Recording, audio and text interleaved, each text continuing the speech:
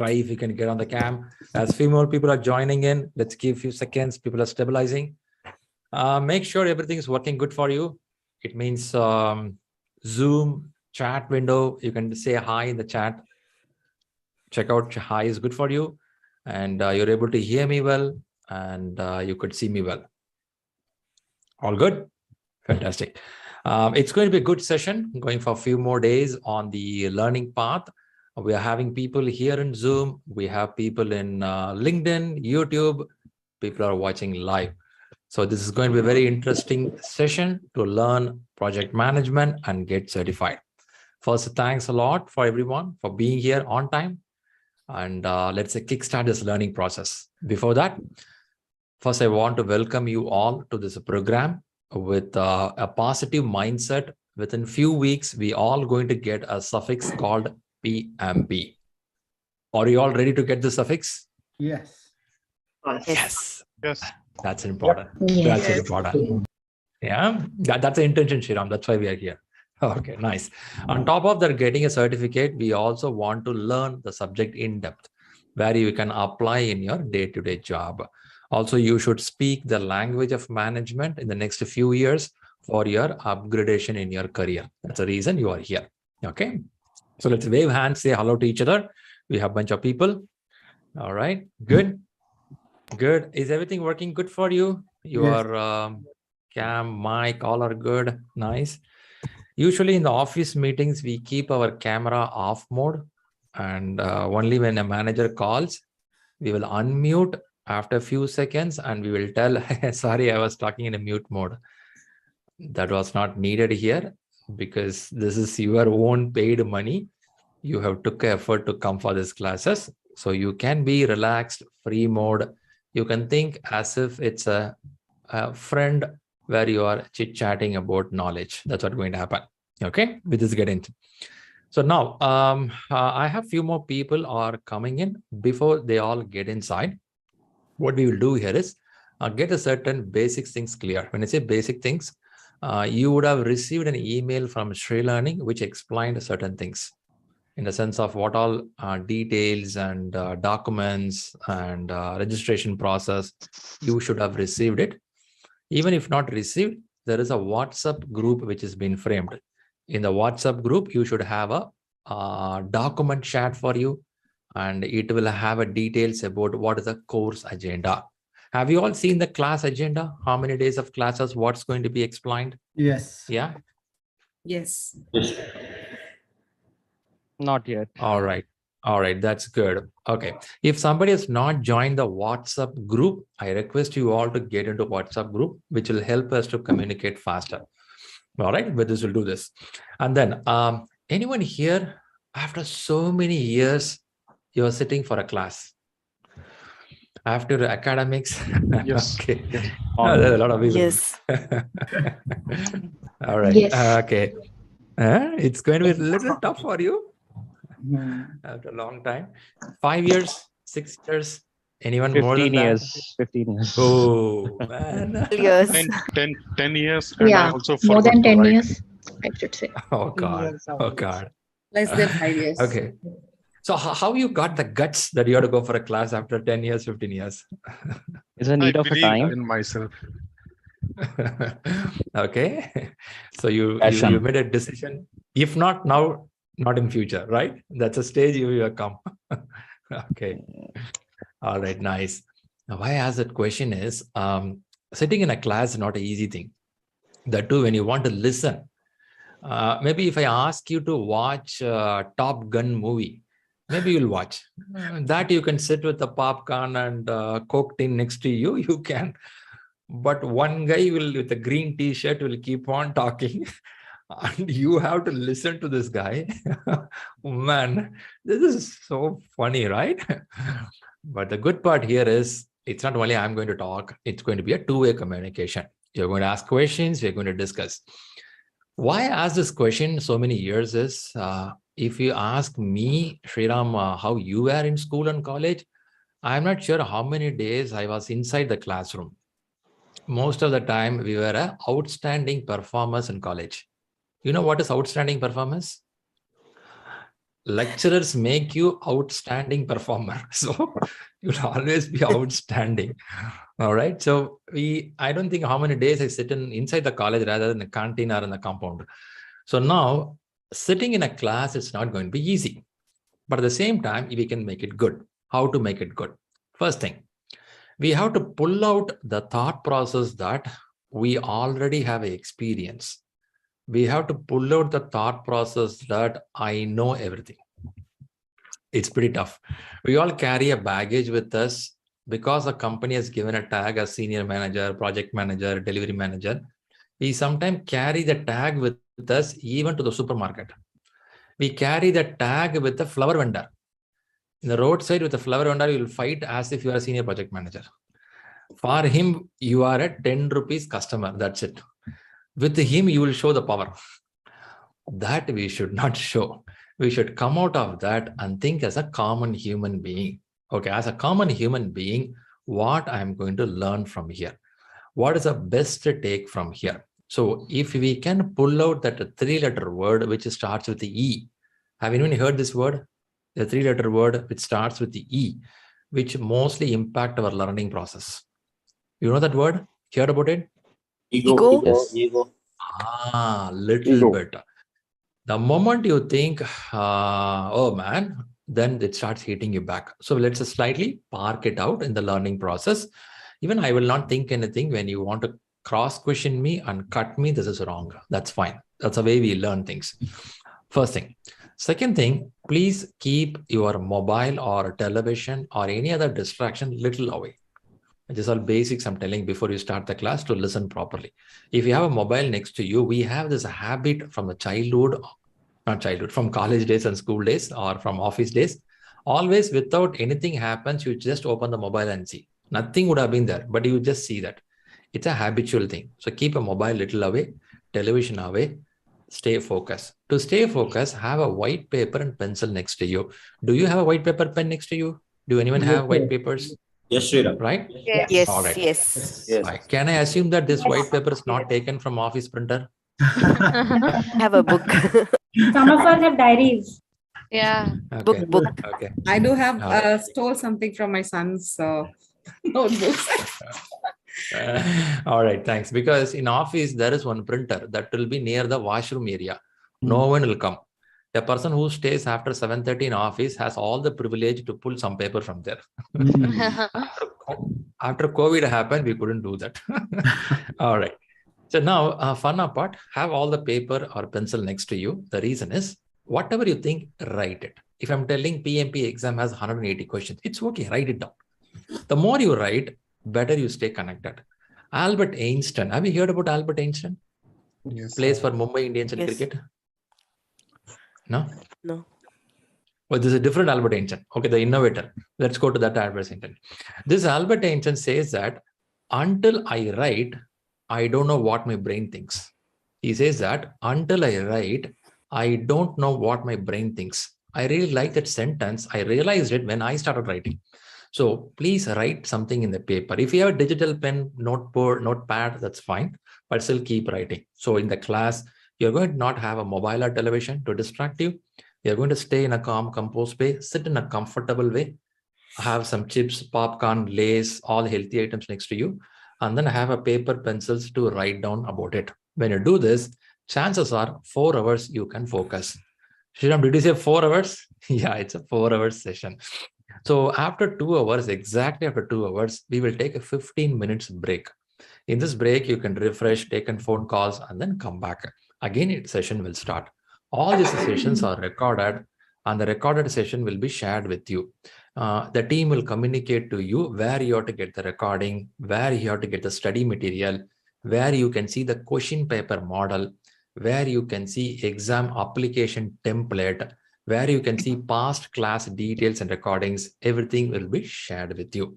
So for now, I would request you to just focus on the class, ask questions. Now, when I say ask questions, in the class middle, you can ask question. But if you feel that Shriram is going in a flow, let us not disturb him. On the flow, let him explain something. You can note down in a question, because I will stop in between somewhere and tell that until now, do you have any question? Every few slides, I'll give a pass until now you have any questions. So you can speak up in the mic and ask questions. If you have a questions related to the subject, it'll be nice to discuss. Still you feel, no, I don't want to disturb the class, Shriram. Let the class keep going. End of the class, we will have a 30 to 45 minutes of Q&A, where we'll talk about what all subject we discussed today as a Q&A. Top of that, other questions also you can discuss. Why the share value in the market keep on going down? Those questions I will try to answer, but that's not part of PMP. Okay, so message here is having close to PMP exam and related questions will be helpful. All right, good. I have few more people just joined. Hello to everyone who just joined. And thanks all for being here for the first day of the class. We will kickstart. Before we kickstart, let's give few minutes of time for people who have some of the very burning questions. Shriram, if you don't answer this question, I cannot sleep tonight, because some people have this trouble. We'll answer those questions. Before that, today in classes, I will talk about what is PMP, how a PMP exam will look like, and what are the subject content inside the PMP. And I will talk about how a project management flow works. I'll explain those things. I'll play some videos about why PMP exists. And I also play about how to prepare PMP, some videos. These all will going to run through. On top of that, some content here and there I'll add. I will talk something about Agile. So first day, I will give some brush up of basic contents. From a second day, I will go with a lesson 1. Totally, we have 5 lessons. I'll go to lesson 1. This is how it's going to work. I assume that you all have a PDF which explains day 1, day 2, day 3, day 4. Yes. Have anyone visited that PDF? Yes. Yes. Fantastic. Fantastic. All right. By the way, so far last 5-10 minutes I'm talking. Is my language pronunciation is good? Are you able to follow with me? Yes. That's good. Yes. Yes. Yes. Yes. Fantastic. If you can't follow, you are from a different country, you are from a different way of pronouncing, there is something called subtitle. In Zoom, there is a feature called subtitle. Please enable that button so you can read the subtitle in the bottom. Shriram, subtitle will come in my regional language? I don't think so. Zoom has not come to that level. For now, they have a good English subtitles going on where you can read that subtitle if you cannot follow. The reason is, being from India, the habit of speaking pretty faster is high. Whereas if we come from different country where they talk a little slower. So if you feel that's pretty fast, you can't follow, click a subtitle, you will get the detail. Are we good with all this ground agreements within us? Yes. Question asking, listening, Yes. writing habits, everything is Yes. good? Yes. Yes. Fantastic. Yes. Fantastic. Yes. Yes. Hello to everyone, people in the YouTube. You can also chat in the message. I'm seeing Mohammed Ilyas there. Hey, Mohammed, you can also give the name. I will have a place to do an introduction. I will break out the room. We will all say hello to each other, communicate. So take your lotion, hair, combing, do everything ready. After 1.5 hours, I request you all to switch on the camera. If you are not from Russia Putin group, still you can switch on the camera. If you're not a spy guy, you can switch on the camera. You can talk to people, say hello. So get ready, put all fair and lovely, get ready. Okay. For now, let me first give 5-10 minutes to listen to some of the burning questions which I can answer. If this question I'm going to answer in the content, I will tell you, hold on, I will discuss in the content. Okay. So please go with any burning questions. Meantime, I'll take the slides. All right. Yeah. Hi. So my first question is that some of us are fairly new to the workforce, and some of us have also returned to work after maybe a gap. Your voice is fluctuating, Neha. Can you be close to the mic? Can you hear me now? You are good now. Please proceed. Yeah. So some of us have come back from a long sabbatical, or Okay. Oop. Maybe I lost Neha or anyone else hearing project. her? Voice is breaking. We also lost it. Neha, Yeah, Neha, I think you have I some lost you problem. all for a minute. Can you hear me now? Yes, Neha, please go ahead. I heard that some of them coming late after the work for some time. Yes, please go ahead. Yeah, so After some that? of us have come back to the work after many years, and Okay. we may have had initial project management experience, but that was a long time back. Right. So I was going through the first few chapters of Rita Malkahi, the book which you have given, and Okay. so they stressed on the importance of having right experience. So even without that much of experience, we still go ahead for this exam. Right. Neha, your voice is not clear. You can fix it later. I got a vague answer for the question. The question is, someone has some break. Okay, let me summarize the question. After the break, somebody is coming in, what to do? Yeah. PMI says last 8 years. In the last 8 years, if you have some experience on any area, you can show it. It doesn't mean you have to be in a corporate. Even your personal projects, whatever you do, can come inside. Imagine I'm a CEO of a company, self-employed. I can also do PMP. I can tell I did my carpenting work as a project, but you have to have some proof of what it is. We'll talk more about application filling proof little later. For your information, last 8 years, you can bring an experience which can help you to go for examination. Hope that answers you. Right. All right. Any other questions? I see one from Shivam there. Do I need to share 35 PDU points after this course? Of course, there is something called course completion or contact hours. That is 35 hours. The classes, we will record your attendance. From today and from next class, you will use your login ID to get inside the class. Your hours will be recorded regularly. And then we have to have the record with us. And that will also give you 35 contact hours you attended the class. Then you will be eligible to go for examination. Regarding application filling, how to go to examination, don't worry right now. It's my responsibility. I will help you all this in this process, because a person taking the class today will not go to exam tomorrow. It will take at least 8 weeks of time to go to exam. So we have enough time to talk about exam. I'll help you on this process. Okay, fantastic. All right. Right. I'm seeing one from YouTube, Razak Ali. I could not join Zoom. I'm joining YouTube. I'll ask Rahul to help you, Razak. You can get into Zoom where other people are getting it, but still you can listen to YouTube right now. Okay, that's Razak in YouTube. Mahbub is asking how long a 35 contact hours is valid until this course is getting updated from PMI. PMI changes every 4 years. Even after already it's 2 years are gone, another 2 years later, if they're going to change it, until then you didn't go for exam at all, then you have to go for a new learning process. Hope that answers you. Okay. All right, shall we go for the content or any other questions? Yeah, hi Shri, one question from my side. Yes, it's a quick question. Like we have given 2 options, either to read the Rita or PM book, first 3 chapter for this class. So I haven't touched that PM book, but definitely I went for Rita. So is it okay? Okay. All right, good. Rita is a good girl. You can believe her. Okay, got it. Rita is a good girl. You can believe her. Okay. Since you opened the topic, I'm starting the session with the agenda. It's good to see the agenda, right? Like a meeting. So what is agenda here? I would request everyone to put your cam, mic off mode now. Let's get into the content. You can switch off your cam and mic off. Thanks a lot. Let's kickstart. So now, first thing, agenda. What is agenda? What we are going to do for next 11 days together. The first thing you can watch out here, the exam goes with 3 domains. I'll explain it what it is as a class starts. These 3 domains are splitted by 5 lessons. And these 5 lessons will consist of 36 tasks. 3, 5, 36. This is a ratio it works. We'll discuss more detail about it. So day 1, we are doing some introduction of it. This introduction content, I will cover some, you will read more. Listen carefully. I will cover some, you read more. What it mean? I cannot read all the line in the book in the class. Does it make any logical sense what I'm saying?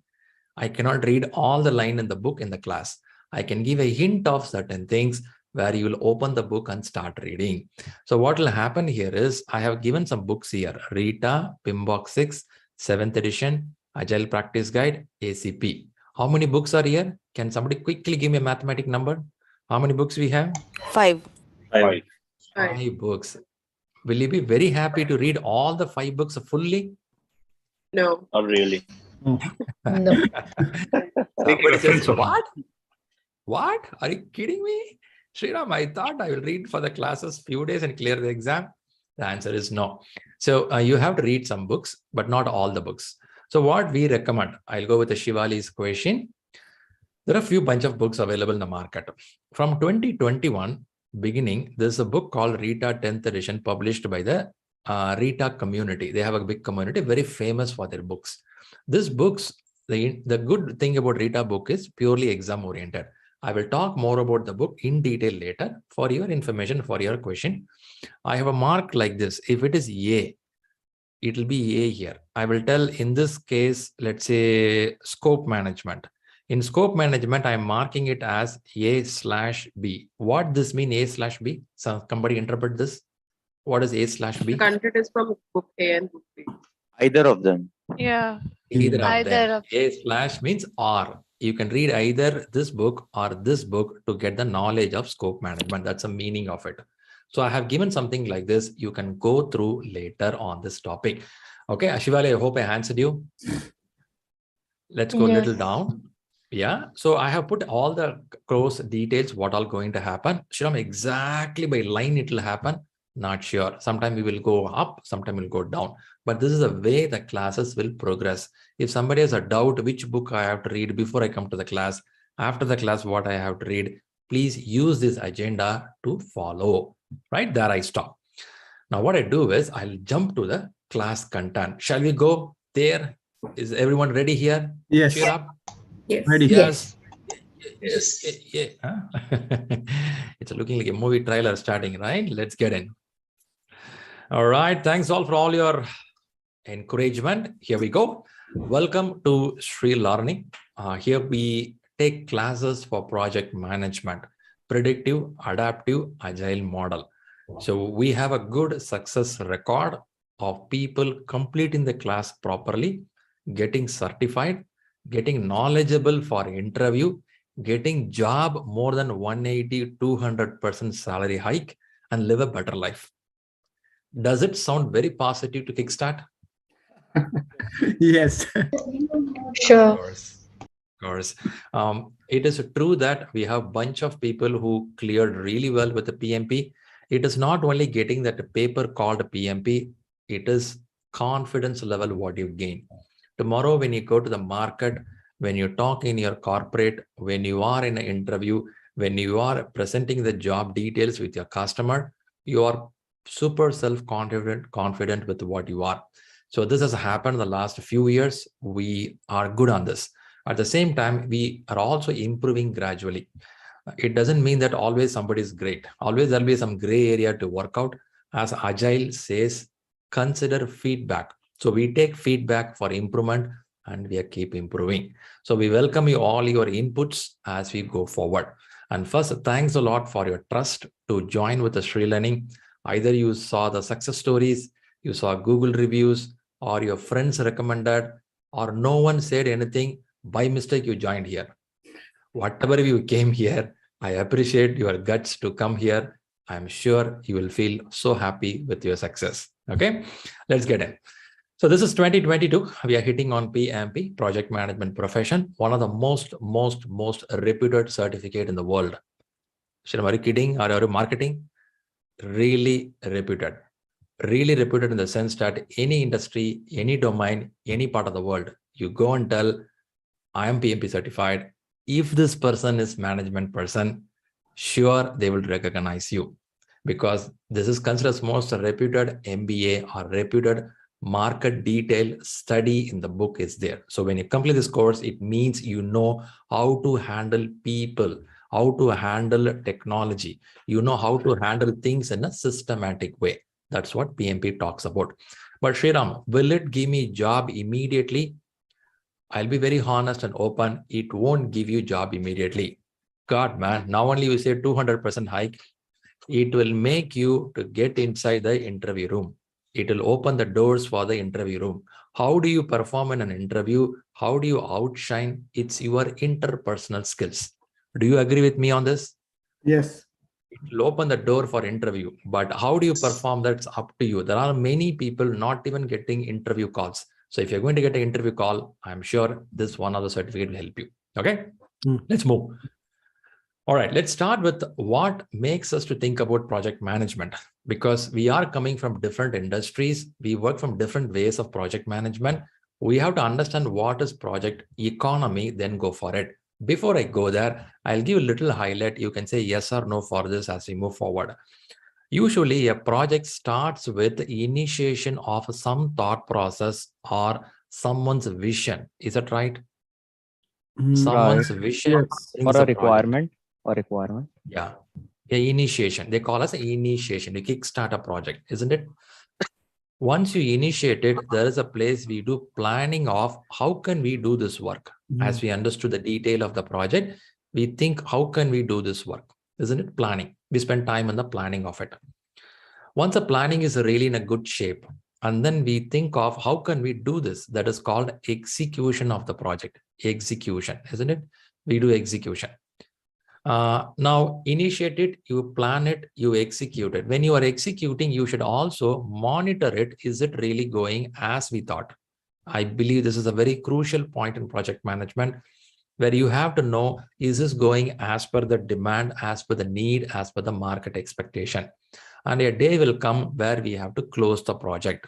Okay, I'm not talking about predictive, adaptive, agile, non-agile, nothing. I'm just talking any project will have a vision. Any project will have a start. Any project will have an end. It could be a dam construction project. It could be a bridge construction project. It could be a mobile application for travel agency. It could be a doctor doing a surgery. It could be a road laying work. It could be a COVID medicine innovation. It could be your PMP examination. It could be you are traveling from one city to another city. Any project has a start, has an end. Any project needs some sort of planning or full planning. Any project needs some sort of execution. Any project needs some sort of monitoring and control. Are you agreeing on these points? Yes. Yes. Is it true? Yes. Yes. Very good. Absolutely. Nice. Super. It happens. Now, the primary question is, you and me may not be part of all these phases of the project. Correct. If you question me, Shriram, you are in the industry for so many years, what kind of nature you did? I would have spent most of my time in execution of the project. Someone else initiated the project, someone else planned it. I was putting my nose inside the planning, but I didn't do full planning. I was spending most of my life in execution of the project. I will get an Excel sheet. I will get a Word document. I will get a Jira board. I will get a detail. Hey, this has to be done. I will step in with my team, do the work.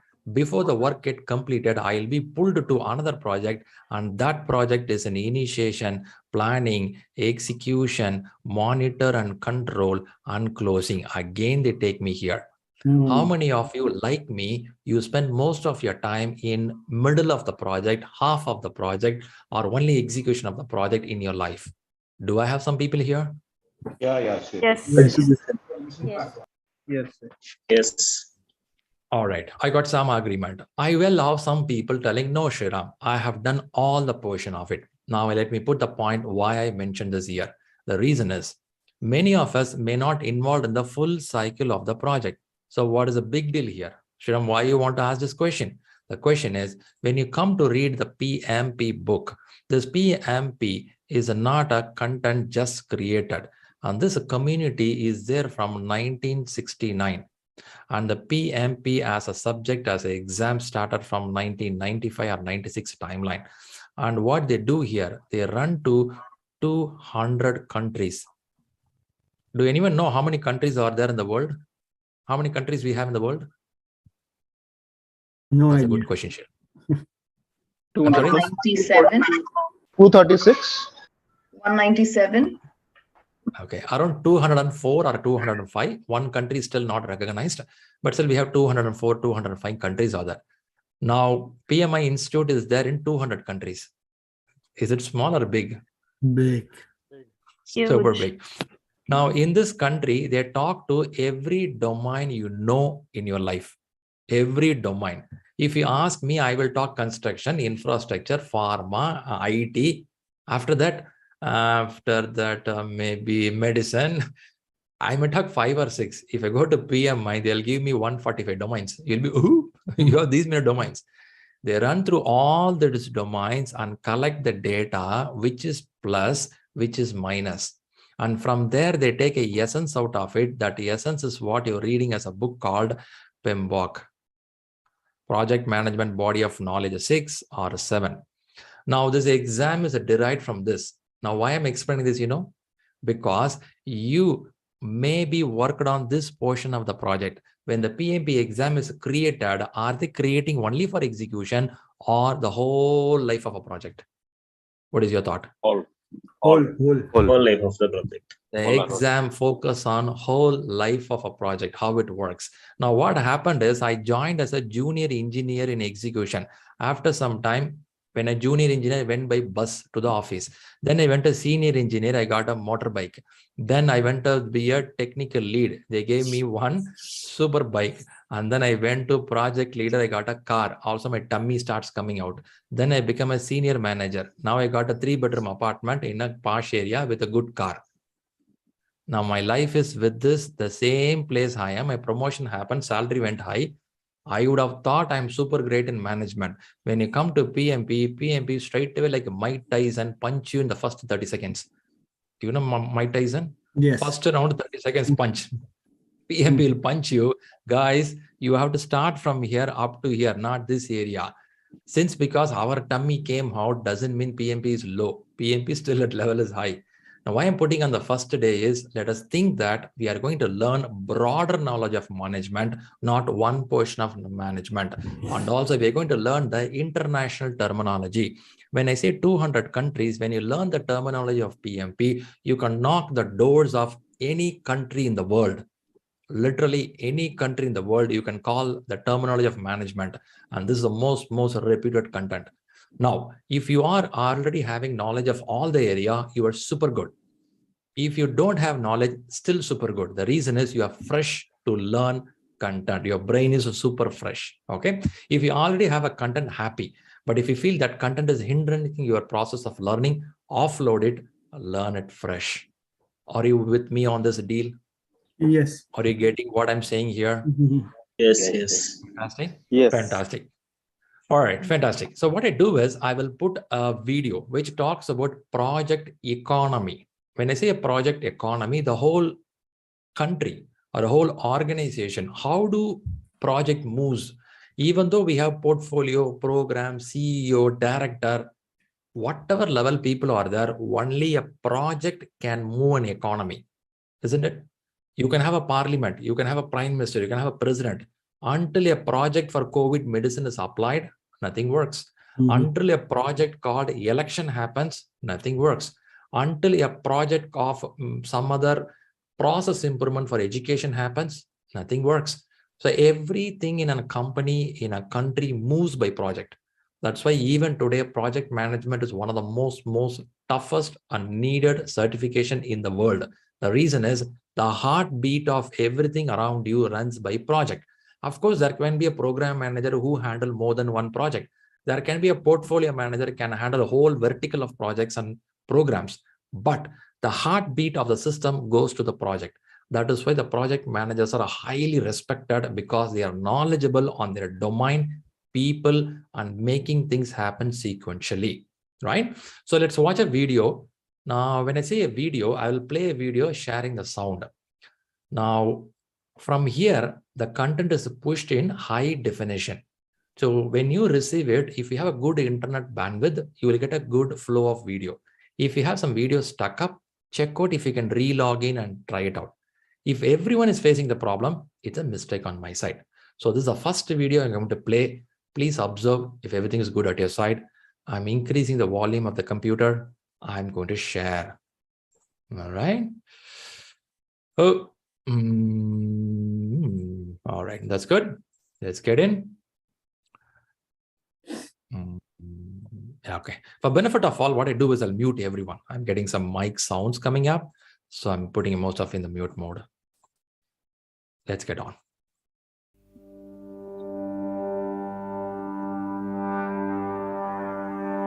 When the Project Management Institute was founded 50 years ago, project management wasn't a thing yet. It was a small group of people talking about new tools and processes that were changing the way work was being done. Many of those tools helped with planning and scheduling, to the point that we were almost named the American Planning and Scheduling Society. However, as founder Jim Snyder later explained, we decided we might as well call it what it was going to be: even if it wasn't that yet. We have always been forward thinkers at PMI, advancing a profession and leading others into the future. And today, as the world of work changes faster than ever, we are carrying our founders' vision. It's clear that how we will work tomorrow isn't like how we work today. In fact, 79% of executives agree that the future of our work will be based more on specific projects than roles. We know that one reason for this change is technology. Whether it's the computer in our pocket or the software on our desktop, technology is accelerating faster than people and organizations can adapt. And another driver is people. We're shifting our behaviors as fast as we can to adapt to technology. As a result, the skills people need to successfully deliver value is changing. And like the world around us, the Project Management Institute is evolving as well. We're broadening our focus from project management to a world in which people and organizations take on various roles and approaches to deliver products, projects, and value streams. PMI calls this the project economy. For individuals, the project economy means they need the right skills and mindset to turn ideas into reality, no matter what type of initiative they're working on. For organizations, the project economy means decision makers need to understand how to staff teams with the right skills to deliver value and drive strategic outcomes. For PMI, it means we power the project economy, strengthening society by enabling organizations and empowering people to make ideas a reality. Not any organization can do this, but we're a different kind of organization. So who are we? And how do we power the project economy? We're fearless. Fearless means that we're unafraid to try new approaches. We learn from our failures and move forward. Our behavior paves the way for others who are brave enough to do the same.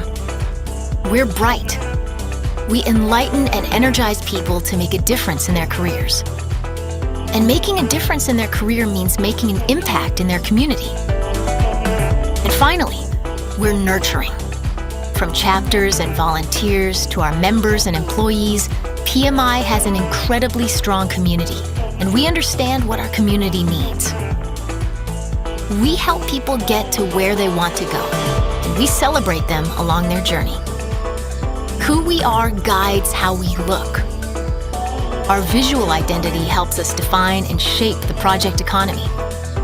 It begins with a design language that represents some characteristics of the project economy.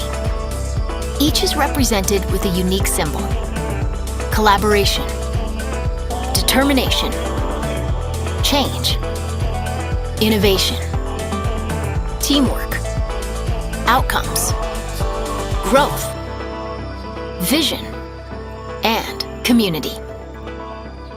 These symbols create a visual language for the project economy and the Project Management Institute, but they're only one part of our visual identity. Other elements include color, typography, and so much more, to reflect a modern organization leading a vibrant and approachable community. And with these elements, we've created a new identity, not only for ourselves, but for our chapters and more. When we bring it all together, it creates a recognizable look and feel for anything we share with the world. Whether that's our website, social media, business cards, office spaces, events, and even the clothes we wear. It's a new look that's inspired by who we are, and who we are is reflected in what we do. We lead change to drive our profession forward. We build community to gain perspective. We cultivate passion to inspire people to create real impact. And we celebrate outcomes to remind us why we do what we do. We're the Project Management Institute, and we power the project economy.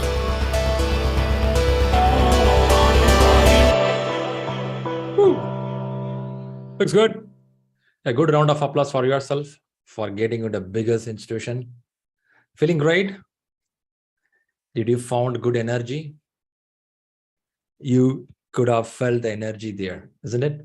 Yeah, nice. Nice. So now you belong to one of the biggest institution group in the world, which talks more about project management, who practically implement a lot of things. And why I play this video? To get a feel that you're not alone. It's a community. You live in a different part of the world. There is something called a project management chapter community nearby your area. You no need to get certified. Just visit their chapters. Listen to the people, how they implement project management, predictive, adaptive, agile. Let's listen, talk. That's more than enough. But you get certified, it adds more value. So thought of sharing this video, which gives you an idea how big this community is all about. Yeah. All right, let's get in, move on. Quick touch up on the trainer who is going to coach you. Sriram Kumar here. I'll be coaching you for the upcoming days, and the whole session will be conducted by me. And we have a team which is working around the clock. How many of you felt more satisfied with Rahul helping you? Did you felt he helped you? He gave some information? Bunch of people helping you there? Yeah, very much. Good. Right. More questions you may ask towards the program, because you have to learn. One thing with ShriLearning, we don't stop only with the class. The last day of the class, goodbye, meet you. That's not the way we work. We keep helping you, you get certified. We keep helping you getting a proper career plan settled down. So people are with us for a long time, and you're going to be with us. So that's a team, what we are working here. And in the front line, as I'm taking classes, so Sriram here, I hold with me masters in computers, masters in business administration, masters in psychology. Does it looks good? Looks good? Yeah. Many of my friends question me, masters in computer looks good. It gives you job. Masters in business administration looks good. It gives you job. Why you did MSc in psychology? Doesn't relate here. Do anyone have this same question, which my friends had? Didn't feel that? Look like not mapping, isn't it? If somebody feel that question, I was telling to them that, you know what, when I want to get a job, I want to do MCA and MBA. When I want to get married, I thought MSc psychology will help me. Is it true? Is it true? Will it help? Oop. Many people said, no, even getting married, psychology will not help you.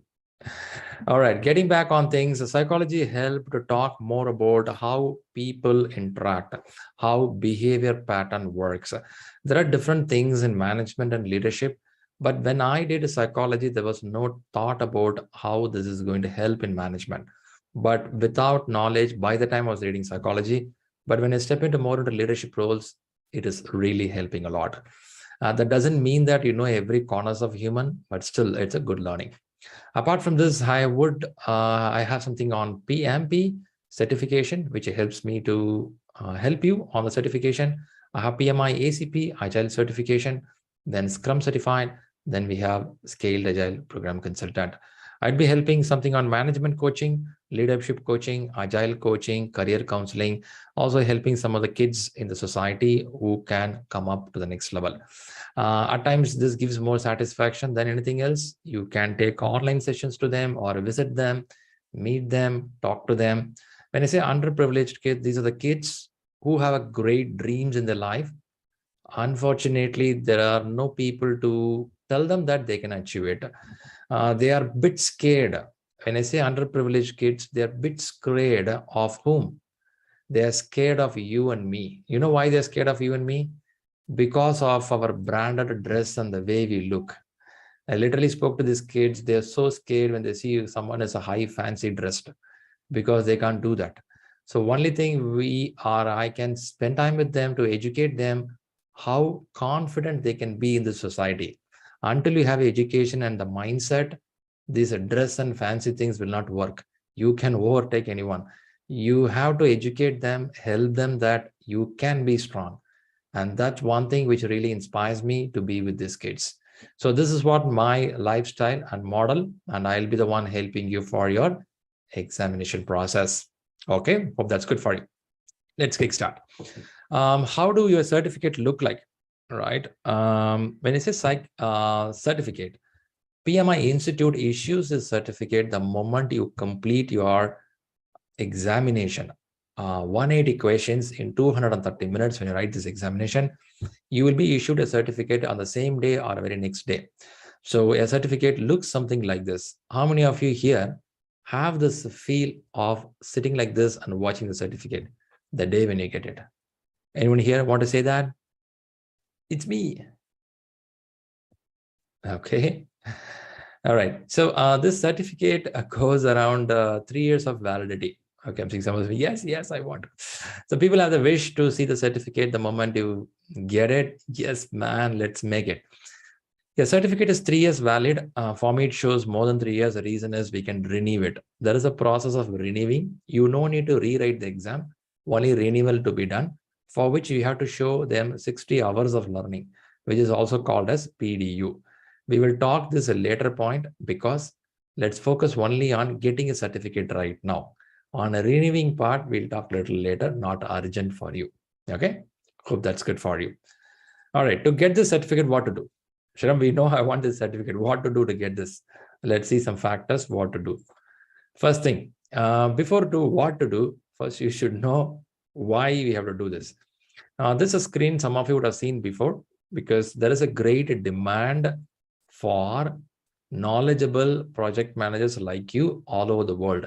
The demand is like this. They want around 25 million qualified. When I say qualified, not PMP, qualified means anything qualified on management. The market demand is around 25 million job opportunities are coming up in project management only in different industries. By the year 2030, it's not too far. It's gradually happening. So when the demand is high, market is open. Problem is qualified, knowledgeable people are less. Is it true? Is it true qualified, knowledgeable people are less in management? After you see your manager in your company, after you see some of the people who call themselves as manager, do you think qualified, knowledgeable people count as less? The answer goes to yes, because there are people by experience, they get the place. Some are good, some are really not good. They are just surviving as a leadership and management person. However, the market is looking for really qualified, knowledgeable people. So demand is pretty high, the supply is very low, because of which many countries going to have a bad GDP hit going to happen. So expectation here is you can be that person to fill up the gap. Which all places we have? All over the world, specifically Europe, America, China. They are in crazy demand for qualified managers. I gave 3 places: US, Europe, China. Which place you like to go? Which place you like to work? So China, I'll go to China, right? Okay, let's go to the next stage. We'll talk about what is there inside this exam. In this exam, we have 3 domains. We call it as a domain. Domain means group of things. So we have 3 areas, which is called people, process, business, environment. 3 things are there. These 3 things come together as a subject. There are some numbers given here. Can somebody make a guess what these numbers will be for the examination? Questions? 42% of question from people. Questions? Okay, good guess here. So out of 180 questions in exam, are we going to get 42% from people? If 42%, how many questions will be there? Anyone good in mathematics? 42% can be how much? 72 or 73? 72. I'll take 72. Again, here 50%, how much it will come? 90. 90. Again, here 8%, how much it will come? 14. All including, is it giving 180? 4 less. No. Huh? Where it's missing? Something missing? Okay. Something For in the people, happiness, shall we 75. make this? Almost Shall we make 4 this 76? 76. Yep. Yeah. For happiness, I'll make 76. By the way, in an exam hall, can you count? Okay, I got 1, 2, 3, these many questions from people, these many questions from here. Can we count in the exam hall? Answer is No way. no. You cannot do that. It'll be mix and match of questions coming in. But why they give this weightage here is it's not only for the exam. In your day-to-day life also, you are spending this much of energy in this place. You cannot measure it exactly, but at least you can realize we spend good time with the people. This area was not highly focused 5 or 8 years back. Now every management model give more importance to people. Do anyone observe this happening last 5-6 years? There is more focus toward people oriented. If you're a little clever, you would have observed this in your corporates. That's the reason in there we have some subjects about stakeholder resource management. We're going to talk about it. So message here is you have 3 domains, and these 3 domains are further drilled down. We will see them. All right, how it is split up? There are a lot of text and numbers here. I'll start with the 3 domains. That is about 3 domains, which talks about people, process, business, environment. And these 3 domains are further split into task or lessons. You can see here lesson 1, 2, 3, 4, 5. The lesson 1 says you start with the team, and then you start the project, you do the work, you track how it is going, and also you watch out, are we giving values back? Now these 3 domains are split by 5 lessons. There's a 5 lessons further split by 36 tasks. Sriram, do I need to remember this for the exam? 3, 5, 36? Not at all. It is just a number for us to know these many items are there, which we're going to discuss in the classroom. If not, you are interested on subject inside this number, not the number itself. So 35 or 3536. 3536 is a number you have to remember. Don't keep this number as your PIN number in mobile or a credit card. If somebody knows you're doing PMP, they can easily crack your PIN number. All right, let's go a little more. Until there's any question on the domain or a task, something popping up for someone here. Okay. Could you just go through the 3536? I think I missed that part. 3536. You want to understand what it is? Yes. All right.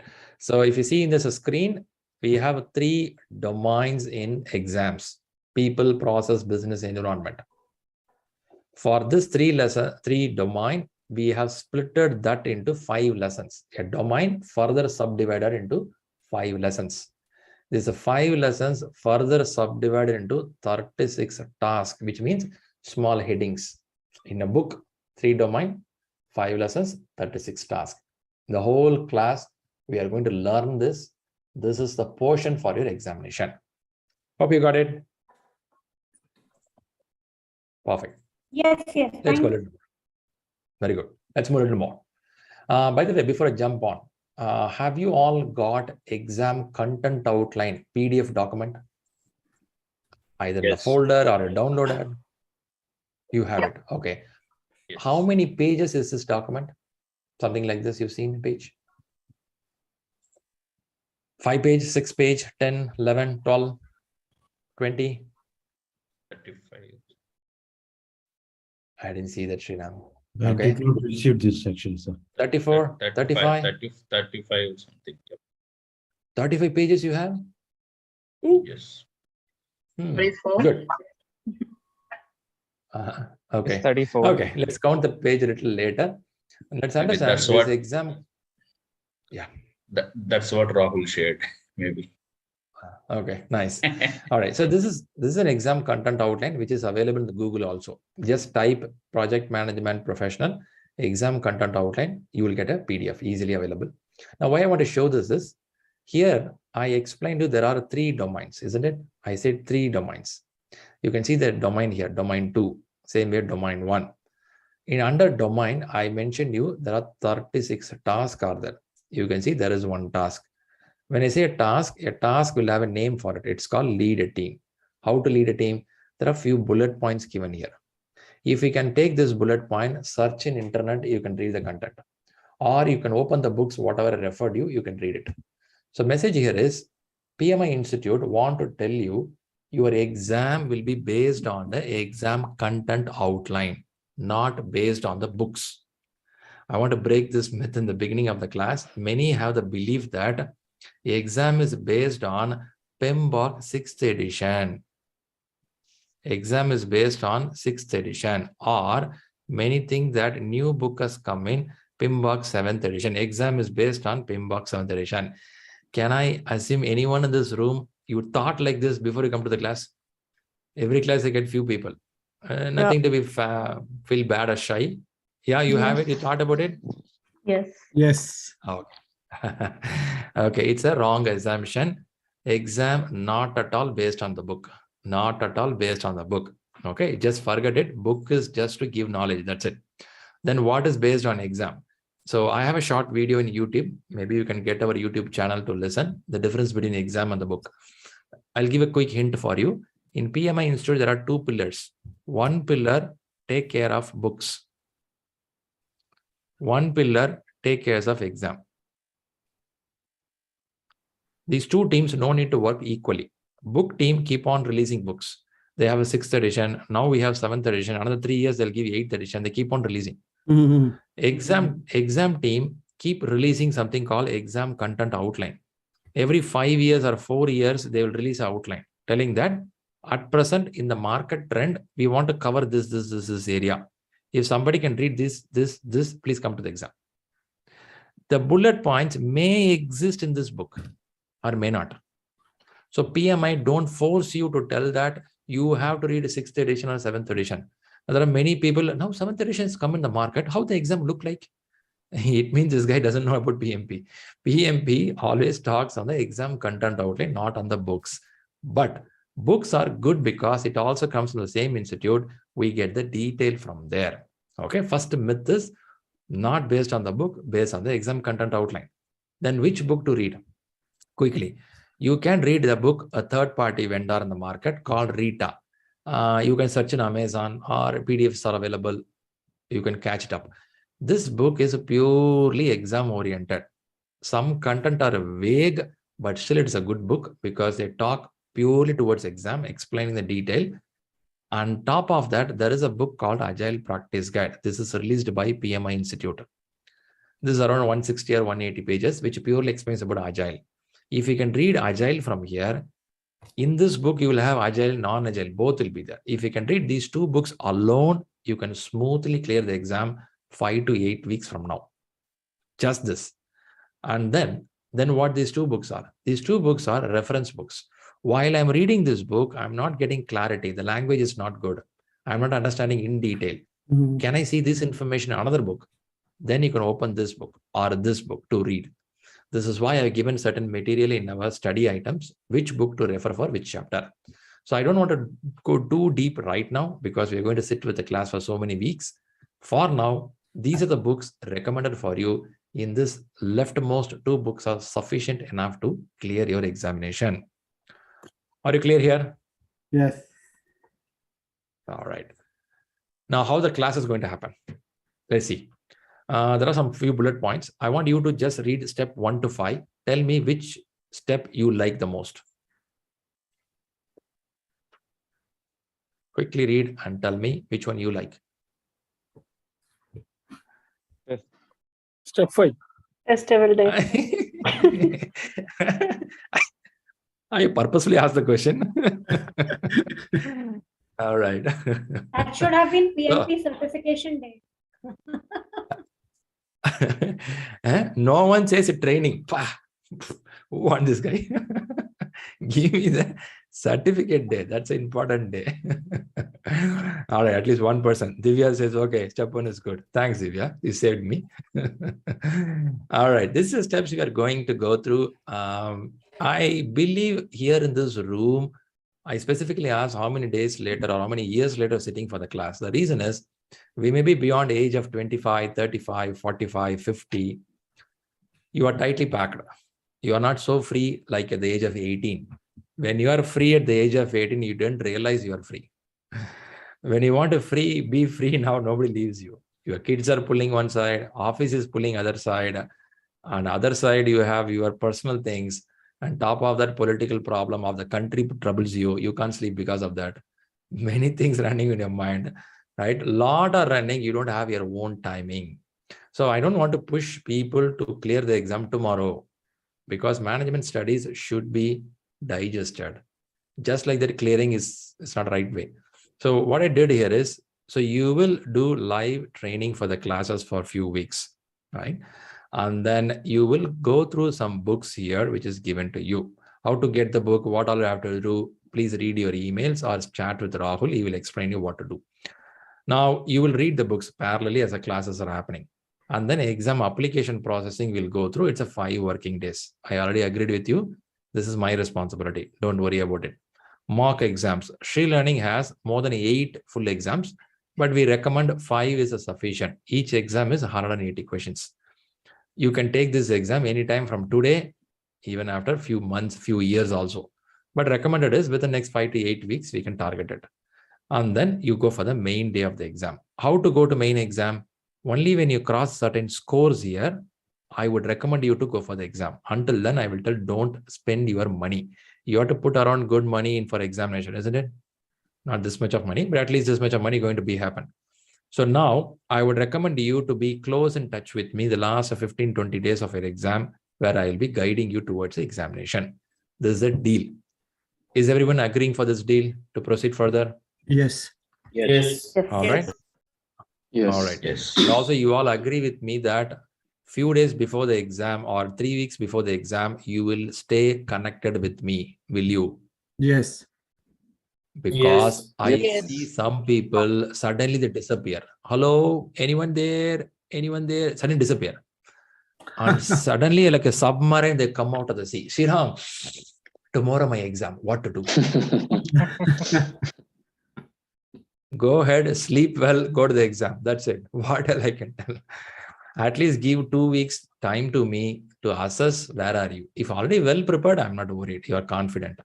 But lastly, they come and tell Shriram, my score is not improving. What to do? It's too late. Money is pumped in. So please be open with your coach or a mentor. Tell where are you. So I'm here to help you, right? So this will talk after 5th week of classes. For now, this is the flow we are going to happen. By the way, I'm spending too much of time in the beginning to explain you what are the steps, what is the agenda, what is the book. I didn't go to subject. I believe this is needed on the first day. Are you fine with this? Yes. Directly jump into the classes. Yes. This is good. Yeah. I can assume something you know, but that's wrong, right? Because I have in this room, there are 5-10 people don't even know what is the basics. So I'm trying to explain all. So people who know all these things, please bear with me for some minutes. This is a course agenda. I'm sure you saw that. Don't want to kill the time. Please have the agenda with you. I mentioned we have 5 practice exams. Top of that, we have a daily questions. Daily questions. Anyone here following with me on the LinkedIn? Yes. You follow with me on LinkedIn? Yeah. There also we see questions, right? Yes. These guys don't leave me peacefully. There also you see questions. There also you see success stories. It's keep on happening. Okay, right. You know this.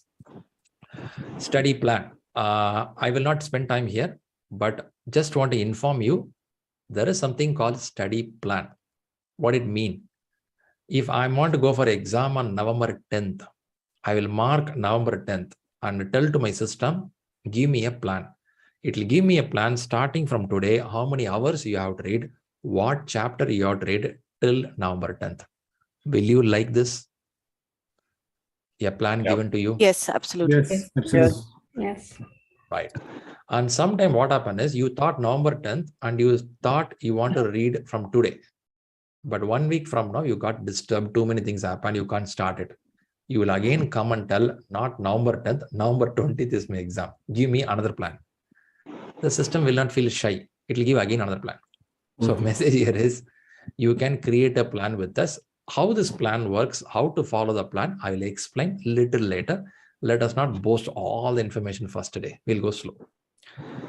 And people in the YouTube, Rahul will help you with the link right now. In the link, you can get the study plan because you can start reading. I know some people come from different institute also. They want to learn it. So utilize the plan, what we are giving, start reading from there. So make use of what Rahul is sharing in the YouTube chat right now. Let's go to the next stage. So for any questions? Shri, I got a question. Yes. Shri, my question is, means how you're going to monitor our growth? Means it will be on app basis or we have to tell you directly? Yeah. Every day morning, 9 o'clock, I'll visit the home of each person. Knock the door, ask them, have you read properly? No, kneel down. Means So Shri, how many teams you will have? Actually, you just told us like means you have to score well, then you will give a go ahead, then we can appear for the exam. And how it's going to work, I'm not getting It's a this. valuable question. I'm just pulling out there. So how do we do here is we have a WhatsApp group. So you'll be connected with us in WhatsApp. So on top of that, every week we have a Q&A session, question and answer session on Sunday, which happened few hours back.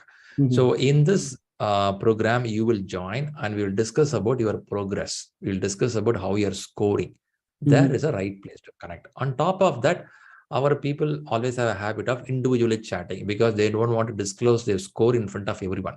Shriram, I feel very shy, Shriram. From school days, that I never was my showed. question. Means can I talk to you on personal chat or you have to be in a group or? See, from school days, we have this shyness. We don't even show the report card to our parents. We ourselves sign.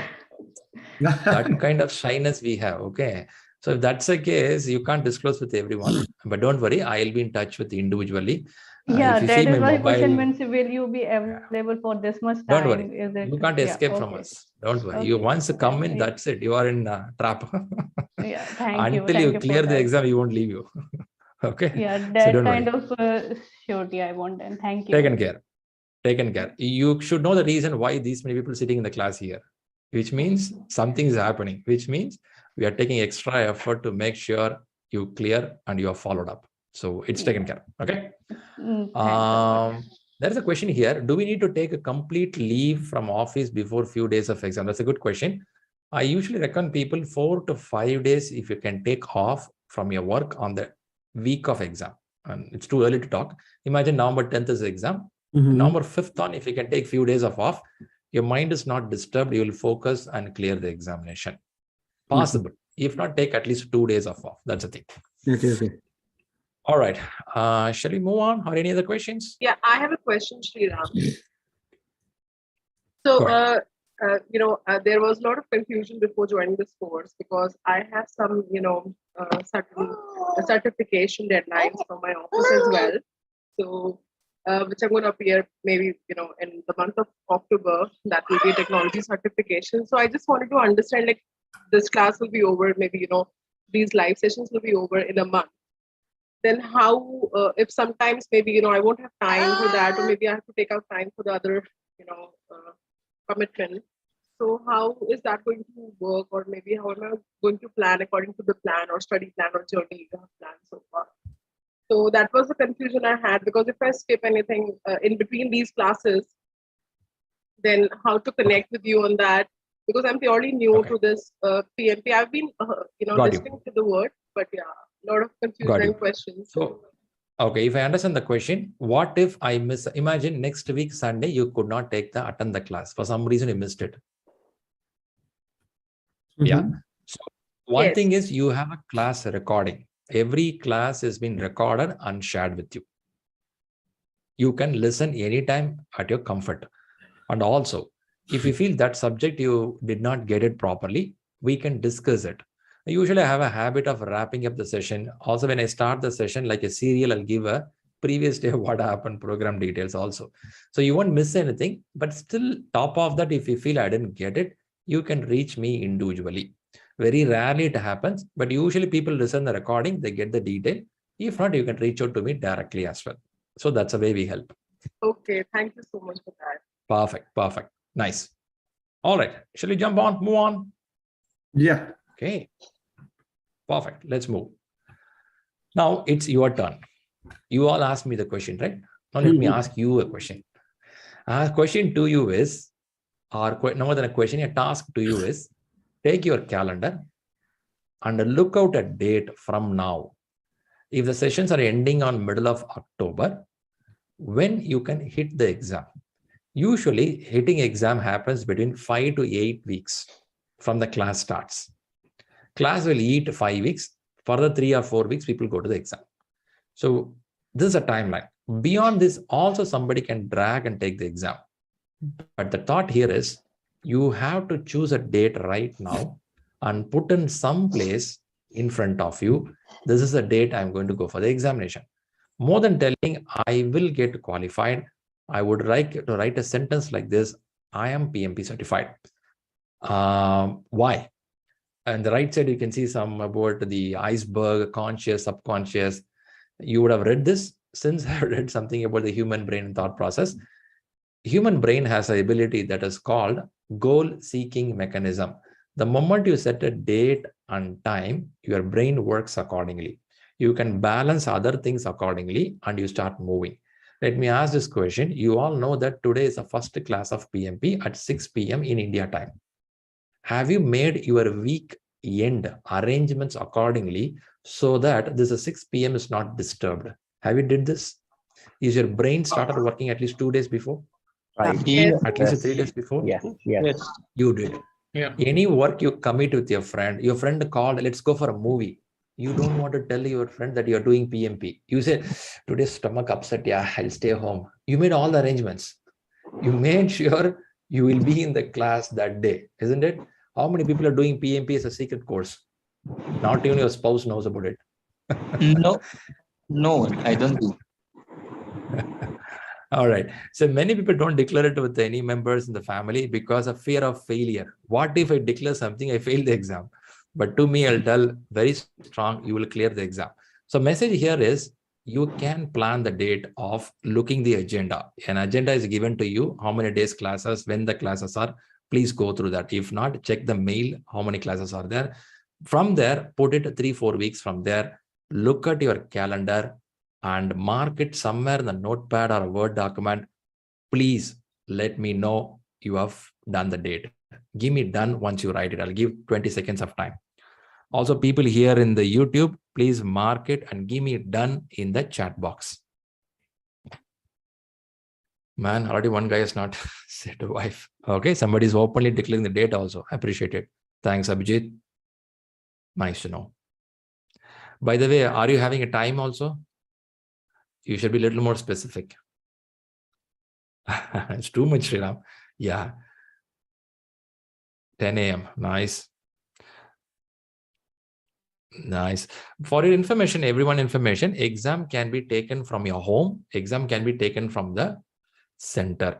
If you're taking this exam from center, exam starts by 8 o'clock in the morning. 8 to 12 is the first slot. If you're taking from home, anytime you can take. Middle of the night, early morning, 3 o'clock, 4 o'clock, anytime you can take exam. Very good. Kunal says November. Good, Kunal. Okay. Nice. Good. Fantastic.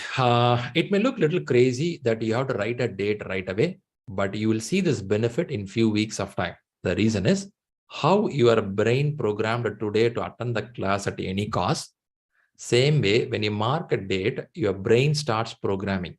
In a November or December, you try to avoid unwanted plans to go somewhere. You start focusing towards the examination. This gives an urge. This gives a push for you to prepare well.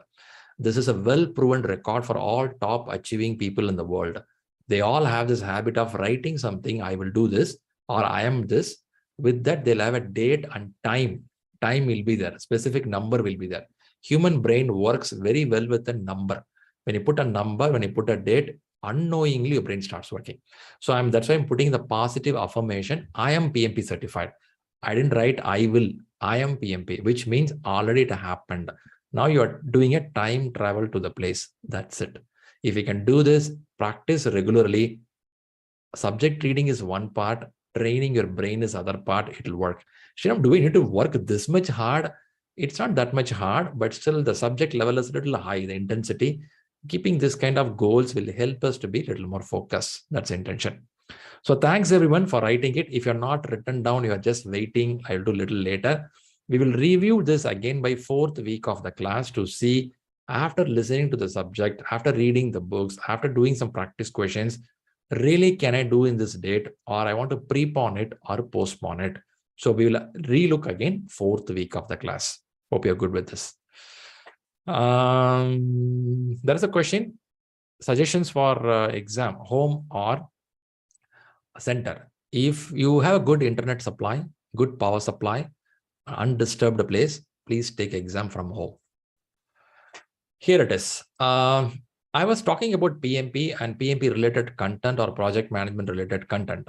Now you may be surprised who is giving these contents, from where the PMI Institute is getting it. If you feel that, please see the names of the companies here. Please let me know. Do you see any of your known company here? You are part of it, your relatives are working, your friends are working, or any company which you like. Anything is here? Accenture, Amazon, AstraZeneca. Okay. Ernst & Young. You have some. Okay. Any of your own companies here? CEO sitting here? No. Why the hell I come to your class here? Okay. Vishal, yes, you have to. All right. So the message is, these are the companies part of Executive Council. This is created by PMI Institute. What is Executive Council? This council is the one work through the content, not for PMP, overall on project management, what is expected in the future. They start talking for the future. Always the PMI Institute plans something for the next 5 to 6 years. What can be the next? When this information is coming from that top reputed institutions or organizations, I believe you are learning something good. That's the reason when you read the subject, sometimes you feel, why these guys are saying something like this? I don't think this is happening in my company. This is not the way we run a project. No, something wrong here. You feel it. But this is coming from the people who think for the future. When you read it and learn it and clear the exam, when you go to the office, after 1 year, you start realizing, oh yeah, I read it sometime back, man, it's happening. That is how they planned it. Sometimes they call, there is a music director called A.R. Rahman. His music, when they listen for first time, they feel, what the hell music, man? I'm not getting it properly. After 1 year, they tell, wow, this is a cool music. Yeah, this guy was able to think 2-3 years advance or something level. So sometimes your brain works pretty advanced when you go through these kind of content. So let's see who's these institutions, what they do here. There is a short video about this council. Let's see this before we jump to the subject. What I have. By the way, do the video play well to everyone? The previous video which I played you, was it streaming well? Yes. Yeah. All right, thanks for that. Right, please put yourself mute so we arrest the background sound. Let's get into the content.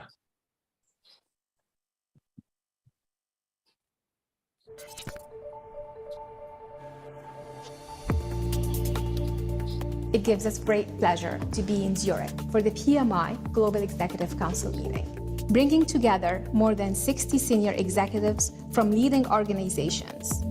Understanding and preparing now for the changes in the business landscape ahead is key to an organization's survival and growth, and that's why we have asked some of the world's most prominent thought leaders to share their insights into the future of work and impact on project management.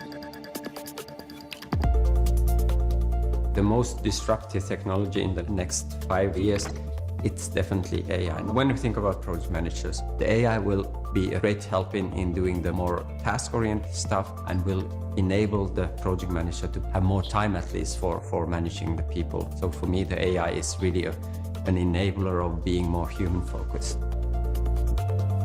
Making sure to build a diverse team is going to be extremely important. Diversity in thought, diversity in background, and bringing people with an ability to execute on technological advances, but also combining them with the human user interaction.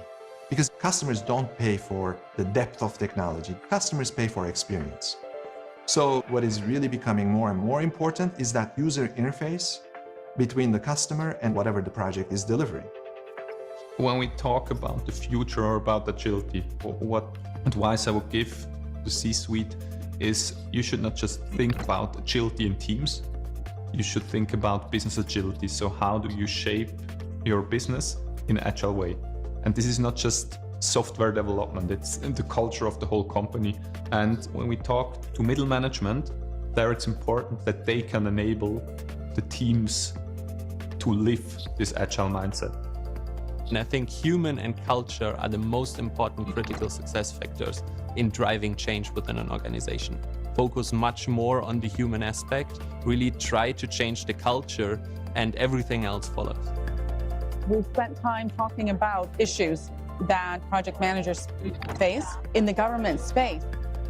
The future really is about the project manager as potentially an entrepreneur. So what we came up with is a startup toolkit to be able to create the ideas, to be able to manage in a way that enables a window into the future using AI to create metrics that are not only real time but also predictive. It's really about the team and the heart of what it is that we're trying to accomplish. So here's the present state. If people don't know what's going on, get rid of that thing.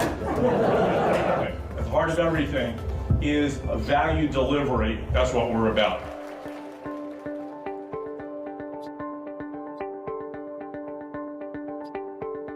Protecting our culture by bringing in the right people, I would say, is our most important job. And the foundation of our culture is our 14 leadership principles. Does this person raise the bar in not only the functional attributes of the job, but do they raise the bar and hire and develop the best if they're a manager? Do they raise the bar and earns trust? And most important, do they raise the bar in customer obsession? There's two things I think organizations need to do to adapt to a new environment. One is we have more data than ever.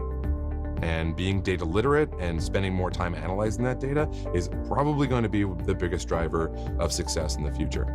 And the second one is tolerance for ambiguity. We know things are changing faster, more rapidly.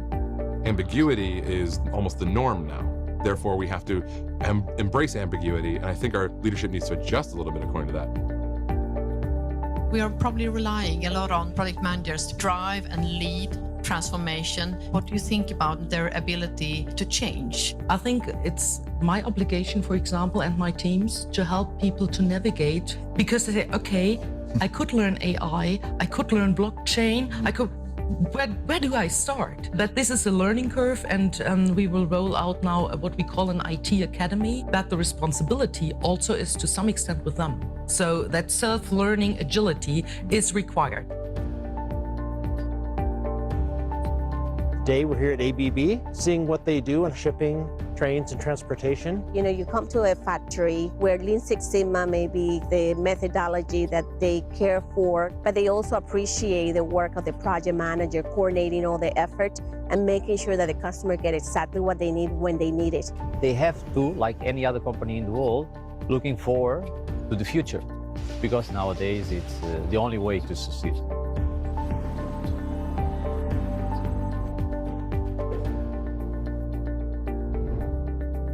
Organizations need to adapt for a younger workforce, for a more diverse workforce, to be more inclusive. I think the work environment, people are more mobile now. So we have to learn to manage that diverse workforce across continents, across different types of missions, large and very small.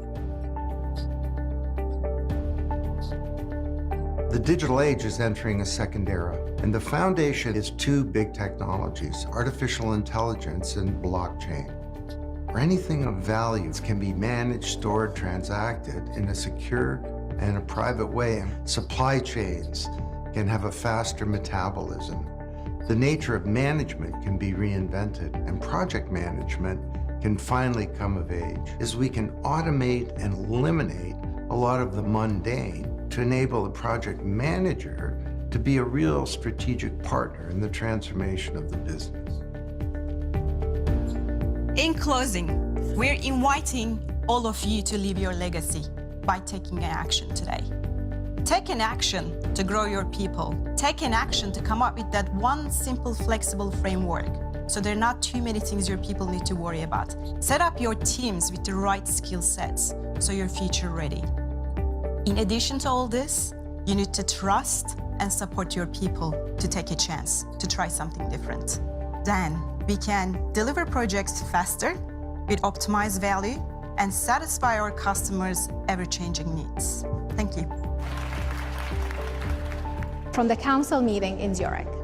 Thank you to all our Global Executive Council members who are helping to shape the future of work and understand the impact on project management.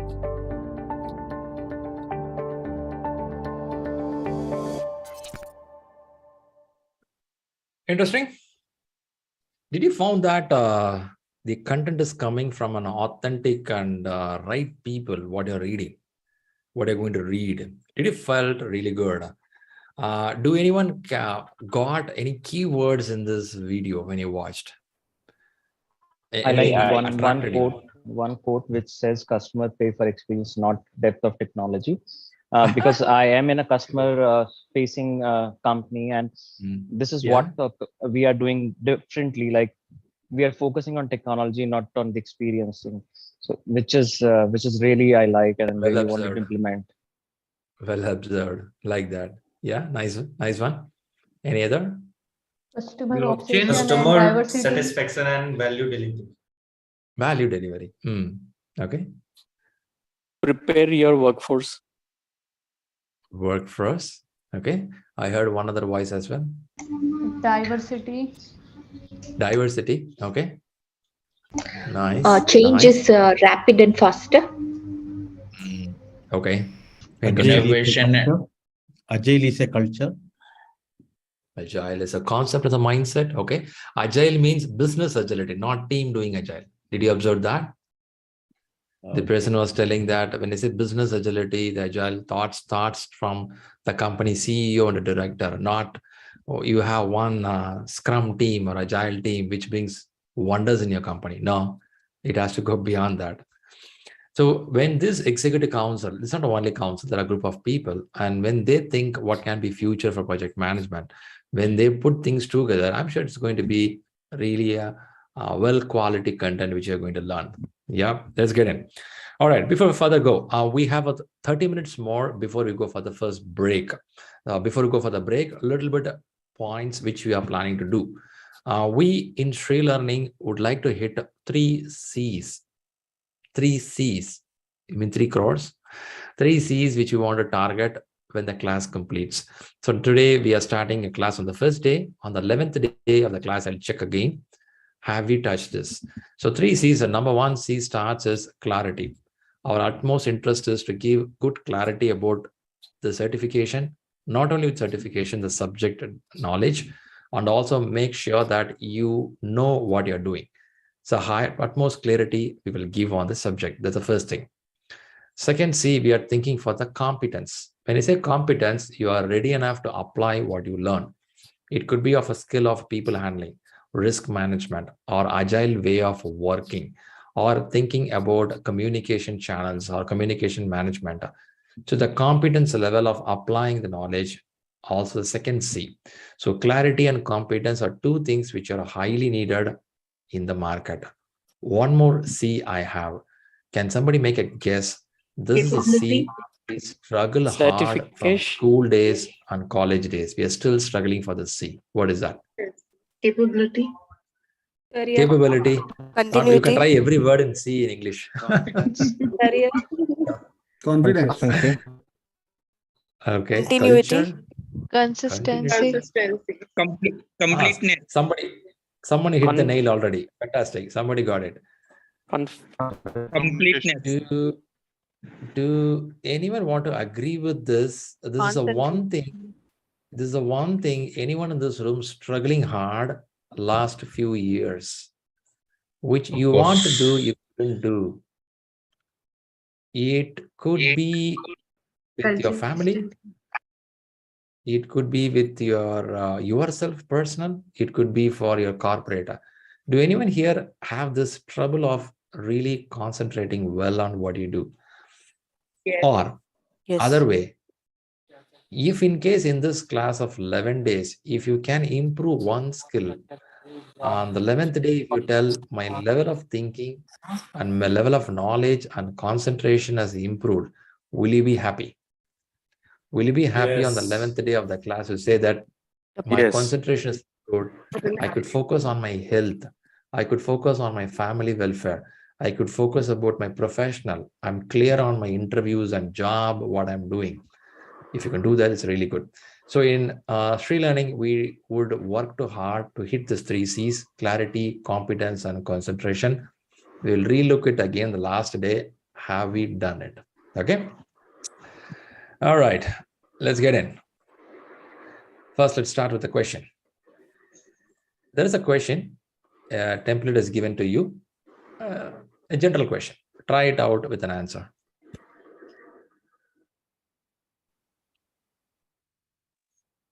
People in the YouTube, you can put your answers in the chat box.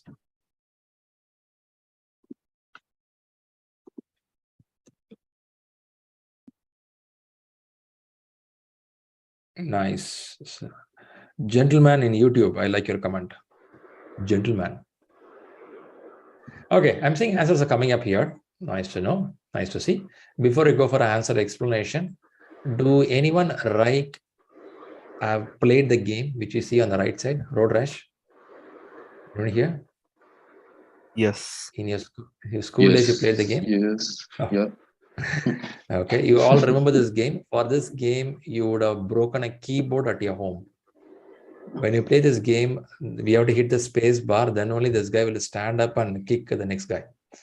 So those days we have a big keyboard, you keep hitting on the keyboard. Huh? Do you remember in this game, there is one old lady, she will be crossing the road. Yes.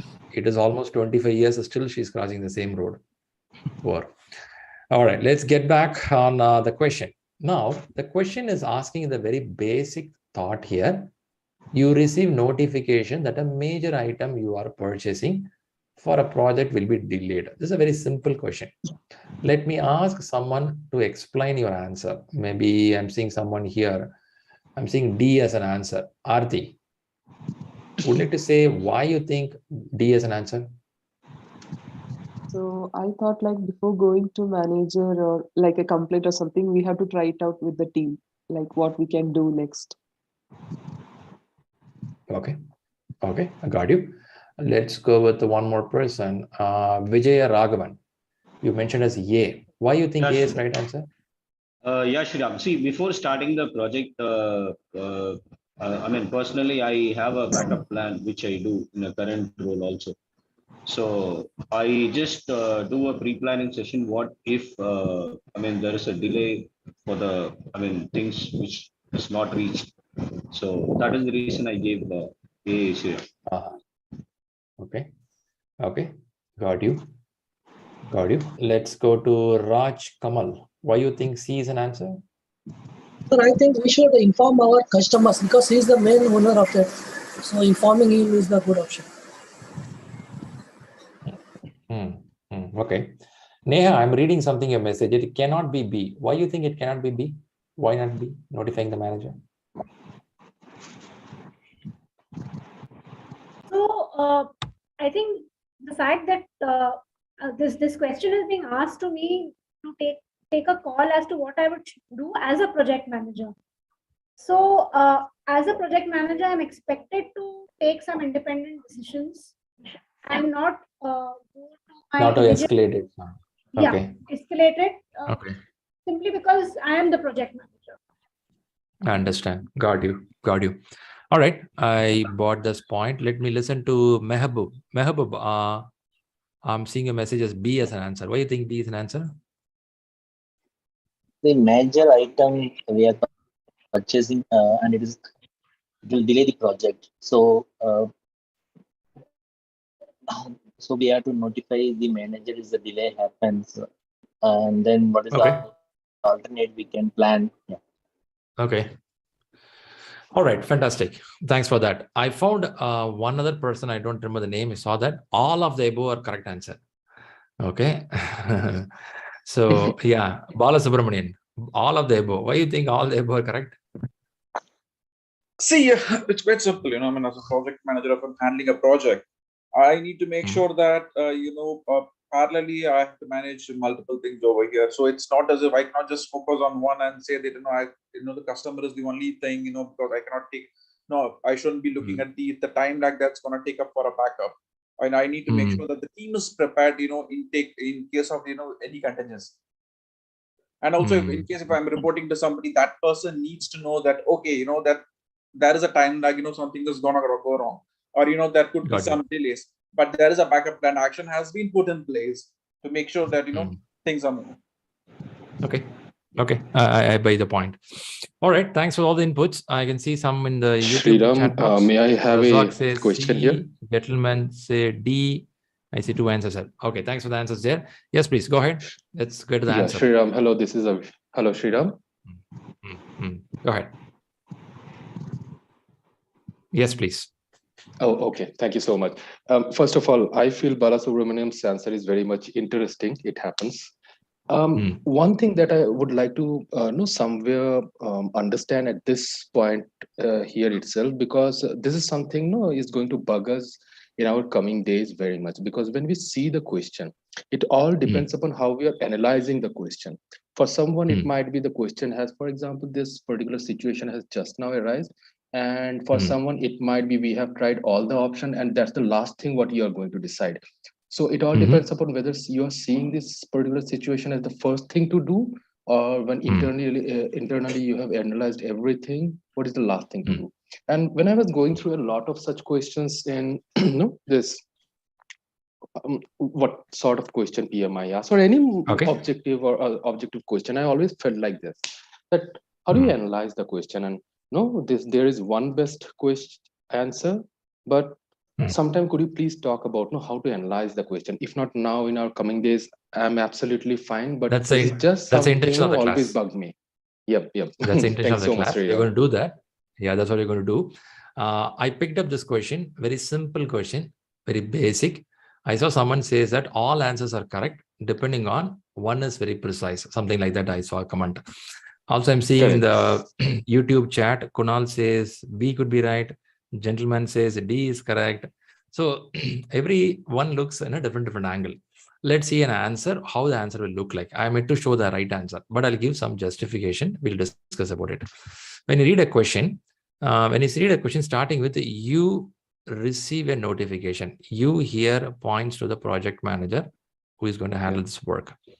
Receive a notification starts about, by the way, tell me, is it a past tense, present tense, or future tense? Just now. Present. Present tense. Notification, that a major thing. When you say major, this can become a showstopper. Yeah. Yes. Yeah. Item. You are purchasing for a project will be delayed. Okay.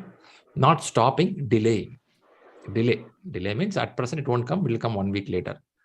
What is the best thing? The moment you see a word best in PMP questions, it means all can be correct or more than one can be correct. You have to choose the exact answer. In PMP, this is a trouble. But in PMP exam also, you have an option, 2 answers will be totally wrong. 2 will be totally wrong. Just if you read the keywords carefully, 2 will be wrong. One of that is, people who chose A, don't feel bad. In the line A, it says pre-plan your project. At present, it is happening. Will you talk pre-plan when currently you are on something? Will you do that? No. Right? Straight away, you can strike out, A will go out. I have a question here. So when you're saying pre-plan, when you're creating your project plan, that's at that stage, you are creating some space for these contingencies. We are talking about for this situation, what you will do. Of course, we will do it. Later point, you will talk about the plans, right? At present, what you will, that's a question. Of course, you want to make the project not to fail. You're thinking something broad. I respect it. But the question is what you will do now when something is happening. I don't want to go back until I'll do pre-plan. That I'll do later, not now. So A will go away. Now we have 3 things here. In these 3 things, all 3 looks better answer. Now we have to see what can be the best out of all, because all 3 are good. Now let's go one more item. We can strike out. Answer with the notify your manager. Do any of your manager want to know the problem or solution? Solution. Solution. But still you can go. I'm not telling totally wrong this answer is. I'll partially strike it because it can also be an answer. I'll tell you why. Now let's go to the next one. 2 answers are pretty close here. Let the customer know about it and talk over the options with the customer. Meet with the team and identify the alternatives. If I discuss this kind of solution with the people in this room who are working in a predictive, adaptive, agile model, various dialogues will happen. Let us try to put it in a very general way. What we can talk here is let the customer know about it. is it advisable that when a problem happens, immediately you want to call the customer and tell that there can be delay in deliverable? No. Or if there is an option, if I have a team, by the way, when I say a team, I may have a procurement vendor management team inside the company. I may have a representative of my customer, like in Agile, we call product owner sitting in my corporate. I may have some experts in my team. If I can spend time with them, chances are, will they give some alternative? If the alternatives are not happening, then shall I go to my senior manager to talk, hey guys, do you have any other suggestions for me? I'm not telling managers are bad all the time. This guy may be a program manager who handle more than one project. She may have more knowledge about this kind of situations which she would have come across before. She can give me an opinion that why don't you talk to other teams sitting in this particular part of the city? They know these kind of vendors available in the market. She can give me more idea which can help my project. Chances are I can reach my manager also. At the same time, if you feel that no, it is too late to talk with my team members right now, I can straight away reach out to the customer, ask for the opinion from them, or tell them that the deliverable will be delayed. Now, I'm keeping these choices open, keeping in the mind that you are a project manager. Situation is happening right now. It's an issue which can turn into a showstopper for your program because of this delay. Now they're asking you what you will do right now. Of course, I have a manager with me to talk. Of course, I have my customer to knock the door anytime. But more than that, are you empowering your team? Are you trusting your team first? The answer goes, yes, I will trust my team first. First, I'll talk to my team. When I say team, that's not the 4 people who work with me. A team could be a big size of people, good number of people in my company. I will talk to them. Hey guys, do you have any thoughts here? If I don't respect them today on this situation, tomorrow any problem happens, they will tell, go and talk to the person whom you want to talk. Don't come to me. It's like a family problem. So you have to first respect your team, empower a team, give an opportunity for a team to mitigate the problem. If they can't mitigate the problem, chances are pretty open. You can talk these 2 guys anytime. Okay, what's the right answer now? If I give an option for you, which one you'll vote? C, D. Which one you'll vote? D. Okay, so the answer goes with D. Okay, still this question is debatable. Somebody can debate, no, Shriram. If I'm working with an agile model, I'll first talk with my customer. The debate keep on going. I don't want to justify the answer here or fight for the answer now, but the message I want to convey here is how to read a question. That's what you ought to see. I'm not interested in the answer. I'm interested on how to read a question. When you read a question, you read whom it's targeted. Whom? Okay. When you read the question, what is the timeline of it? Is it a past tense, present tense, or future tense? When you read a question, what kind of situation is happening here? When you read a question, what is the impact of this situation? When you read a question, what they want? Do they want to answer immediately? Are they asking the best out of it?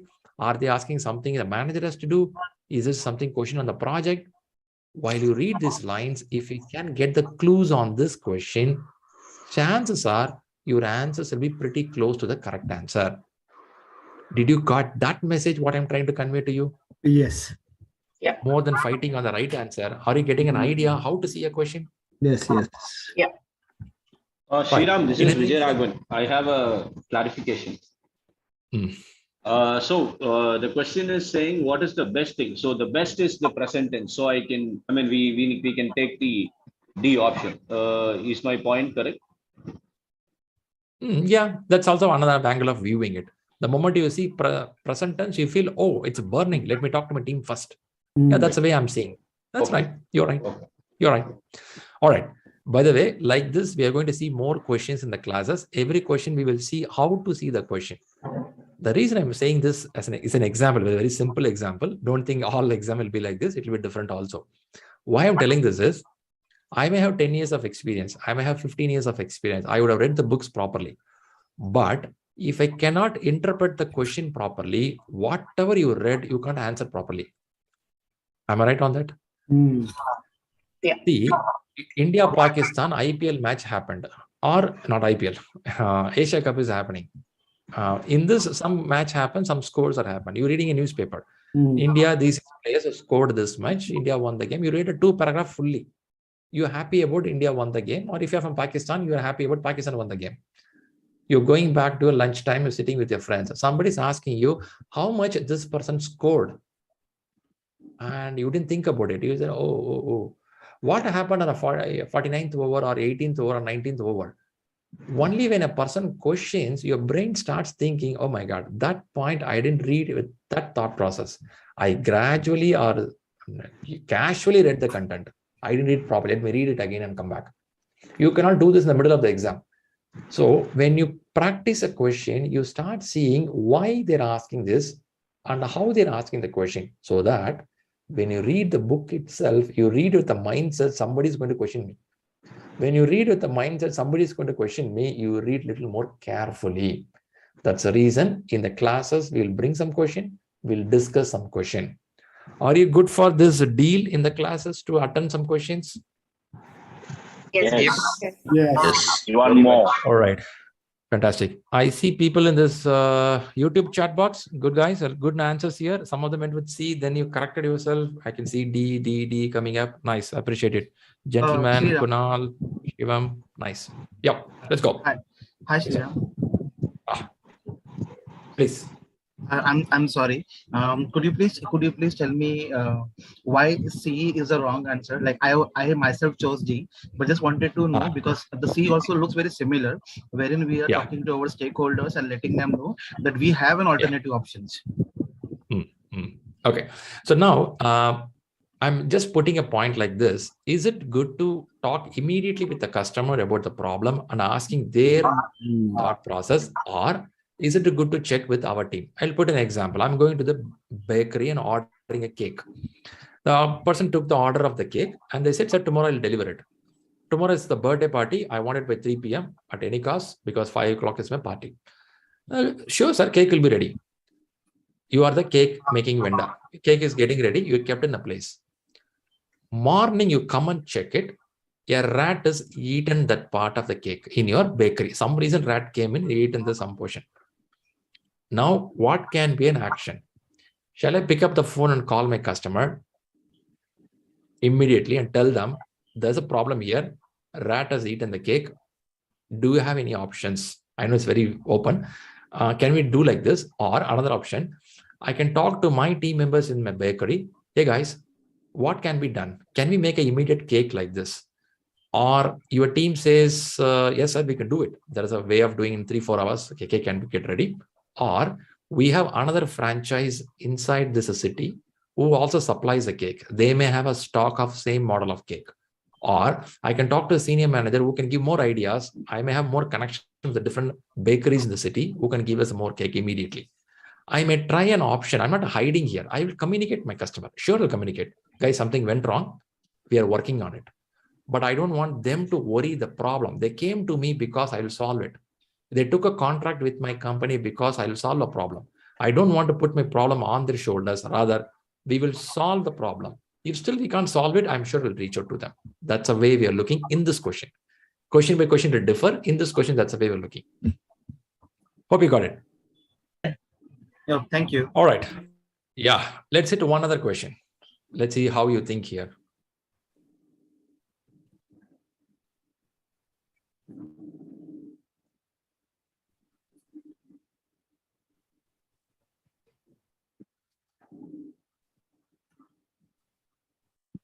What is the relationship between leadership and management? In Agile, we see these questions very frequently.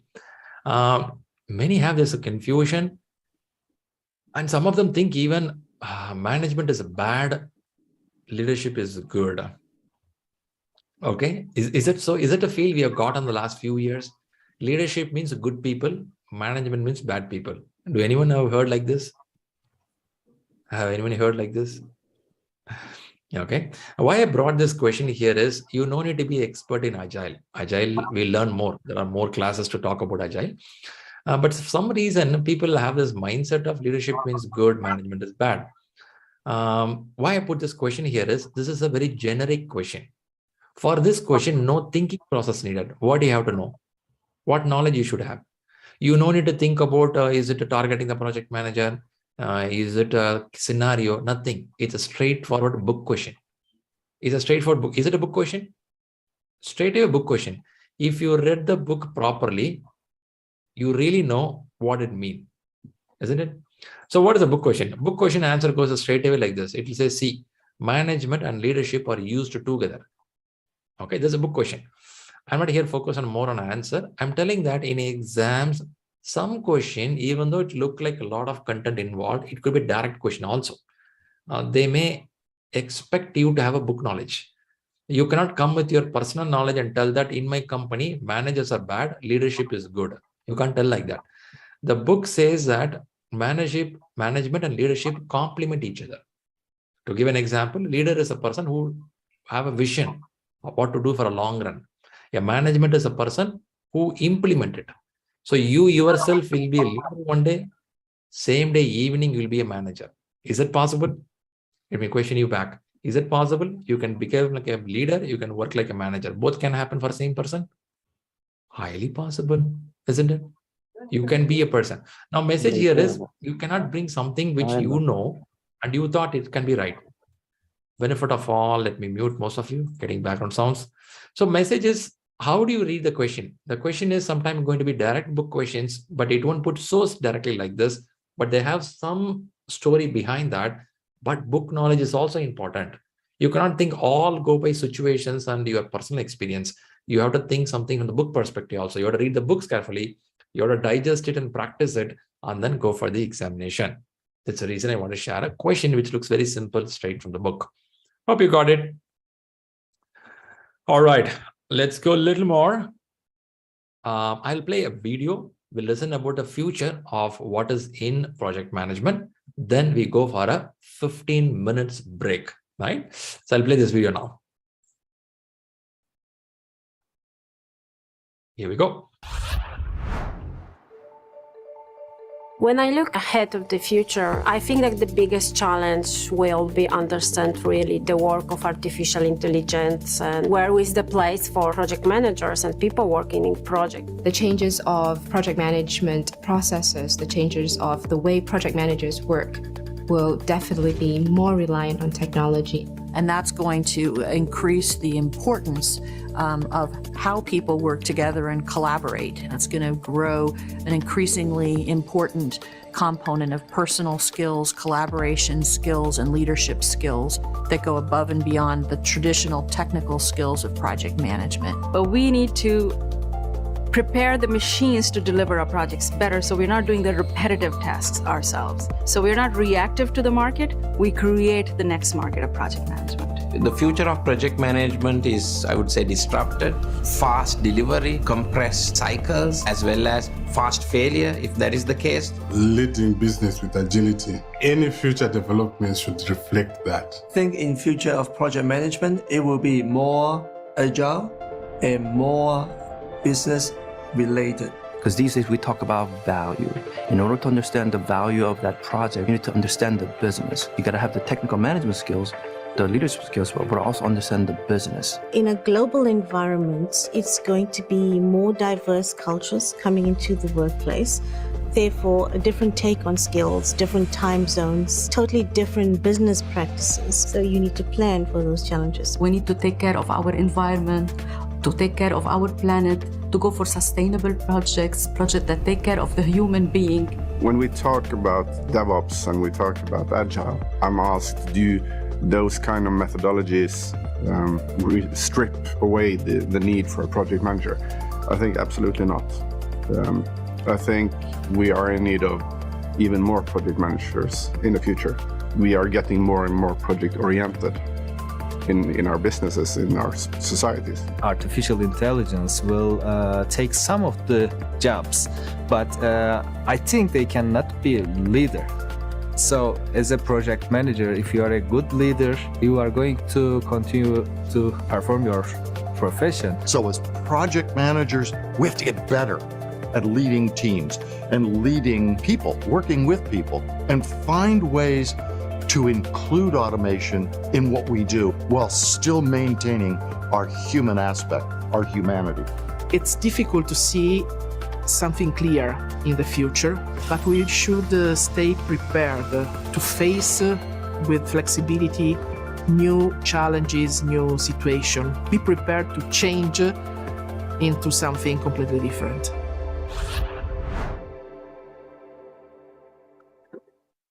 Do anyone observed project managers' role are more needed, even though we have artificial intelligence? Did anyone got that? Yes. Yes. Does it give a sense of satisfaction? Feel okay, good. Jobs are still there. All right, great. So what we'll do is we'll go for a break. Before we go for the break, what we have done so far is we understood some of the basics of a PMP. We saw something about what is PMI Institute. We also understood there are 3 domains. Do anyone remember the 3 domains which we learned right now? People, what are they? Process, business. Process, business. People, process, Business environment. People, process, and business environment. Very good. Do anyone remember the percentage of allocation? 40 to 58. 50%, 50% process, 8% business. You guys memorized already. Okay, nice. And we have 5 lessons. I'm sure you don't remember the names there. We have 5 lessons. How many tasks we have? 36. 36. All right. In the class, are we going to learn 3 domains or 5 lessons or 36 tasks? What are you going to learn? All. 36. All of them. 36. All. 35. I should cover 36 tasks. In turn, it comes under 5 lessons. In turn, it comes under 3 domains. Make sense? Yes. So from the top-down approach, 3 domain, 5 lessons, 36 tasks. 36 The tasks. class is happening bottom-up approach. You go by task by task. That will make your 3 domains covered. This is the way we're going to learn. By the way, you all aware that exam has 180 questions. That knowledge you got it? Yes. Yes. Right. And the exam can go for 230 minutes. That also you got it? Yes. We have to talk more about exam. A lot of questions about the exam, how to write the exam, lot factors are there. We'll talk more going forward. So you know what is exam for now. And you also have an exam date with you in a paper. Is it true? Yes. Yes. You have an exam date, right? So now you have to keep this date very much believed and print it and keep it in front of you on the wall so that you work accordingly. So you know the study material, you know the study plan, you know the class agenda, which book to read, and you know what is PMP basics now. Now from now on, after the break, we have to get into the classes talking about how the project works through. And then we have to start going for the domain 1. Domain 1 is people. This is a domain which is more interesting domain, which talks about how people work in an organization. From there, we'll go step by step, right? So far, I believe things are good. Is there any questions I can help you right now before we go for the break?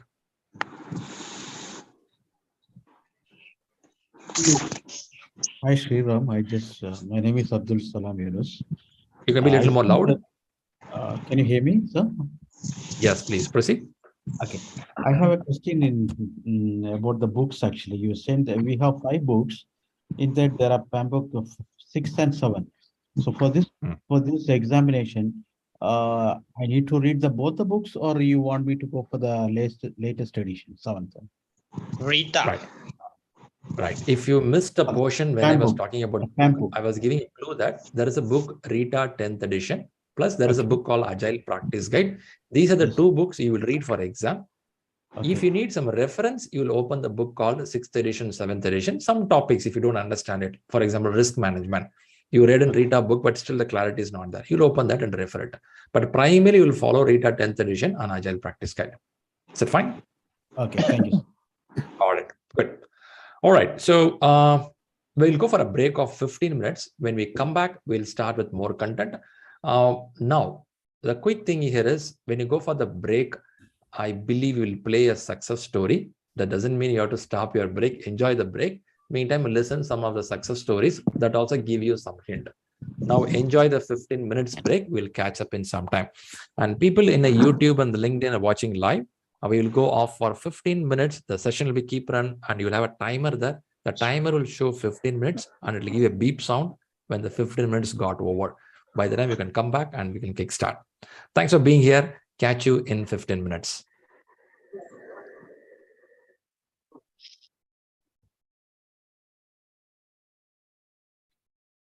Hello viewers, Sriram here. This is from ShriLearning, another beautiful PMP success story for the month of September. I have a person who approached this exam in a way very interesting. When you listen to her, you will feel, why I'm not trying this way? Why I'm keep waiting? Okay, I keep telling that until you jump, you don't know whether you'll fly or fall down. So she is a literal example of that. She jumped and she flied with superb colors. So she cleared PMP on August 25th. First, let's congratulate her, Kriti, for her wonderful achievement. Great wishes. Thank you. Thank you so much, Sriram. It's a pleasure to talk to you right now. And yeah, you said it right. So initially, I was not confident like I should go for it or not. I gave 3 full mock tests. But then my scores were about like 65%, 62, 63. It was not increasing as such. But yeah, then I finally decided like I will, sorry. Yeah. Yeah. The call you made. So, Okay, let's do it. yeah, so I decided like let's do it. And then that morning, you know, my husband, he scheduled the exam, and like he knew my scores before only, like I'm getting this much scores, so he was pretty confident like you will be able to do it. Then in the morning when I got up, I got to know like today is my exam. He was consistently seeing my score, and somehow he googled like this much if she's getting, she'll be able to make it. So and also I did PMI-ACP before, so my agile and hybrid concepts were a bit strong. Right. So that helped me a lot in the exam. And on 25th morning, 8 o'clock, I went for the exam in San Francisco Center. Nice. And it was a very good testing experience, Sriram. Like everything like was going my way. I was confident. I prayed. I went. Then it was shocking but I had to calm down myself. Like then I thought that I have not given a call to you before the exam, like just for the final tips. But I remember I was chatting with you 3 to 4 days back, like consistently about my scores. So Nice. yeah, that Nice. went That's very good, well. right? Yeah. That's good, right? Morning you wake up and you came to know that you're going for exam today. And you know, Sriram, this has been a very big journey. You know, I got the Rita book printed. You know, my father bought that PDF book printed from India. I bought that book to US. So currently I'm pursuing my master's in project management. So it was my first time, like I go to US and clear the PMP first, and then I have to go and apply for my internships. So this has become a part of my life, this exam. So yeah, Nice. it has been a big journey. Whole families, the stakeholder list is very huge. Huh? Yes, definitely. My parents were very much concerned, like, Kriti, when are you going to clear it? So yeah, that was going on. I'll tell you why they are concerned. Whenever you have a pressure on the score, you made a call to your mom or dad. Yeah, yes. You made the call, Dad, score is not going high. He would have thought, man, please clear the exam. So both of them are very ambitious. They always want like me and my sister to achieve great certifications and be higher and higher. Yeah. Nice. So that is what. That's good. That's good. Let's see the certificate. So this is certificate. I'm sure the day when you got it, you would have got a very deep breath. Yes. Thank God. Now I can focus on another topic also, because sometimes when you take PMP, your whole time is inside this. Food, sleep, walking, jogging, everything goes inside this.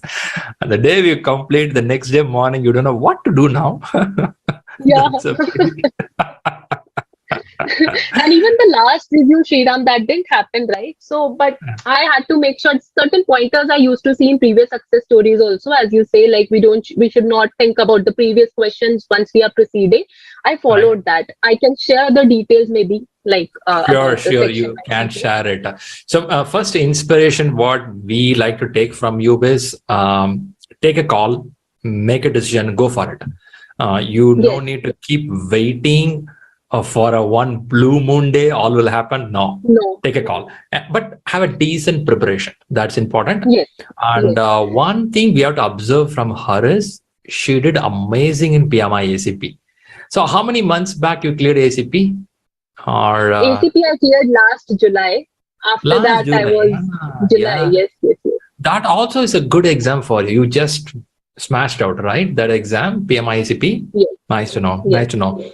Yeah, that's a good thing. So now, give a little highlight about what kind of reading pattern you followed, which can help somebody. Yes. So the two books suggested by you, Sriram, Rita, and Agile Practice Guide, I was consistently going through the chapters. Like I started my preparation in about March end. I started it. So I was going through the chapters like on daily basis. I started with people, the stakeholder, resources, communication. I started with that part first. And then going over the entire exam outline, I was just following that exam outline like day by day, what is going on. Good. And it took about a month to complete Rita and the practice questions chapter wise, which are given at the after every chapter. And then Agile Practice Guide, since I've already gone through it, it was like the servant leader part, everything. Yeah. So that You read was for a bit ACP. easy for me. ACP Yes, you I read. read for Oh, yeah. ACP. There you go. Yes, There you yes. go. Nice. Yes. Nice to know. Nice So, to nice. Yeah, and definitely going through Rita and basically understanding the tips and tricks helped me a lot. Like I was back and forth checking after every chapter, but I went through the book just once. I didn't go it to the second time. I was focusing on practicing more questions, Nice to like know. on daily basis. Yeah. Nice to know. But you have to tell me one thing about, I know books are a really nice one. I remember some days we will have a chat where you will message and tell scores are not good. So when you take an exam, even though you read well, when you take a test, sometimes the scores does not meet the standard of yours. I used to tell it's fine, you're good, but you will be worried, man, it's not happening. So now, after that frustration of scores are not good, what do you do? Did you analyze the question? What do you do there? Yes, I definitely analyzed the question, and Sriram, specifically the 60 question mark helped me a lot. Like sometimes I used to not focus on the full mock, but I used to give 60 question mock. I gave 3 full mocks completely, but the 60 question mocks helped me to analyze. Even the questions were pretty good. Like the situational, I felt like in real exam I could make it through. That 60 question mocks helped me a lot. More than 40 questions. I think that time frame 90 minutes, I was able to focus. And that helped me a lot. Like as you tell 60, 60, 60, I was able to divide. I just used to see I'm giving 3 mocks of 60 questions of ShriLearning at that time, I thought. So let's give it. Because in that I got 70% also sometimes. Like more than 70 also sometimes. Otherwise in full mock, my score, I don't know, was not that good. Yeah. Yeah, this PMP exam, always a full mark is a little tough because we get tired in between the exam. So when you're tired, what you do is you randomly choose some answers with not a consciousness that hits your score, right? So that's how it works. Why I had a great confidence at you is the way you cracked PMI-ACP. I know you didn't strain like this when it came to ACP. You remember it? Yeah, you were just cool, relaxed, and you cracked it. See, I did, man. Over. Actually, yeah, Sriram, the reason is because I was working as a Scrum Master for the organization. So I was pretty confident, like Agile, I can do it. But this PMP, it was a big thing. Like it's a big fish. I thought what will come. Yeah, I thought what will come. Few chapters, I don't have experience much, like risk management, procurement management. I don't have much experience while working. So that's what was a challenge for me. Nice. Yeah, that's still there. But I had a confidence that because we have 50% of the exam question more or less close to Agile or Agile related. Yeah. So that gave me a confidence. I'm sure she will crack the exam. But it was a surprise. Morning I got up, my time, I saw the message, Shri, I cleared the exam. I was just got first message is yours. I saw this. How come she could have cleared it? Because a day before or something, we were talking about how the score is going on. Am I ready for it? A little worry also at your side. I'm a little frustrated. Kind of this conversation and the next message of cleared the exam doesn't match. Somewhere something wrong. Then it was quite interesting. Nice to know. So books we understood, question analysis we understood. On the day of exam, you mentioned exam all went through. Do you have anything on the exam hall preparation or exam hall approach? Anything you want to share? It's just like we have to be very cool and composed while we are going. So confidence is really the key for this exam. I had nothing but confidence in the morning once I got surprised, like my exam is scheduled. So just I thought like, Kriti, you are a leader, you have handled many projects, so you have to just crack this. So after every 60 questions, like I was taking 10 minutes break. So I was just motivating myself, it's going on good, it's going on good. So it was happening like that. You walk out of the exam room Yes, and you I walk out. Yes. So we used to raise the hand. Then the person who was monitoring me, she used to come, and then I used to take the 10 minutes break. I had something in the break. I would suggest everyone should go for it because it's very exhaustive. Like I utilized that break very well. Nice. So that helped me. But the third section, Shriram, that was a bit like my time was only 60 minutes for 60 questions last section. That was a challenge. So that time I thought like it's going on and timer is running my question. So I remember the last 20 questions and I had 25 questions and I had just 10 minutes. So yes, and so that time I thought now what best I can do is so that time I was going through all the options, like the answers, instead of like going through the question properly. I was figuring out what answer is best suitable I can do right now, and I was drag and drop, I was just skipping. So we should just focus on what we know. If we are like, I was just figuring out this I know, I'll do, and I think that happened pretty well. In like I just Okay. and I just did it. And So did you thought we should have tried this pattern from question number 1? Not a good idea. Actually, no. We should read the question. That is very important, which I was doing in the first 2 sections, but the third section somehow it happened. No. Why I asked that question is somebody listening this video should not think from the first question I'll read only the choice. I will skip it. It is because you answered 160 questions. Your brain is used with the PMI model of question. Last 10 question, you can understand what they may ask. That is how it could have worked. From the first question, I'm sure you have to read properly. Yes. For first section, I took 90 minutes. Even for the second section, I took around 85 minutes. 80 minutes. Yeah. 85. Yeah. I understand. First 2 sections, I focused a lot. Last section, even the like drag and drop, I was just leaving because that was too long. I just marked what I felt and I moved on. But I focused on the question part for the first 2. Yeah. Perfect. When you talk about drag and drop, this thing pops up. Many have this fear. Drag and drop can shake my exam results. So how many you would have faced in an exam? I got around 7 to 8, Shriram. 8. Okay. Does it disturb your flow? In the last section, yes. But in the first 2 sections, I was able to do it. It was easy only, like not that much difficult. Okay. Yeah. Nice to know. Any mathematics questions, formula? No, only one question related to CPI, SPI. That's it, huh? Okay. But did you spend too much of time preparing math? Formula, calculations? I just went through the formulas. Sometime I spent not that much. Because the reviews which I was getting from others was not much mathematical involved. So I didn't focus on that. There are people question me, Shriram, how much I have to read mathematics in procurement management? I will say from cost management itself, nothing coming. Where I will go for procurement, nothing will come. Just ignore it. Okay, that's But good. I was really worried for procurement. But in the end, like I just focused on the basic concept and then I went. So now, as you took this exam with reading Rita, practice exams, and you went on a surprise on the morning. Now, if someone is preparing for the exam, they have read the book once, and they are scoring between 60 to 70% in the practice exam. 1 or 2 exams they scored. Do you think they can go for exam? Yes, I think they can go because I feel ShriLearning mocks are tougher than the actual exam. Like,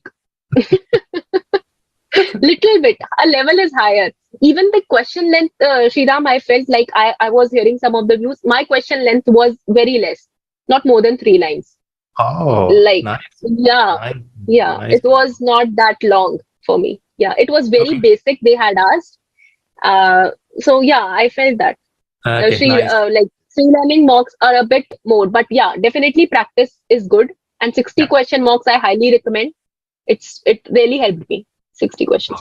Perfect. Yeah, we keep posting every week 60 questions exam, or you can take at your own time whenever you are comfortable. Nice to know. All are good news there. So I'm sure your family supported you. So you want to give a credit to them in this occasion? Yes, I.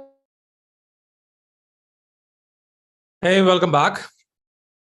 I believe the success story gave some information to you. Do anyone listen to the success story first?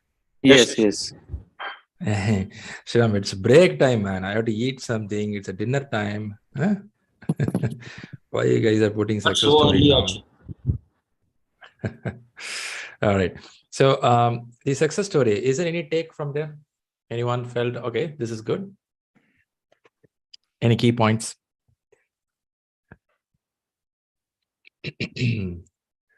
Okay, confidence level. Nice. Good to know. Good to know. All right. So now what will happen is we will publish this as a video on YouTube. Have anyone visited YouTube channel of ShriLearning?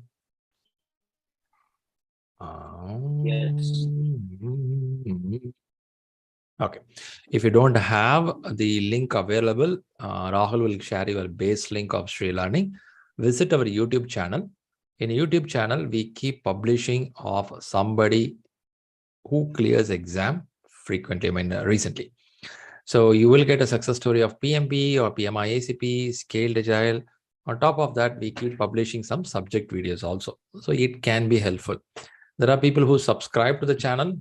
So what will happen is, after 4 or 5 weeks, even class gets over, suddenly a day morning, a pop-up comes, X person cleared the exam. So that will trigger something for you. Oh my God, I have to prepare. So many have said that after listening to the success story, I got inspiration to read and clear the examination. So if you are a person who needs a push for a preparation, get into such channels, subscribe to that, and get some notification of success. Okay. All right. Was a break useful? 15 minutes. Did you had some refreshment with along the success video? And the same time, do anyone found that 15 minutes went up so much fast today? You never thought a 15 minutes can go such fast. You just took one food item, a cup of water, meantime 15 minutes over. Shakes, man. Is it so? You felt 15 minutes gone in 5 minutes? Ooh. It means you are spending your time productively.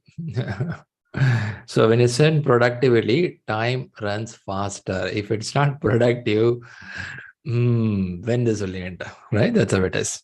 All right, nice to know that you are using your time productively. Okay, let's go on. Are you ready for next another 1 hour 45 minutes? You have that energy? Yes. You have that energy? 1 hour 45 minutes. Will you hit Yes. on?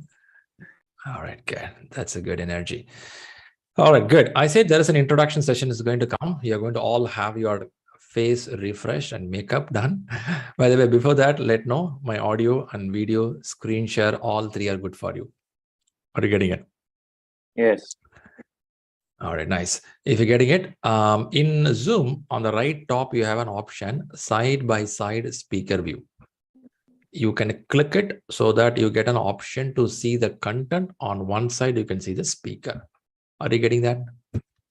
Side-by-side speaker view. Yeah. Check out that option. Yes. Yeah, that will be helpful so that you can see the speaker as well the person. All right, before you go there, I have one short video which talks about Agile model. I believe in this room, many people don't even know what is Agile. Anyone here who says zero? I don't know what is really Agile. I want to learn it. Anyone here like that? Yeah, it's me. Yes. Yeah, heard lot many times, but no idea. Okay, Yes. sometimes you even hate the word. Why the hell these guys keep on talking Agile? Huh? Okay, when we don't know something, that is the one thing our friends will keep on talking. So now, this classes, we are going to learn about Agile. Okay, but I will not inject everything on the same day. gradually in different places I'll explain. But today we will not go so deep. I'll give some highlight about it, learn it, stop it. I have some people who are half learned Agile, some people fully learned Agile. So in this room, I have a variance of people. One are don't know anything, some are 50%, some are fully learned. So the classes will go in a way that helping people from zero. So somebody who knows already the things, you are just sit and watch. Somebody don't know things, you learn from the bottom. On the 11th day of the class, you will see that you have learned everything. One thing I found is when the class is getting over, I hear from many people who never know Agile, they felt that Agile is nice and interesting. Specifically, people from construction industry and other manufacturing industry where Agile is not highly followed, but Agile is slowly starting. They started feeling that Agile looks easy and good. So let's learn those factors. We'll start from this video to give a basic understanding. And then, as I said, in every class segment, you can go through the agenda, what I gave you. In different points, I will explain Agile, what it is on that occasion. For example, requirement gathering. How requirement gathering, I will talk that in a different point. There is a place how a planning works. There is something called schedule management. There I will talk. So we have to talk on that right location, what it is. So if you want to learn, you have to stay gradually with the system. Okay, we'll go for this video. We'll listen and come back. Let's see how this video is going to help you. For the benefit of people, I'm going to mute because some of your mics are not going muted. So I'm helping you all to mute. Yep, let's watch this video. If the requirements are not known or not clear, it adds to the complexity. And waterfall approach may not be appropriate for the complex projects. Before I go any further, let's start with this weird analogy. Assume a project is initiated to fill this pothole. If we know the exact dimensions of the pothole or the requirements are known, then the project phases can be sequential. It starts with the dimensions or requirements, design and prepare the mold, pour the concrete material, finishing of the block, and fill the pothole. Sequential and easy to manage, isn't it? This is called the waterfall approach. As we know, it works only if all the requirements are known and clearly understood at the beginning. If we don't know the dimensions of the pothole, then it becomes a complex problem. In this case, how to solve the complex problem when the requirements are not known at the start of the project? In the same example, assume you don't know the dimensions of the pothole. Therefore, you decide to chisel out the shape to fill the gap. You go on refining the shape by carving and cutting it over and over again. This is called iterative approach. You refine or iterate until you carve the block to perfectly fit into the pothole. Therefore, even though you do not know the dimensions or requirements, you could fill the gap with multiple iterations. This is called the iterative approach. Now, let us solve this complex problem in yet another way. You create a square block and deliver it to the customer. Customer places the square block in the pothole and gives you feedback. You create more incremental blocks based on the feedback and fill the pothole. If I name these blocks as increments, then this is called the incremental approach. Here, the customer does not have to wait till the end of the project. Customer can start using the increments and gives out feedbacks towards the completion of the project. Therefore, even though you didn't know the dimensions to start with, you could fill the gap with incremental approach. Another smart way of handling it when the requirements are unknown. Yet another scenario. Here, you have absolutely no clue how big or small is the pothole. In this case, you decided to deliver smaller bricks. With continuous customer feedback, you could send the bricks in appropriate size and shape. You also chisel out some of the bricks to fit them in the pothole. Therefore, these smaller deliveries are incremental as well as iterative. This is a smart approach when you have too many unknowns or unclear requirements. And this is called Agile approach towards solving the complex problem. Okay, with this weird analogy, isn't it easy to remember the concept? So, we have seen the waterfall approach, we have seen the iterative approach, we have seen the incremental approach, and we have also seen the agile approach. Don't you think these visuals not only help to digest the concept quickly, but also help to remember it for longer? Now, let us summarize it with real-world example of website development project. When all the requirements are known and clearly understood at the beginning of the website development project, we can follow the waterfall approach. We execute the project phases in sequence and deliver complete functional website at the end. When the requirements are not known at the beginning, we can take the iterative approach. It starts with creating the website with very basic framework.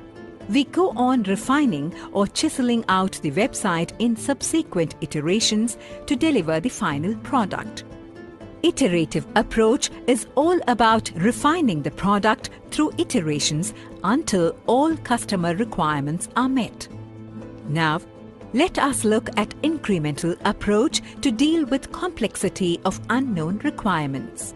Here, we deliver functional website with few important features that the customer can start using.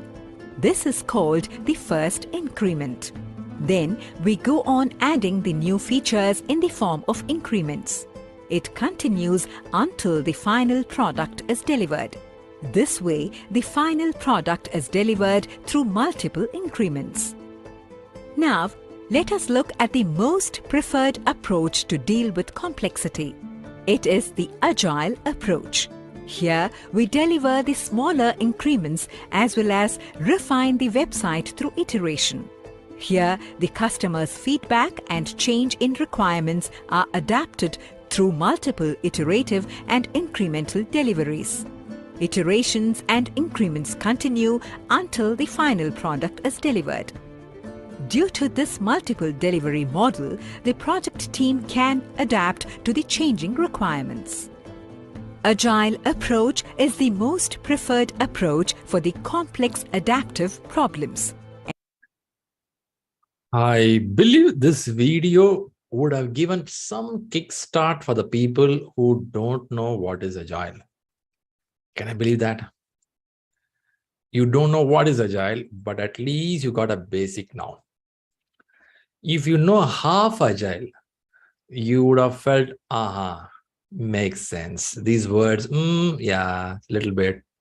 If you know completely Agile, you will feel, okay, yeah, this is what we are also understanding. Is it happening now? I played this video to make people to get the base ground. I'm not talking advanced now, only base. Of course, we are going to talk more Agile in different places. But for now, if you got some base, hold on. From this, you learned something called waterfall, something called iterative, incremental, agile. So there are ifs and buts, a lot of questions are there, but let's not jump there right now. Let's hold it here and we'll go to the next stage. Because if you start getting in there, you won't come out. When I go to the right place and explain you, you will get better details. So for now, what you understand, leave it as it is. Okay, let's move to the next stage. All right, let's start the listening of what it happens. I'm seeing somebody Dell. Dell is Dell computer name or Dell your name. Agile and increment are almost the same. How to differentiate it? Okay, if you're going to start explaining what I said is going to happen, we will go to the place where I'll explain. But if you did not get the context, what the video explained, increment and iterative joined together, it's called Agile. So I don't want to tell that it is only a thing. Iterative and incremental, that's what the video also mentioned. That's what I'm saying. We'll talk more. Let's not jump too much. If you understood something basic, stop there. Let's go to the main place where I explain it. Okay. Now let's listen what is there. Now, there is a screen here. In this screen, you will see some information. On the left, you see an information that is called SOW.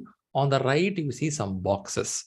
Can you make a prediction of what you're seeing here in the screen? What do you see on the left side? Any thoughts on this? A contract with an organization when we start the stage of the project. Very good. Very good. There is a Signing. contract between two parties or multiple parties. But can we say that it is a contract between the customer and the performing organization, a company? Right. Could be, isn't it? Let's take an example. Let's say government of India want to give a contract to L&T. I believe most of you are aware of L&T. If you're not in India, L&T is a group which does a lot of business of constructions. Government to L&T. This can be a contract. Is there a possible Citibank can give one of its work to Accenture? Possible? Is it possible? Yeah. So there can be a contract like this. There can be a contract like this. This can be a purely of a predictive model.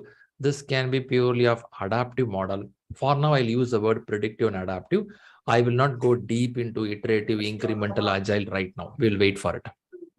So two parties are signatory. What is SOW? SOW is a statement of work. What actually work to be done? Can you all put yourself mute mode? Let's arrest the background sound. Yeah, appreciate it. All right, so there is something called SOW, statement of work, which explains what work to be done. This SOW is an integral part of a contract. Contract means signature between two parties, which is a legal document. Do you agree with me? Is it a legal document? What do you mean by legal document? Yes. When either of the party did not follow it, if either of the party can't fulfill it, this can go to the law. The word law comes in. That's a contract. We are not going to get this level of how a legal works, how a contract works. We're not going to do this. We will learn this in procurement management. We have a chapter called procurement management. There we learn. Also, we are not going to learn about how much of a profit a project will gain. Now you tell me, you sit as a project manager in a company. Do you discuss profit of a project? If you're working in a well-recognized company, do you talk about the profit of a project? No. Not with client. Many places, we don't get an opportunity to talk about profit, even though you know certain value will be delivered, certain things will be delivered. If you are in a very reputed big companies, you don't involve into this. What do you mean by reputed big companies? If it's a startup company, middle-level company, chances are as a manager, we get a lot of opportunity to talk about until you sell the work. But usually in a big companies, contract is signed by a different team called as a pre-sales team. You know that? You heard about it? Pre-sales. There is a set of team members who involve into this contracting, sales factor, what is the benefit ratio. Let us not go there. That is not part of it, because I see many managers unwantedly we spend time in an area which is not your area. You should know what is the value outcome. You should know what this project is all about. You should know who is going to use this project. You should know how the revenue will come. That's all fine. But that is not your game. The game is for someone else.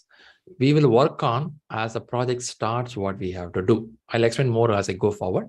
But for now, imagine there is a contract getting signature, like a government with L&T or a Citibank with Accenture, it's happening. Now, what is the outcome? The outcome is on the right side, you see big box, you see some small boxes. Can somebody tell what this image gives you an idea on the right side?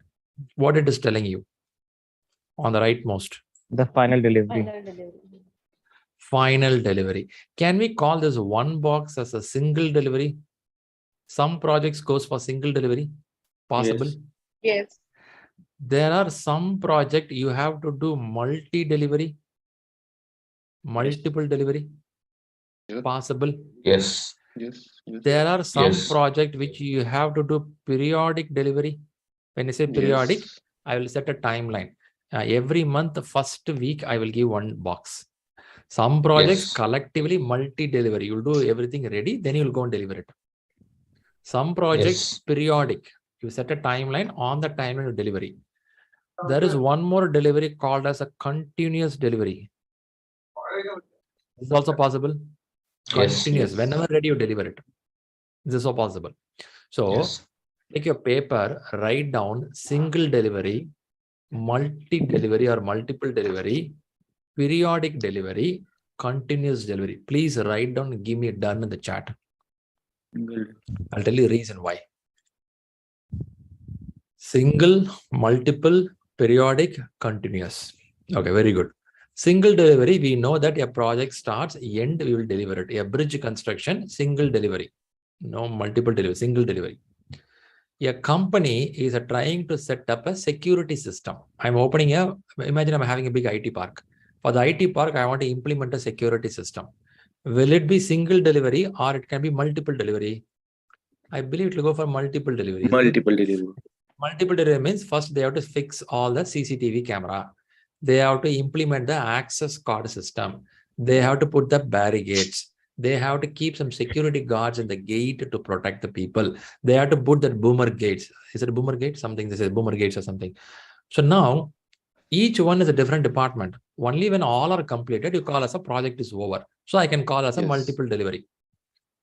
Periodic delivery. What is periodic delivery? Every month, second week, we will deliver something like this. Every 2 weeks, we'll deliver some things. We will do something on the timeline. We have a cadence. Have you heard about cadence-based delivery? Exactly on this time, delivery will keep on happening. Phase 1, phase 2, release 1, release 2, we do this.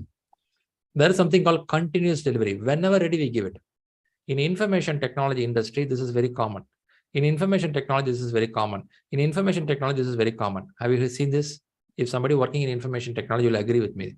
Yeah, we do continuous delivery. Yeah, we do periodic delivery. Yeah, we do multiple delivery. Is it possible? Shriram, not only there, man. In a hotel, continuous delivery. Whenever food is ready in the kitchen, they will come and give to me. Oh, it's not only IT. Yeah, here also is possible. Periodic delivery could be on some place where you ordered it, they wait for it, that it's ready, they deliver you. Now, the main topic. The main topic is your delivery model decides what method you have to follow. Your delivery method decides what method you have to follow. Are you agreeing with me on this? Single, multiple, periodic, continuous. This decides how you are going to work. Am I going to work in a well-planned way, or I'm going to do a plan as per the adaptation? So now let me go to the topic of how it works. Lengthy line. What is your thought when you see this blue lengthy line in a project? Can I call this as a plan-driven predictive approach? I am well clear what need to be done. We make a long stretch, lengthy plan of the work and make it happen. And this is called as a plan-driven or predictive approach. Let me use a word which is very common international. I know some of you very interested on the word called waterfall. I will explain what is waterfall later, because waterfall also is a family of predictive nature. But use a very professional words when you go to the management interviews. The wording is used as called plan-driven and predictive approach. You predict something and you plan accordingly. It's a plan-driven approach. Then what other approach you have? Can somebody tell me one other approach? If it is predictive, opposite to that, what it is? Make a guess. Unpredictable. Adaptive. Unpredictable. I like that. I never thought that, man. Predictive, unpredictable. I like it. Okay, give me another way. I'm sorry? Adaptive. Iterative. Iterative. Okay.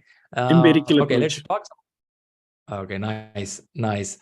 Okay, for benefit of all, I'll put it here.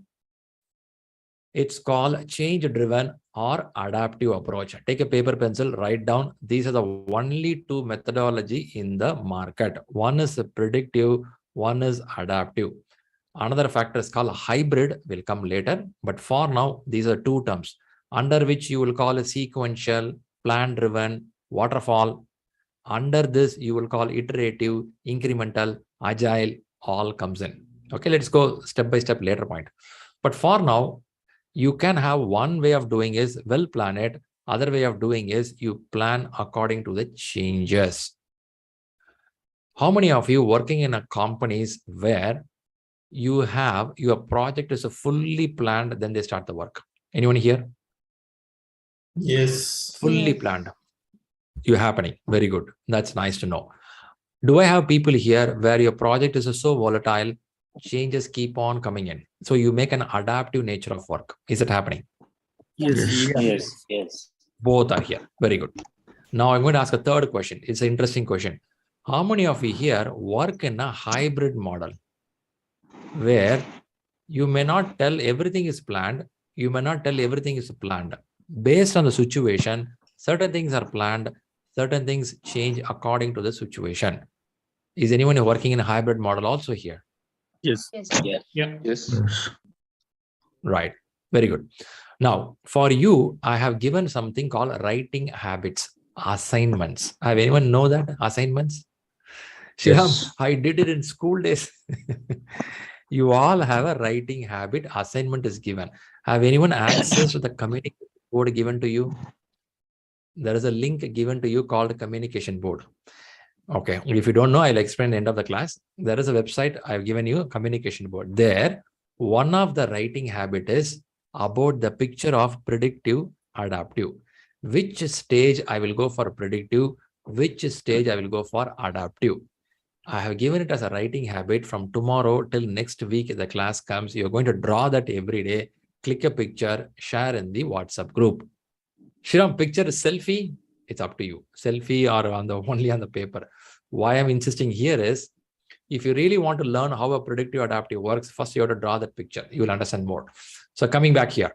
So a project can be predictive, a project can be adaptive. So people worried about waterfall, agile, iterative, incremental, sprint, scrum, please hold on. We will come there because all these things going to fall under this umbrella. Okay. So now the next question to you.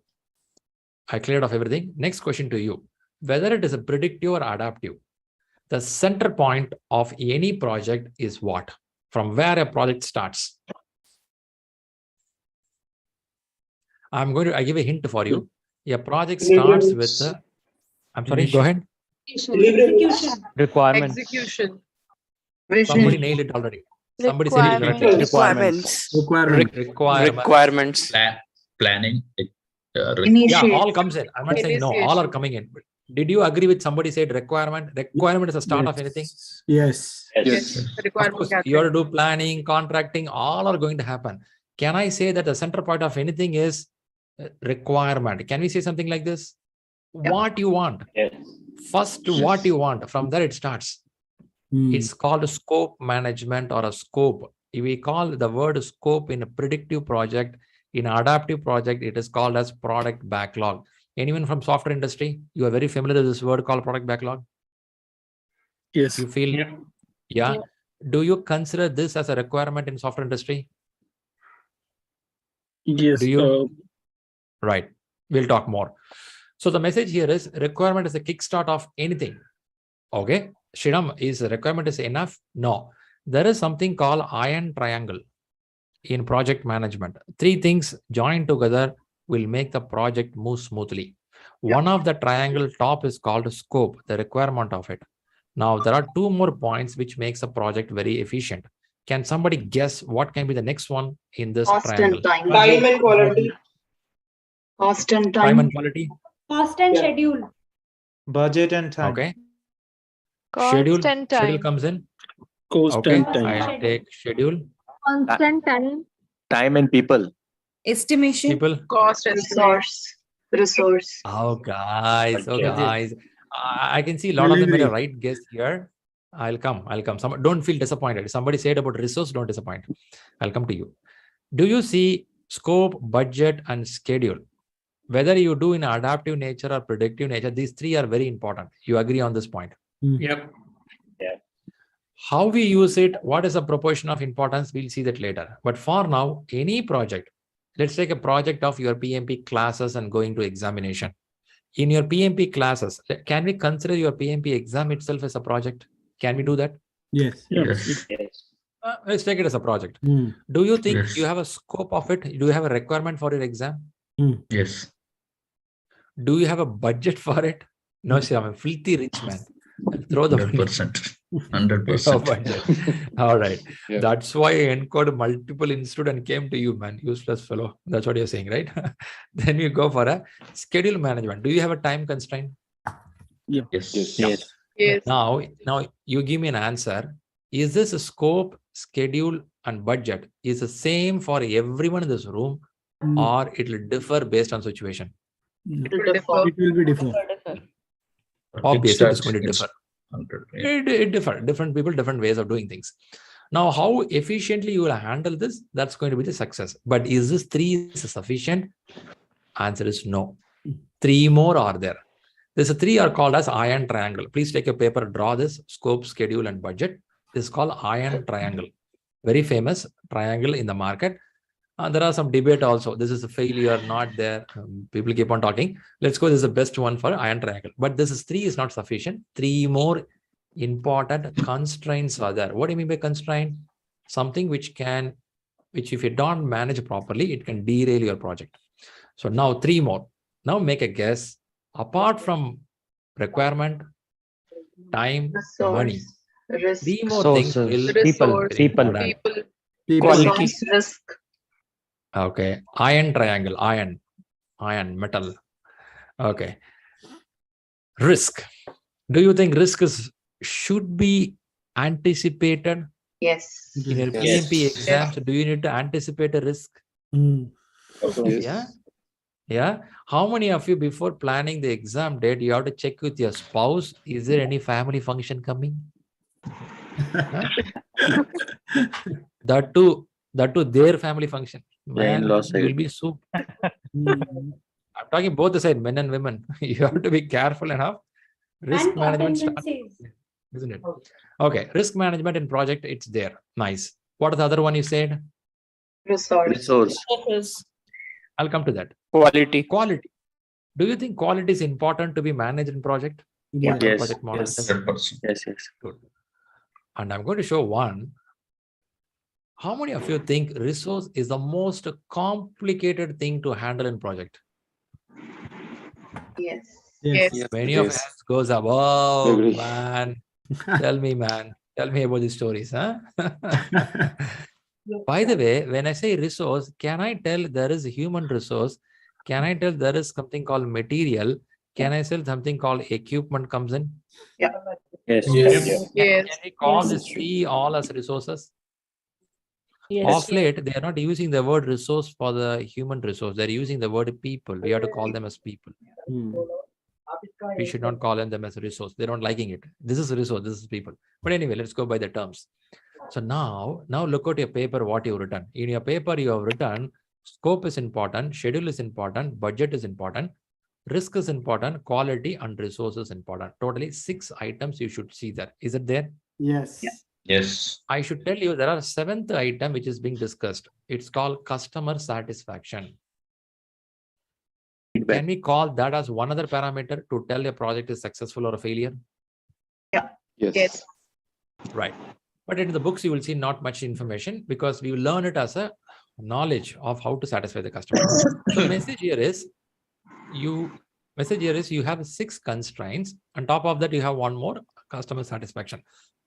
But now I will tell you, in the classes, you are going to learn each one elaborately, how it is handled in a predictive project, how it is handled in adaptive project. Will it help you from Monday to work in office if this is being explained to you? Yeah. Yes. You're in confusion, right? Whether to say yes or no. If I say yes, it will be wrong. It's no. Don't get confused. It should be helpful. If it is not helpful, you are not in project management. You are just executing. Somebody says something to you. If you are really in project management, you should know these things properly. You may be adaptive, predictive, agile, gagile, whatever, wherever you are. These all should be clearly in the fingertips. This is very important. 6 constraints. Okay. Now, this is what you're going to learn in the class. Is this the only thing I'm going to learn? Not here. Let's go furthermore.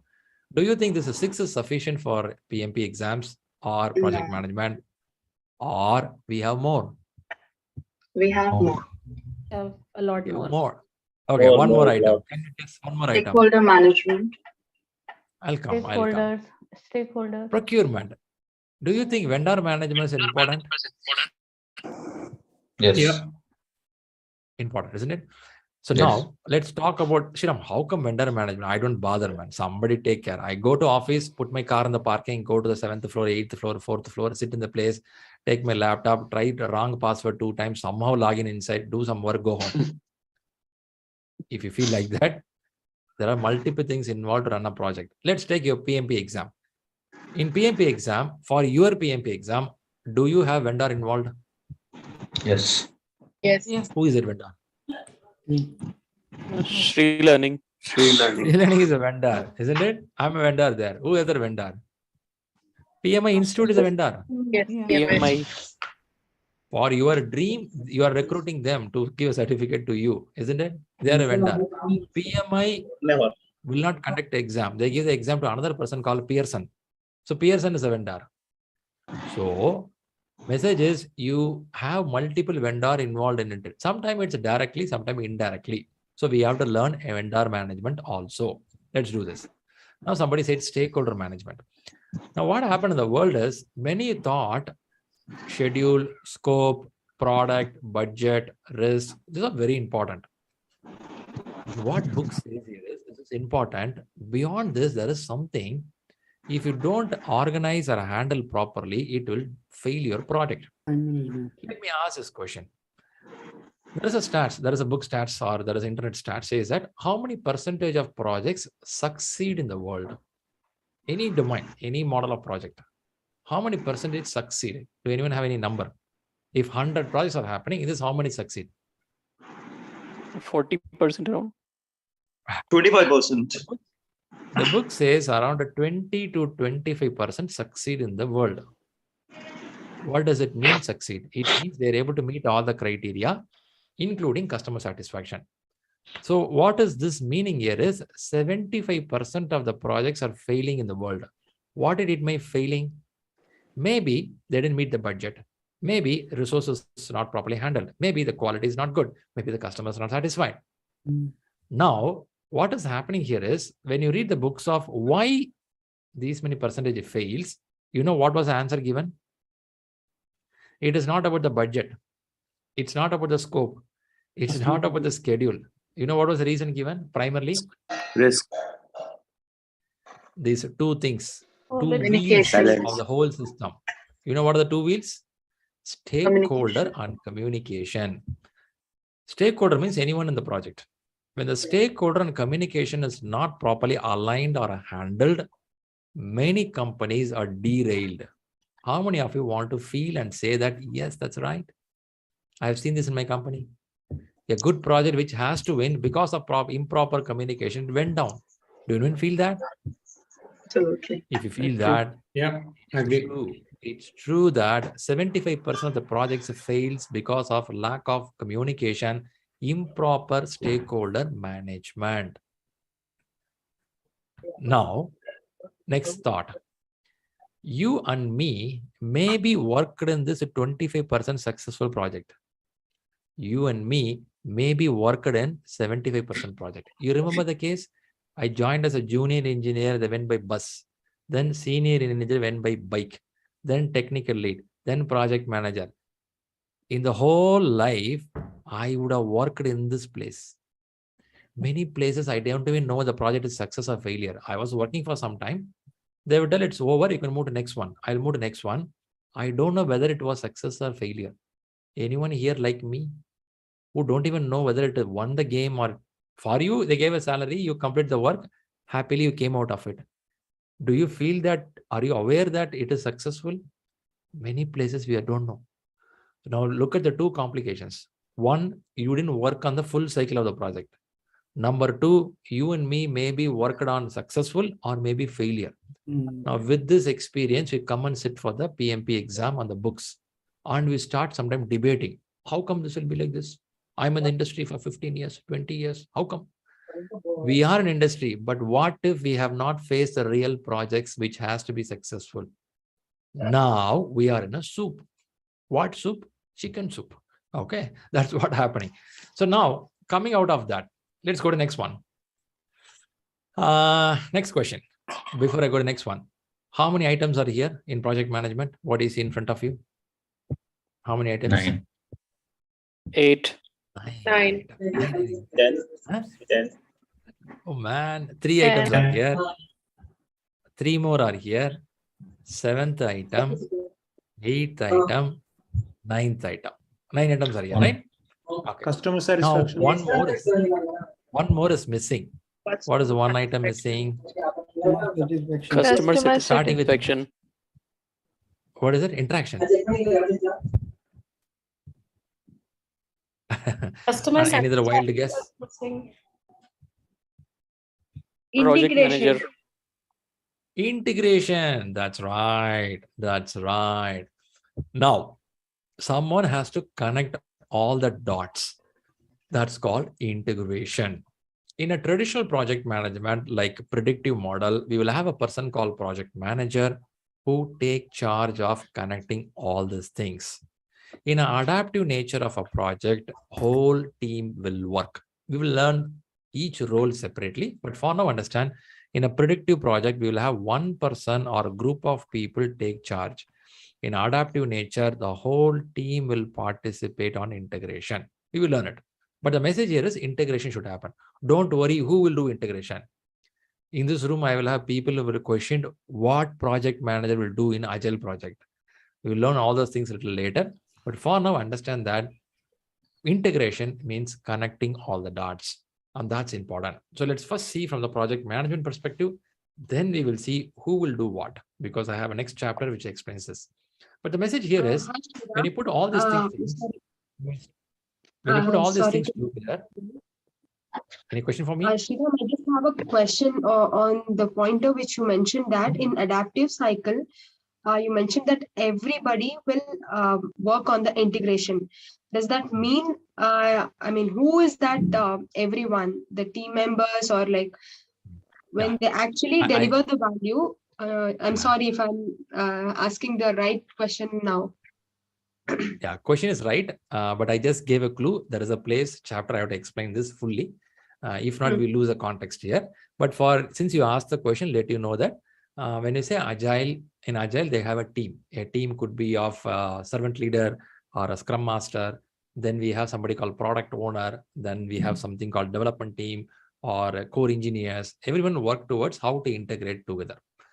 May I know that you're working in Agile team already? Yes, I am already working in an Agile team, but then I wanted to know the stakeholders. That's the question.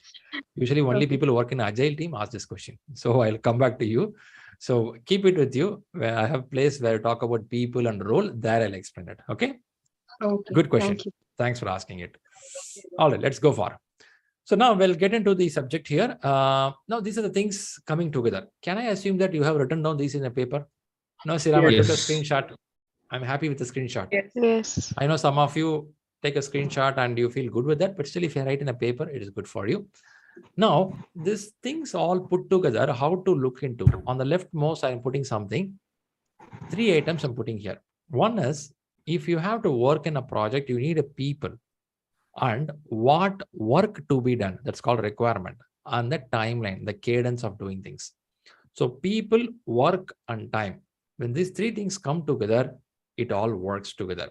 Now, what we are going to do in the classes, what's going to happen here is each one we are going to go deep and explain how it is working in predictive, how it is working in adaptive.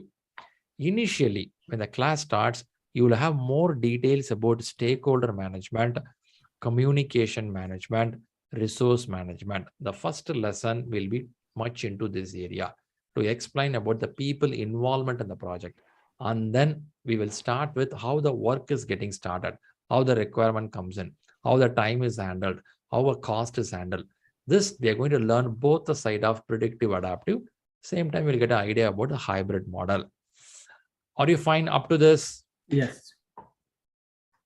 There is a question, is the customer satisfaction part of it? It is not part of it. Customer satisfaction is a general term.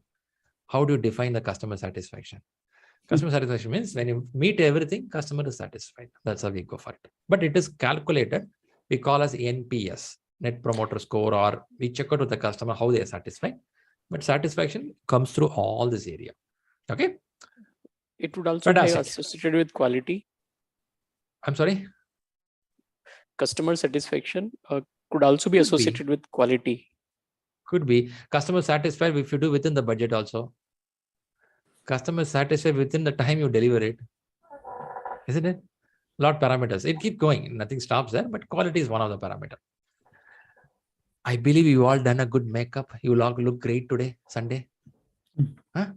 Possible? Possible? Do you look like a Facebook photo or Aadhaar card photo? What does it look today? Sunday. Right? Aadhaar card. Sunday. After Aadhaar 3 hours, card. usually Aadhaar card. Aadhaar card, right? Worse than Aadhaar card. You know, Monday to Friday when you go to office, Facebook mode. Saturday, Sunday, Shriram, Aadhaar card mode. All right, fun apart.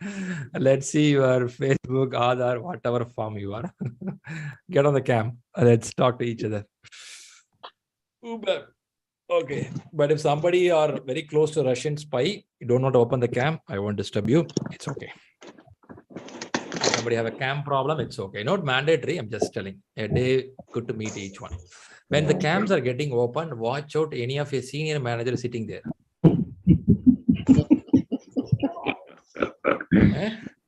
Are you useless for this guy is here, man? Next month, appraisal comes with this guy. No, Shriram, that's okay. We can concentrate more on the training program. That's okay. Not to worry about this guy. Yeah? All right, good. So now what we're going to do here is we're going to talk about hello to each other. So what we're going to tell you here is get on the details. I gave two things. Talk about little about you. Don't go too detailed. And give a little about hello. I'm from here. This is my name, and I have interest on this subject. Why? Maybe you can give a domain name. I'll tell you the reason behind this. Leadership is a community. You cannot all alone become a leader. You need each other's support. Network is needed. Build a healthy network, not a benefit network. Whenever somebody talks to me quickly, which company? That company. Can I send the resume tomorrow? Not that way. It is something like mutually understanding how things can help each other. That's the way you have to work on. Okay. And this relationship will continue for you for your exam preparation.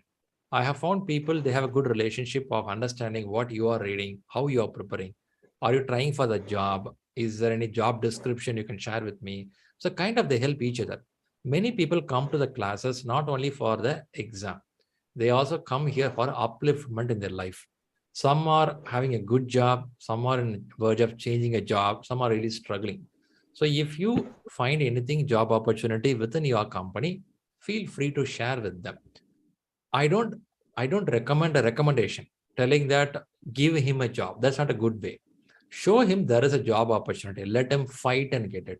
When somebody work hard, fight and get it, they know the value of it. If you easily get it, they won't know the value. So now let us get on, say hello to each other. It'll be 7 to 8 minutes. Shall we do this? Is everyone fine with this? Yes.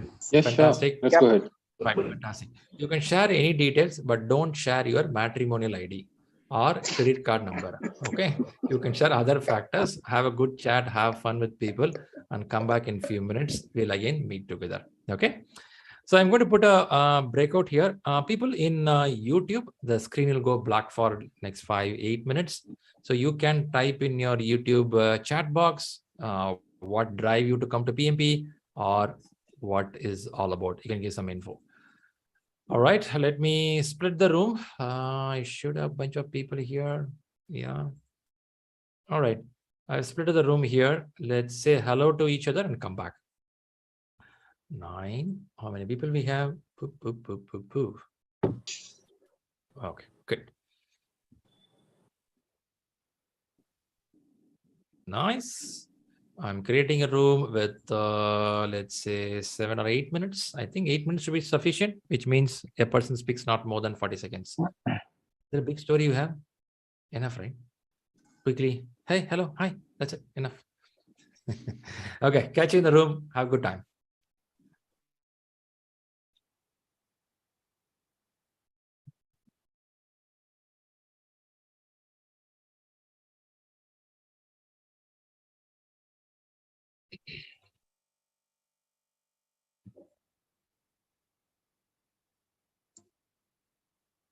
I'm sure everyone gets an invite. If somebody is not getting invite, yeah, some of them are not getting invite. It'll take a little time. You will get the invites. Please hold on. Yeah.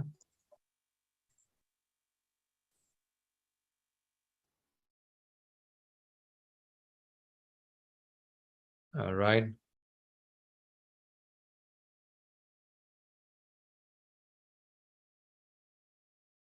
Gentleman in YouTube, there is a question. I'm studying Rita 10th edition only. Request you please suggest me the single book is enough. Yeah, that's a good book, Rita 10th edition. Plus read Agile Practice Guide book. That is sufficient for your exam. Okay. Who else I have? I have Devika, Amruta.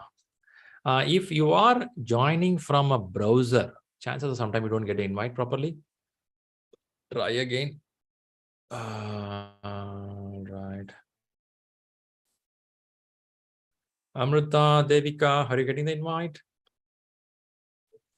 Meantime, I'll get to some room and listen to them and come back. People in YouTube, you can tell what is the motive of PMP for you.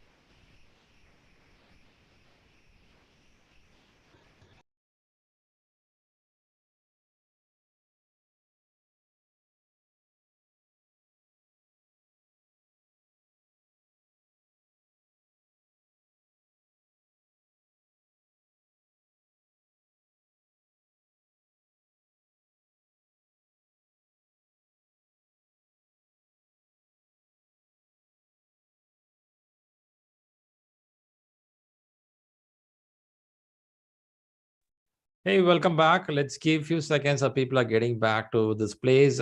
How was the experience of talking to someone new there? Was it useful? Interesting? It was nice. It was nice, interesting. It was nice and good to know people. Oh, that's good to know, right? So you met some new people. You found that some of them to your domain, they may from different domain. Yeah, that's It is good. a big diversity we have. Both. Any interesting conversation in the groups? Any interesting conversation in the groups? Yep. So like in room number 5, whosoever met, all of us are attempting for the first time. All of us are? Attempting PMP for the first time. Oh yeah, I think most of them were first time, I believe. Very rarely people go for second time. Yeah, we did discuss this. Okay. The way you said other person's way. Hey, I'm a second time guy. In room number have one person, second time. Yeah, it can happen very rarely. By the way, one room I was surprised. When I went in, all are pin drop silence. Ahmed, you want to explain that? No, I believe. You know, it was a pitch dark, no camera on, pin drop silence. I thought they completed it. I asked, hello, anyone there? Then Ahmed came in. Yes, I'm here. Did any introduction happen? No, we didn't do anything. It's almost last 40-50 seconds. Then what you guys are doing there? No one spoke, so we are keeping quiet. I said, man, what are you guys doing? God, man. And maybe they are in a different mode. Then Ahmed came forward, said, let me introduce myself. But like this team, the whole team, nice team. There is a coordination at this level of coordination never seen. Everyone keeping quiet. So special session need for leadership. It's an adaptive approach. No, it's an undercover team. Undercover. Anyway, they were not observed what I gave instruction. They would have missed it. That's how I thought. Okay, good. So now, was it a good talk with some people and you found some like-minded people? And also it gives a fresh air for you. There are people like you sitting there who want to get qualified, who want to get the next stages, right? That's a feel you have got. Now, this is a team you're going to work for some more time. I'm sure you didn't meet everyone. Hardly you met 8-9 people in the group. So this group will get shuffled a few more times. When I say shuffled, we may do some workshop. When a workshop happens, again, you will create a group of 10 or 15 people. Randomly it happens. You will join with another few people to do a workshop assignment. So when you implement what you read, chances are your learning skills will go high. It is not only theoretically reading. Let's do some workshop also going forward in the classes. That will help you to learn better. All right. Hope it's good. Fantastic. Now you're free to put your cam off mode. Thanks a lot. You all look good like a Facebook picture. I appreciate it. Thank you.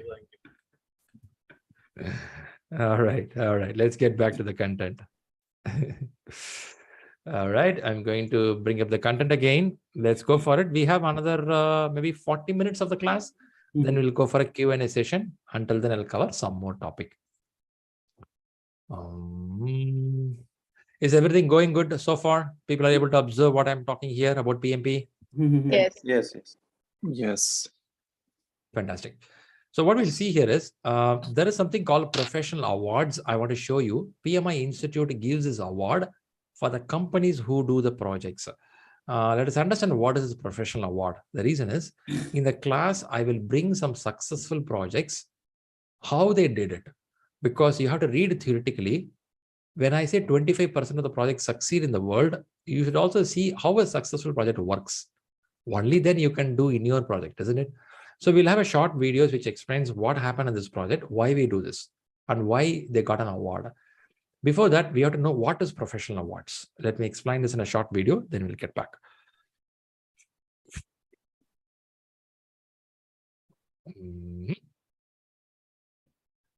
All right. Who are the ones creating the future? Who are the change makers? The superstars making ideas reality? Welcome to the PMI Professional Awards 2022. We're showcasing the project professionals leading the way. The ones who think big, then deliver bigger. The trailblazers and stargazers. The visionaries who inspire us all to aim higher, to work smarter. We're celebrating the individuals with the imagination to see the world as it could be. The PMO's proving we all go further, faster when we travel together. The project teams turning ambitions into outcomes. The 2022 PMI Professional Awards are now open for you to nominate the people, teams, or projects moving us all forward. Be inspired for the challenges ahead as we change our world, one project at a time. Inspiring, isn't it? So will you be more inspired to see a project and how it wins an award? Will it make your mind to think in that direction when you implement a project? Who are the ones? Who are the? Yeah, it should work, isn't it? Yes. So now what we do is I'm going to play a video about a girl or a woman who cleared a PMP, and she talks how she approaches the exam. So far you saw what are the backgrounds, other factors. Let's start approaching towards subject and exam. So let me play this video, quickly watch out. I can hear some background sounds. If you have a mic on, please put it mute. When you need, you can open it. Now please put yourself mute mode. Thanks for that.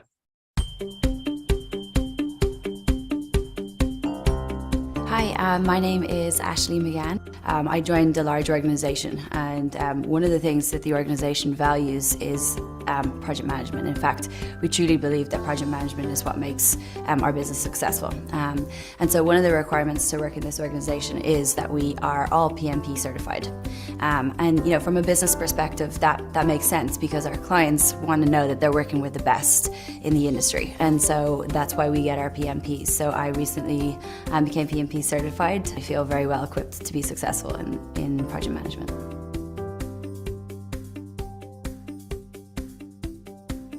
The best piece of advice that I could give to someone studying for the PMP right now is, you know, be determined, and then practice, practice, practice. When I think about maybe what I might have done differently when I was studying for the PMP, I think I underestimated the amount of time it would take. When I realized what it was going to take to actually pass it, I had to kind of re-establish my plan. So it was just kind of rearranging my schedule to make sure that I really had enough time to do the preparation that's required to pass. There's such a helpful community out there. We all want everybody else to pass. So there's a huge support system, so tap into that if you can. I think having the PMP, you know, its impact on my career, I think from a confidence perspective, you know, when you're every day in your job and you're faced with a challenge, you have, you know, that PMP in your back pocket, you've done the work, you know what you're talking about. That confidence is critical when you're facing a challenge in your business, in your daily life. I also think it's really important having a PMP that it does impact your salary directly, and I think the average is an increase of about 16% when you have your PMP. I think that matters to people. You know, we work really, really hard. We typically work very long hours. It's really nice to see that increase in your paycheck. I'm a PMP. Tá mé a PMP.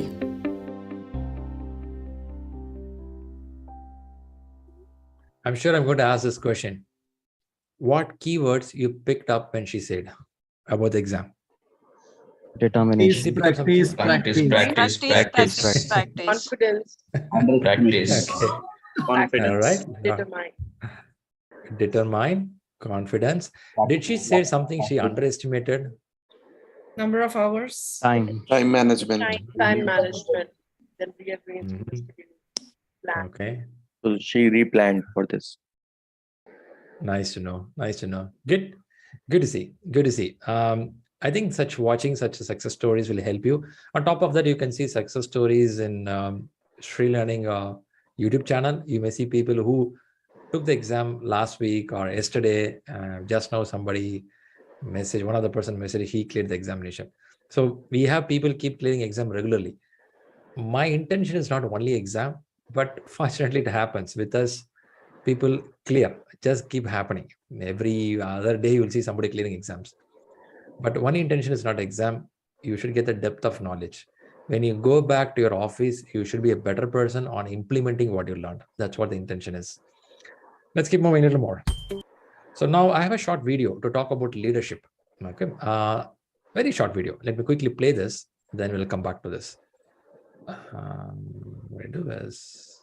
Here we go. Chinnu, पूड़ी खाने के बाद 15 minute चल लेना बेटा नीचे. रात में बेटा. Sorry guys, I have to mute. I have to pull your mic. Okay, we've sometimes forgot it to unmute. Let me start it again.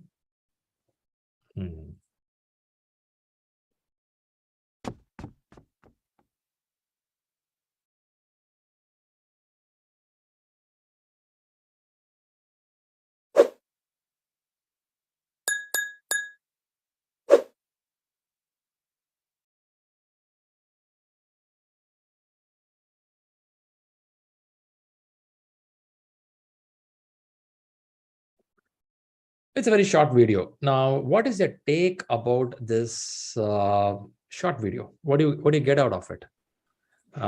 What is your thought about leadership here? Shriram, this is Arun here. Someone who actually helps to get the best out of every team member. Very good. Empowering Very good. people. Empowering people. That's a right way of saying. Okay. Anything more? Our team effort. Teamwork. Work as a team. Teamwork. Takes the path for the very good. team. Good to hear. I'm also getting something in the chat box. Teamwork, help the team, teamwork, collaboration. Very good. Nice to see. Now, it's really interesting to see that teamwork, all the factors. Now, imagine you are the leader, the first person who ran there. Did you observe one thing, that a leader should be a front runner? A leader should be the person take an initiative to kickstart anything for a team. Did you observe that portion of it? Yes. You observed it. Okay. I will play this video one more time. You may see one more interesting factor, which is lagging in many of us, which is putting us down, which is not allowing us to be a better of our side. I'll play this again, if you missed to watch it out. This time again, observe carefully. I'll stop in a place.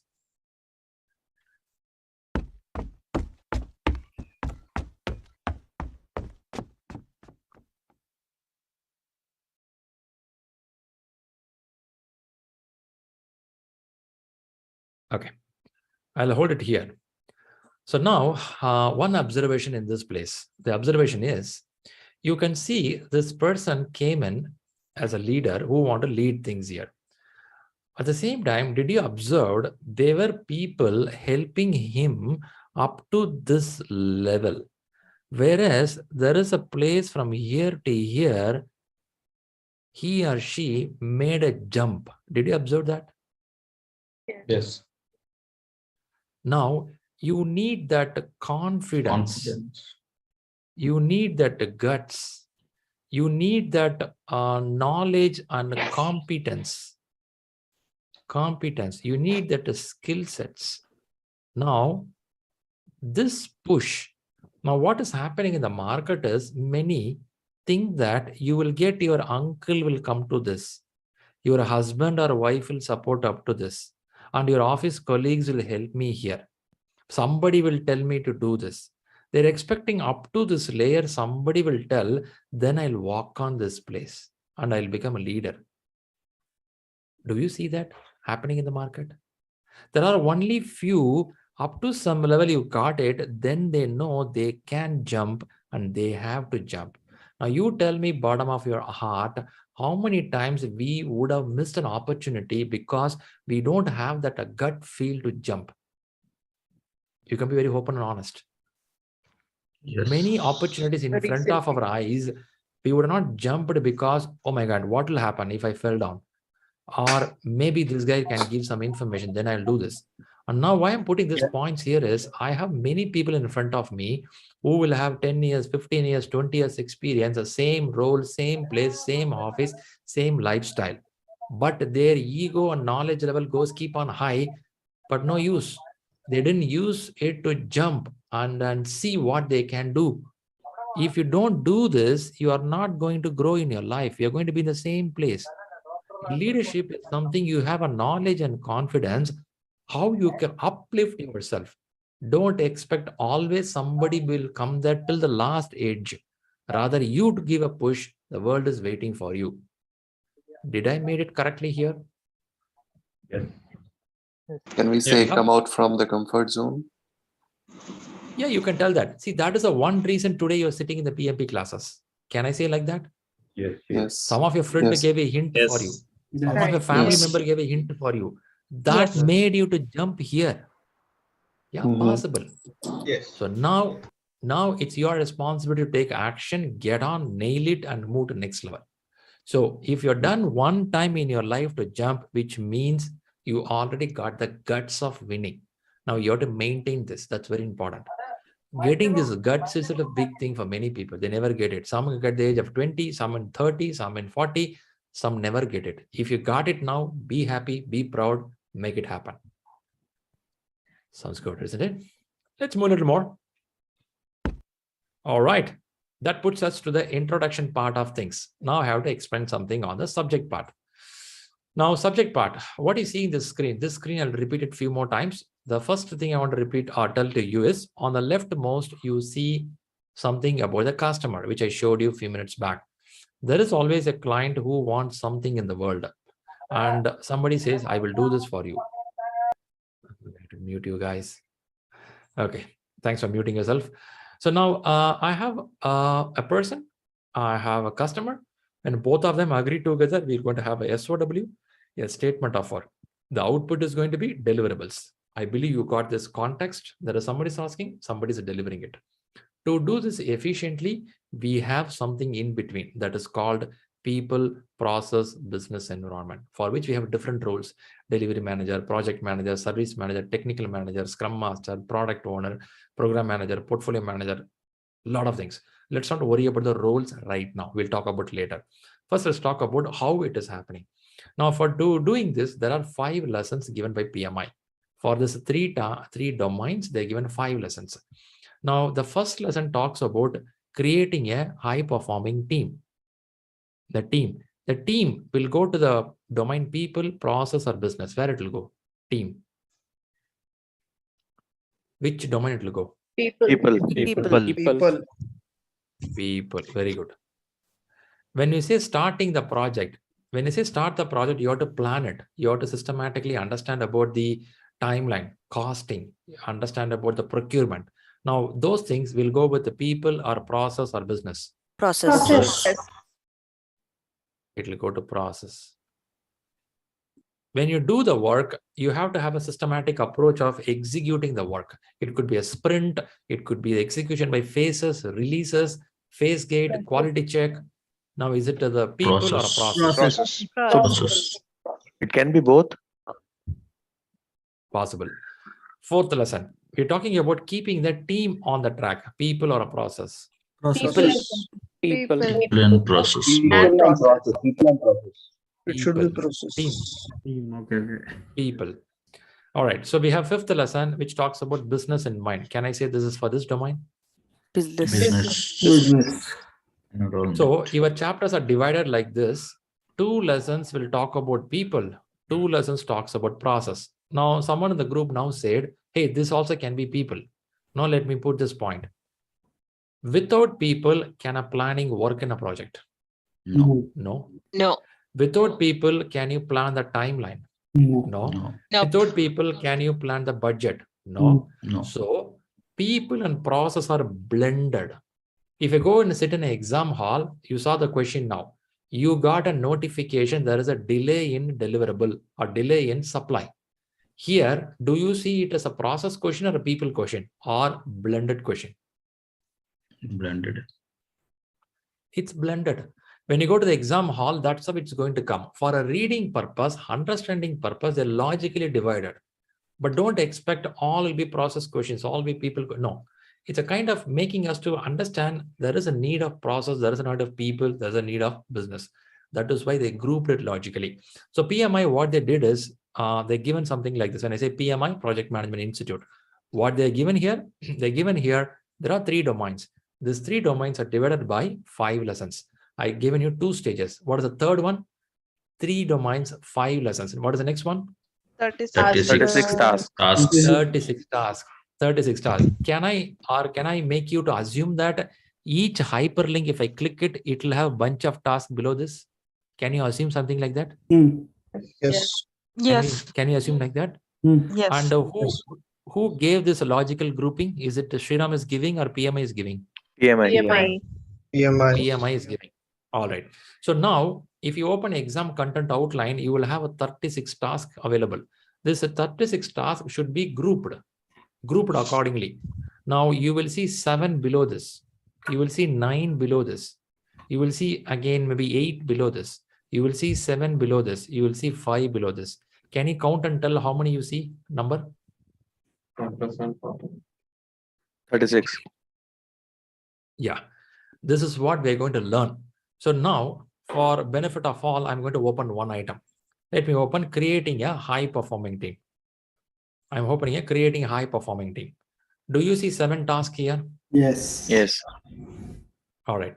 So when you see 7 tasks, if you go to your PDF where we shared you 36 tasks are available for the exam content outline. In this 36, it will be randomly here and there. So now we are going to have 7 items here. If you see this 7 items, it's talking about how to build a good team, how the team will come out of the ground rules, how the team can improve the negotiation skills along with the project manager, how to empower a team, how to train a team, how to handle a virtual team, how to keep a shared proper understanding of a team. Do you think these all a big topic in the books, or these all can be a 1 paragraph items each? What is your Topic. Big topic.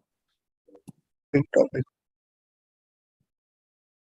Actually, it can be even 1 paragraph of item. Can be either. If somebody going to tell me how to empower a team, 4 lines enough. Empower means give full rights to the team, let them do the job. But what PMI is doing is they're trying to give each one as a lesson. So what I am going to do in a class for you going forward is I will take this one topic and I will explain it what it is. Then I'll take this topic, explain it. Like this, I'll go one by one. Like this, I will talk for 36 tasks in 11 days of time. Are you with me on this so far? Yes. Yes. Yes. Right? This is what we're going to do. Now, how to read, where to read this? This is what we're given you a PDF, which says about day 1, day 2 agenda, what to read. There, if you see the chapters, being first day, too many things, if you put in your brain, you will feel like blah, blah, blah, blah. So what we'll do here is, let's go in a flow, what is happening. And then when you relook at the content, you start getting the idea. I usually recommend people, after the class gets over, don't throw off the video. We are giving this recorded video to you. You can listen the recording one more time. Chances are you may get a few more hints from the discussion. Anyone willing to listen the recording? Some key points here. One more time. Yeah, one more time with you. One time itself a headache, man. If you feel like that, you can ignore it. By the way, we are giving video. We are also giving MP3. When I say MP3, you are driving, you can listen it so that you will get a few more points. Does it sounds good for some of you who drive and listen? Yeah? Awesome. All right. We'll use until this, do you have any questions? I can help you. We have one off-the-topic question. Is that okay? I missed you. Girish, go ahead. Girish, right? Just on the fact of 75% projects are failing. Since PMI is in this progress of so many years, right? Still, the large number of tasks are failing. I mean, projects are failing. Why is that being done? Is it lack of PMI experts, or Super is question. it something really? I just love your question. What question here is PMI is all over in 200 countries. We are talking PMI, PMP for a long time. Still, why we are failing? That's a question, right? Yes. Perfect. Night question. See, the point here is, even though we talk about all this thing, end of day, who has to implement it? People. Now, the people in this room, I will tell you, if I have 90, 100 people, 10 people will already decided what I read in the book is different, what I do in real is different. Have you heard some people tell, Shriram, practically these all will work? Have you heard this kind of dialogues? Yes. Yes. Often. Yes. Yeah. I have bunch of people, anything you tell in this world, practically, physically, these are the people don't wear the seat belt when they're driving in the road when the government says wear it. These are the people don't wear the helmet when they drive the two-wheelers. These are the people that tell that nothing works without following the process. Now, you're telling this all is there, still why it's failing? End of the day, these people has to believe it. If you don't believe it, you yourself degrade what it is, then how it will work? It's all about people implementation. That is why we keep talking about again and again and again. Still, it is failure happening. So if we have to implement something really good, people have to trust it, believe it, then it will work. If they don't believe it, it won't work. So the whole system is working, but in some places, people yet to believe it, trust it. At the same time, lot of factors we call as EEF and OPA. You will talk in the classes later. It's called enterprise environmental factors, organizational process assets.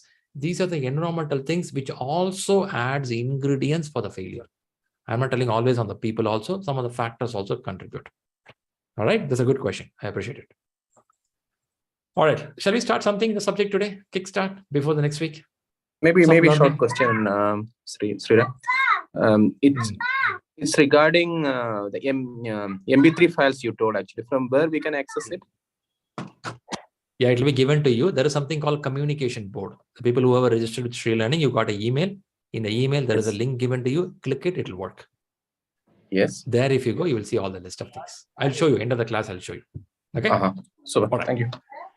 Sridham, I have a question, but this is not related to the content you are actually speaking about. So, shall I go ahead and ask that question? Or yeah, without you asking, how do I know what question? No. So maybe if you have 10 minutes later, then I can have, I can ask the question in the Q&A session, or I can wait for some time. If you want okay, keep it for Q&A. We'll talk about it. Sure. Okay, thanks for that. All right, let's get inside. I'm going to start with a lesson 1. Today looks a very auspicious day, so we'll start. Shriram, auspicious day. Whenever you start, that's called auspicious day. So creating a high-performing team, we'll start with the builder team. Every task when I come in, I'll have a yellow screen like this, which says a domain, 42%, builder team. I would have given some chapters on the left side. Either you can see this, or I have given you a PDF which talks about which day, what classes, and what subject it is. So you can read from there also. So let me go a little more deep. First thing, I have shown you some of the projects have won the award. Can you just go back to the previous slide? Okay. What is KA? Knowledge area. What is Rita? It's the author name. Person name. the book we have to refer. Okay. Okay. Good question. K is a knowledge area. We saw around 10 knowledge areas in the classes. Okay, let's move on. Okay. There is a project. I showed a video which says about award-winning project. I gave you a clue about 6 constraints in the project. Do you remember the 6 constraints now? Do anyone remember the 6 constraints? Yes. Scope, schedule, budget, schedule, Risk, risk, quality. Scope, schedule, budget, risk management, quality, resources. Fantastic. Good repetition of information. Very nice. Now what I'm going to do is I'm going to play a video. This video shows a project successfully completed. Now I want you to observe this as a common man, also observe as a project manager, keeping in mind these constraints. After this video, let me listen from you what you observed. Right, let's do this. Please keep yourself mute mode. Let's go and play the video.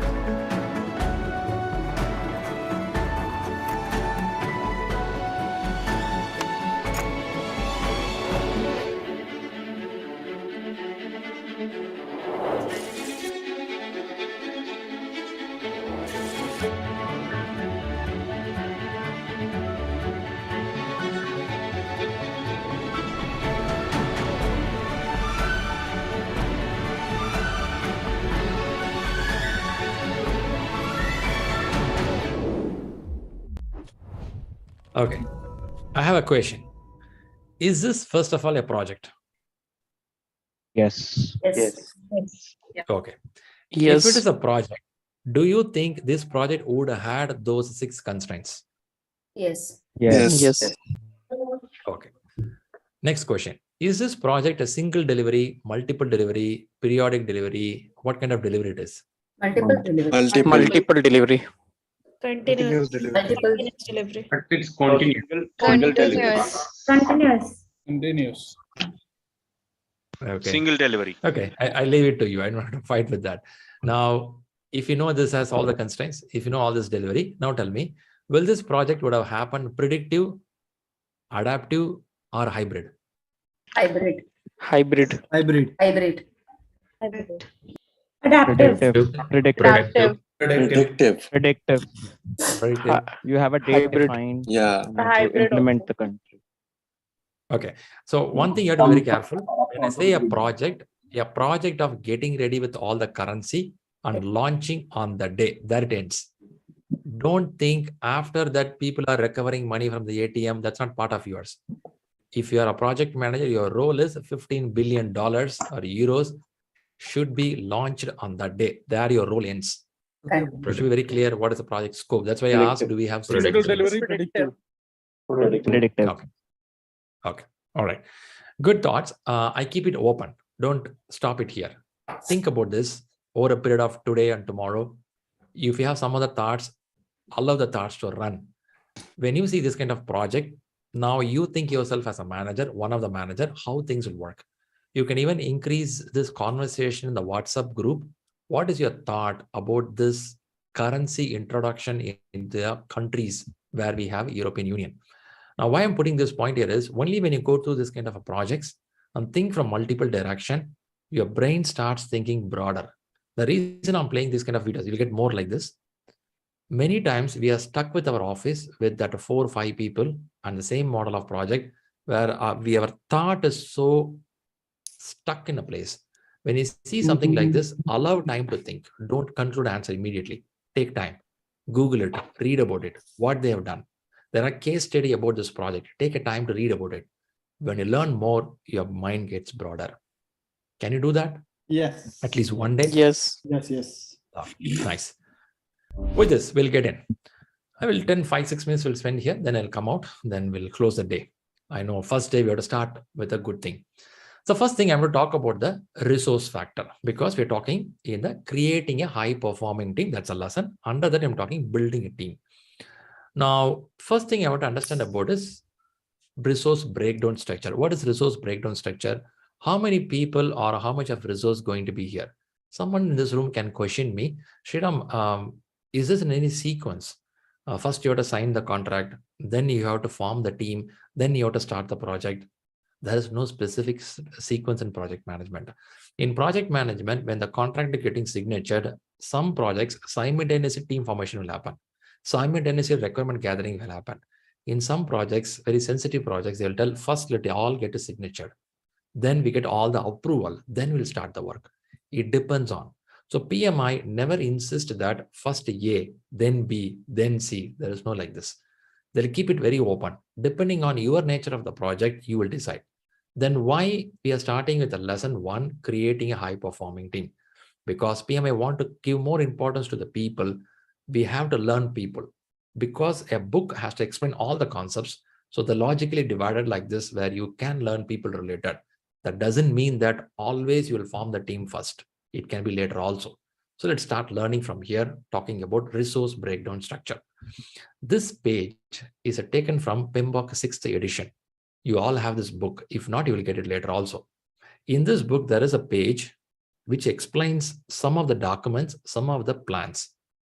These all documents and plans are followed in a well-predicted massive projects. If some projects are adaptive nature, they may not have all these documents. So PMI kept it open enough, telling that these are documents we follow. It's up to us to decide which one to pick it up. It's like a buffet. Nothing mandatory here. With this, we'll start with the resource breakdown structure. The moment I say the word resource, I gave you 3 things. What all things comes under resource, if you remember it? People, material, equipment. People, material, equipment. Okay. Can we say project team can be one of that? And we can tell people, material, and equipment. In people, we have some levels of people. Material could be some quality, multiple grade, all factors are here. Now, all these three are very important to make a project to move forward. If you go to infrastructure or a construction project, the material equipment is highly in demand than other factors. If someone here with me in the class who are coming from the construction or infrastructure, you will agree with me. Yes, material is the key. If this is not reaching on time to the place where the work is happening, my project may derail. It's very sensitive.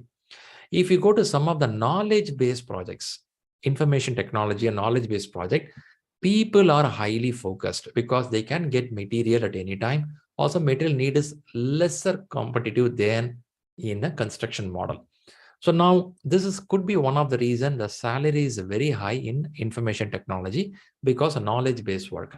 Here it could be material-based work. Let's talk more about this later point. But for now, you being a project manager, you have to be a knowledgeable person. How much of resource needed in a project? How do you know that? Only when you know the requirement clearly, chances are you can decide how much is needed. Some of the work as you move forward, it's called progressive elaboration. As you get closer, you get more detail. Then you collect more information about what resource you need. Now, people, material, equipment are handled on a gradual basis in some projects. In some projects, we kickstart with all the information, then when we will start the work.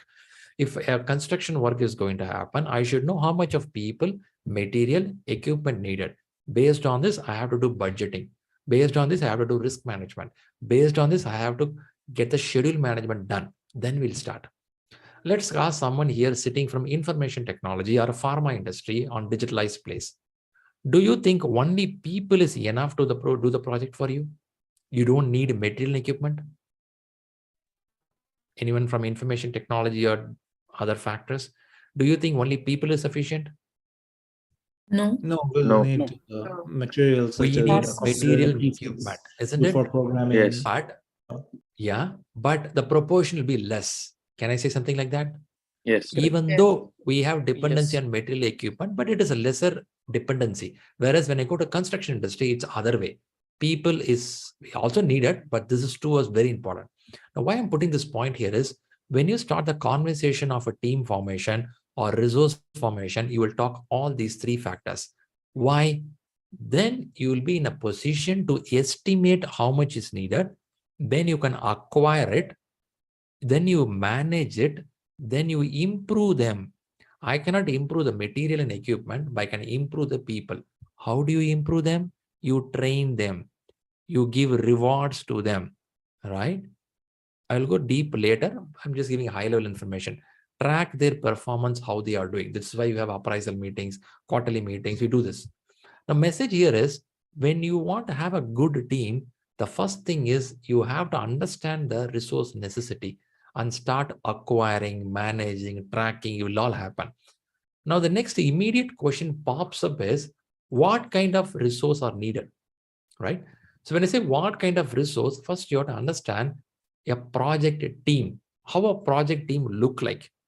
A project team is a set of individuals who support the project manager, right, in performing the work, what need to be done. What is the role of the project team here?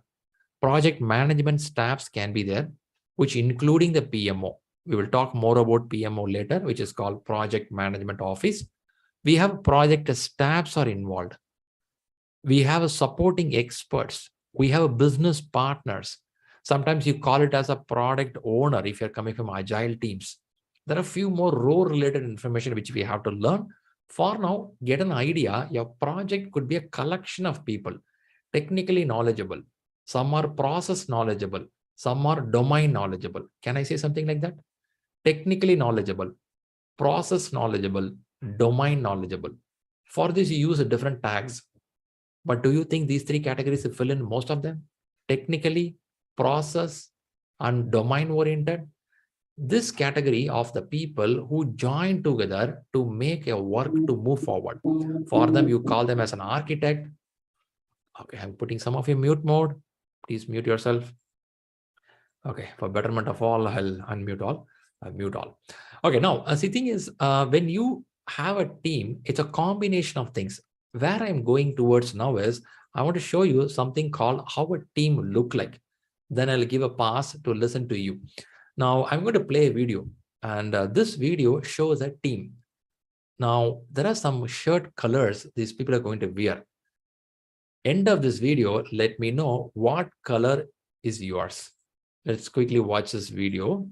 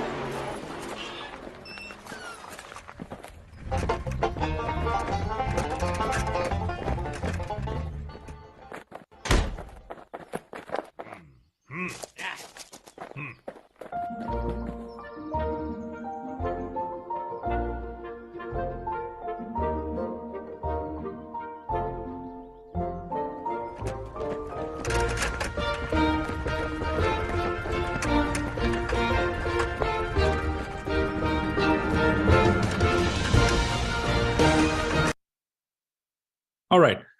I'll stop here with the short video now. Do any one of you felt you realized this kind of thing in somewhere in your corporate? Have you seen something like this? At the same time, I have a question. What is your shirt color here? How many of you thought you are that violet or blue color shirt guy? Huh? Did you? Most of you thought yourself a purple and blue. We have to play this video with your friends and office colleagues. They will also tell the same color. Is it possible? All right. I don't want to go deep here, but I want to just give a clue that we're going to learn more about people management. And this is a good start here, telling about people are of different shapes and different ways of working. So it goes with the responsibility of who is going to organize the things, a project manager, or an agile coach, or a scrum master, a process-oriented person, who is going to help this team to organize, to come in a right flow. That's our intention of doing things. We will learn more. So the first thing which we started today here is how to create a high-performing team. In this, we just saw a hint of what is team sizes. We learn more about the roles, what a team will do, and how team works effectively. With this, what we've done here is the last 4 hours. Do you know 4 hours have crossed already? You felt 4 hours then? Oh, man. Okay, 4 hours have gone so far. So what we've done in the 4 hours is we have spent time to understand what is PMP, what book to read, what is the study plan, and what does the exam look like. You even saw a model of a question. How does a question look like? And we get into a model which talks about predictive, adaptive, we learned a few constraints, few knowledge areas. How many constraints you learned today? How many constraints you learned? Six. 6 constraints you learned. How many knowledge areas are there in project management? 10. 10 knowledge areas are there in project management. We learned it. We saw something called predictive, adaptive, and some factors. And then we learned there are 3 domains and we have 5 lessons under which you have 36 tasks. Now, what we did is we picked up one task called a build a team, in which we saw only a couple of slides.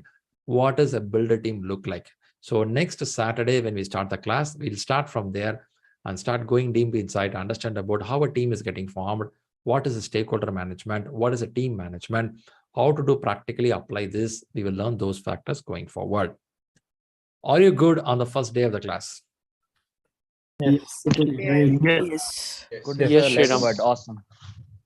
Okay, nice. Nice to know. Let's see each other for a few seconds.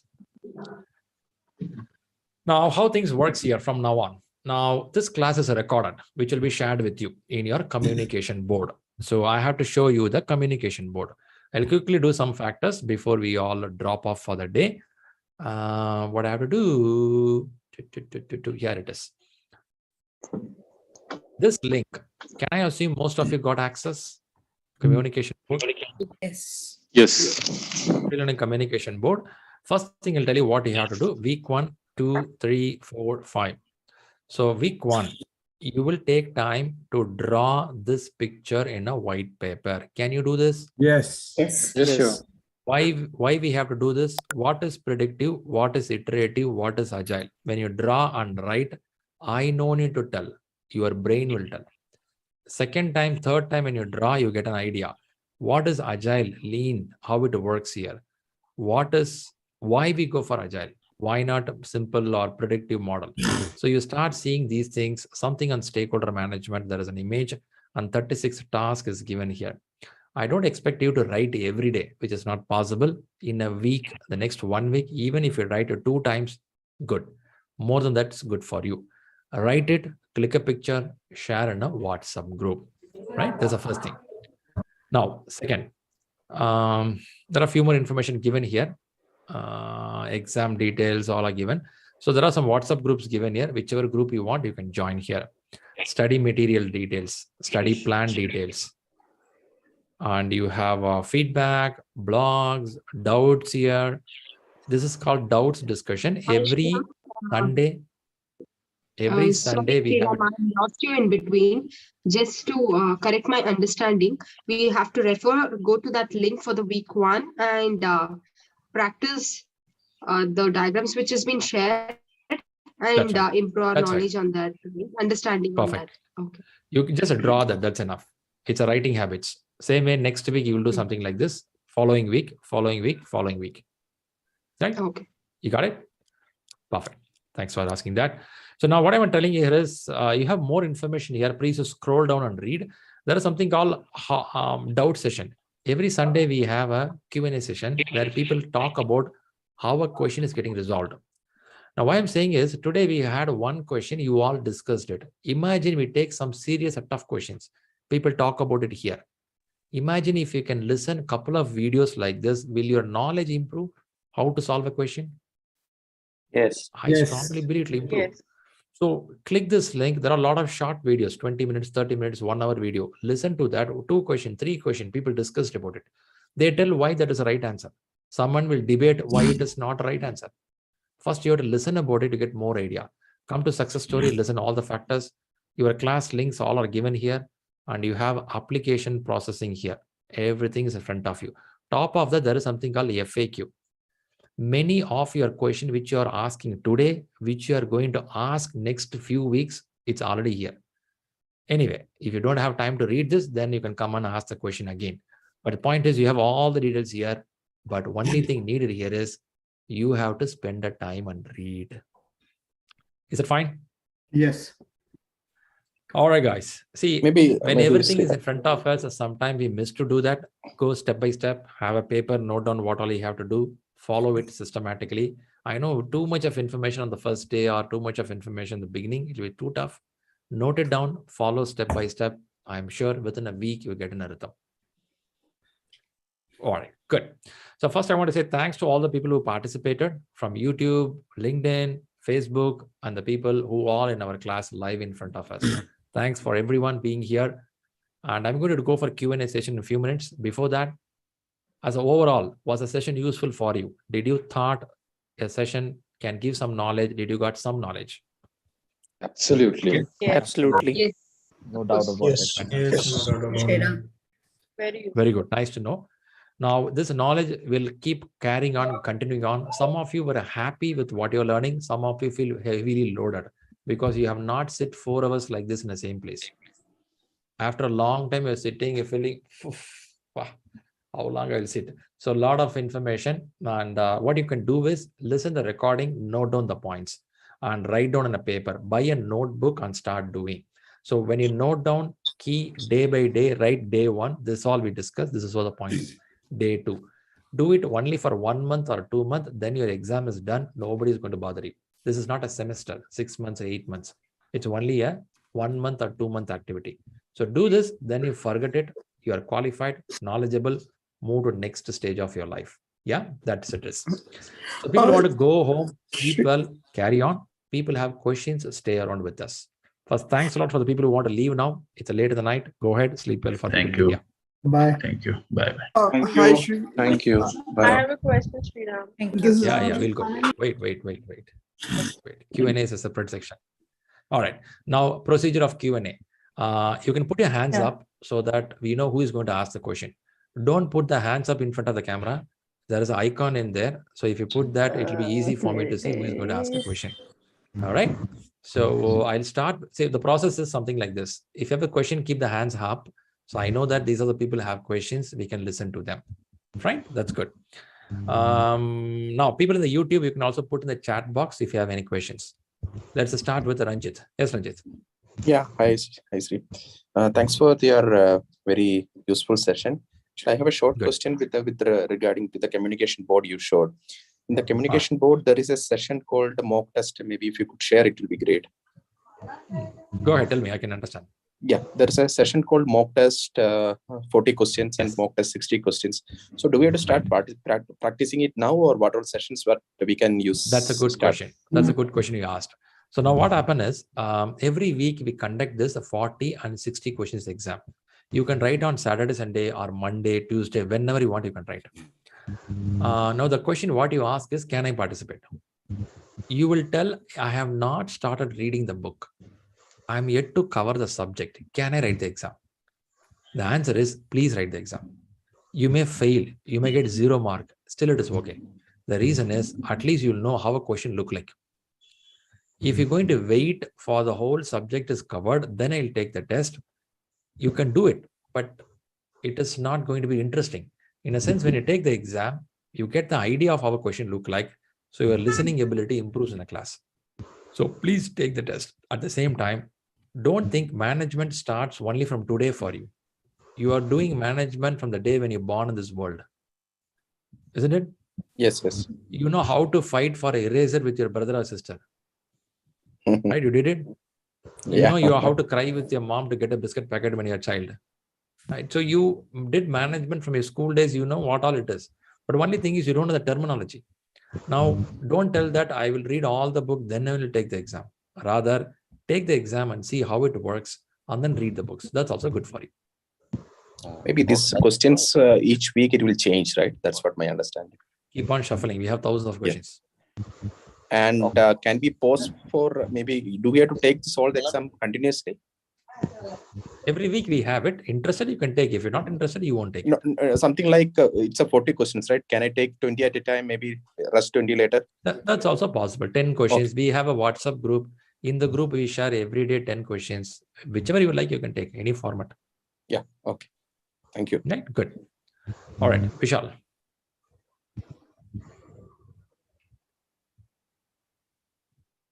Hello, can you hear me? Yes, Vishal. Yeah, hi. Thank you for the session. I just wanted to know the books which you suggested: PMBOK 6, 7, Rita, 10th edition, and Agile Practice Guide. So where can we find the ebooks for all of these? You should check out the mail, follow up with the Rahul, you'll get the details. Okay. Yeah, your mail would have been shared with you. Please check the email. If not, just ping Rahul, he'll help you on this, where to get it. Okay, sure. Perfect. Good. Omar. Hi. Thanks for the session, Shri. So a quick couple of questions. Number the first being, regarding the studying of the book, right? Should we start studying? I mean, how much of a time should we commit in a weekly, given our full work time? Good. That's good. That's as a suggestion I would like to know. Good question. This goes very individual. If a person is tightly packed with office work, reading 20 minutes is a big thing in the first 1 week. Beyond 20 minutes is so tough. You cannot sit more than 20 minutes. It will be so deviating. That too, after so many years, if you are reading. Are you reading after so many years? Yes, 15 years. Yeah. Very good. 10 years, right? Now, when you open the book, what will happen is on the third street, some dog is barking. You want to see which dog is barking. Yeah. Okay. When you first start reading after so many years, that is a time your listening skill improves. Someone somewhere is talking, you keep on hearing that. Because your brain is not on the book. Your brain will be so attentive on a crow, dog barking, somebody opening the gate. You try to distract more. So it will take some time for you to come to the studying mode. So first read 20 minutes per day, continue for some time. Once you get the rhythm that you can sit 20 minutes every day, improve that to 45 minutes. Then improve to 1.5 hours and 2 hours. It will slowly have to improve. Don't over jump and get into trouble. So go slow, right? The momentum will come in 1 week of time. So start with 20. If someone is having free time, someone is in notice period. So now you can hit your book 4 hours, 5 hours. It's up to your timeline availability. Okay. Okay. And the second question is, would you help us interpreting the study plan once we have it ready? Yes, we'll do. Next week we'll do. Not urgent now. First, settle with all the content, books and stuff. Then we'll go to study plan. Sure. Thank you so much. Perfect. Nice. Yes, Shivali. Yeah. So my concern is Agile. I don't have any idea what is Agile and how is it going to impact my overall performance or my score, or will I able to cope up everything with time? Of course. See, Agile is not only new to you. In this class, you'll tell more than 70-80% don't have knowledge on Agile. Even the people who know Agile, they don't know properly. Is it? That's a problem. So many people don't know this really well. So, but Agile is the most easiest thing to learn. Really, believe me, most easiest. Now, today is what's the date? September 11, you're telling, you don't know, right? Let's see on October 1st week what you are telling. End of the class, you will tell, Agile looks easy, easy to learn. So now, don't worry right now. Please observe the class. If you really want to get the hold of Agile, there is a book called Agile Practice Guide given to you. Right.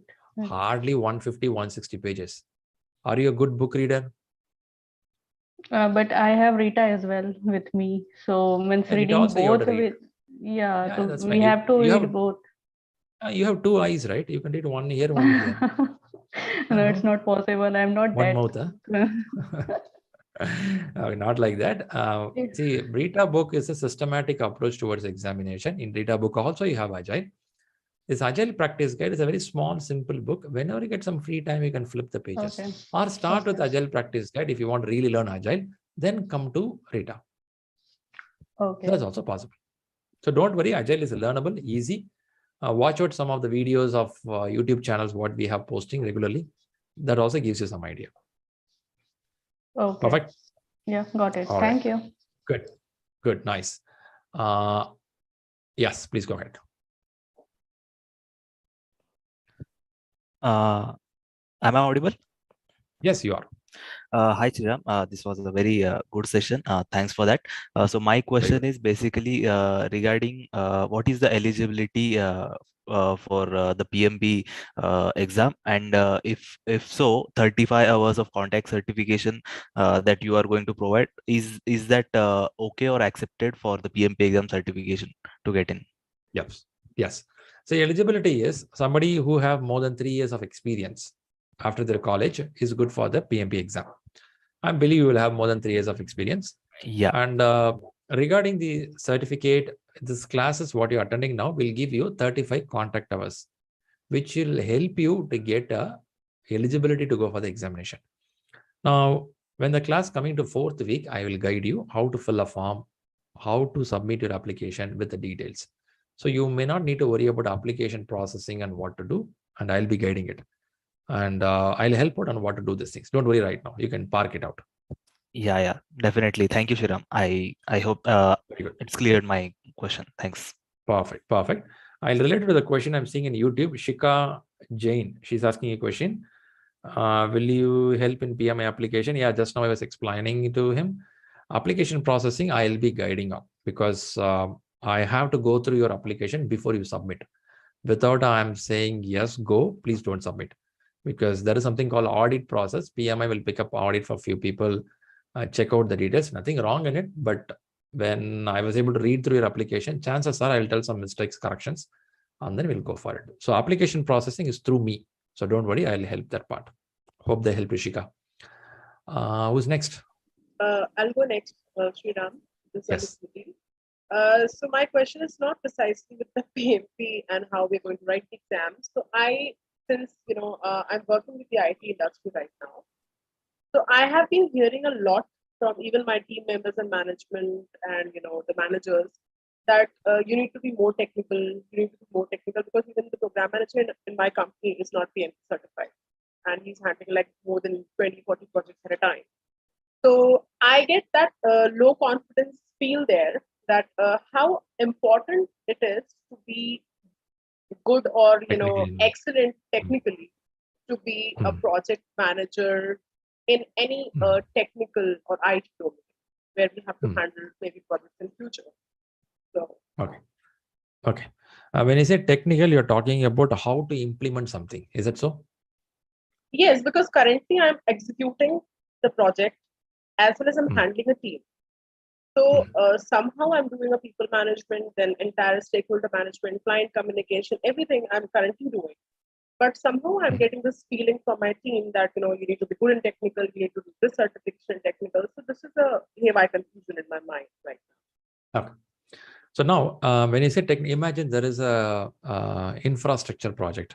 For an infrastructure project, I should technically know what all components, spare parts and materials or raw materials are needed to make a work to happen. And I should be aware of how to put things together. I should be aware of how something will fail, how something will work. That knowledge I should have.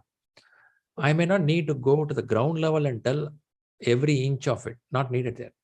In information technology, this is one thing. There is something called programming. There is something called cloud migration. If you know how does it work, how technically it is working, you're fine. Because when a team is asking something, you will be able to suggest something. With your experience, you will be able to suggest something on a technical knowledge. You may not need to be hands-on, not needed actually. Let's take a music orchestra. A music orchestra is happening. There is a person called conductor in the center who does factor. Now, this person should know what is a drum. From a drum, what kind of music will come. For this guy no need to be super good in drum playing. I may have a specialist in the market who plays a drum really well. I can make him to play, her to play, but I should know what music should come out of it. That's where your skill is. For that reason, I will not go for 6 months to learn how a drum will work. When I complete the drum, somebody will tell I have a violin.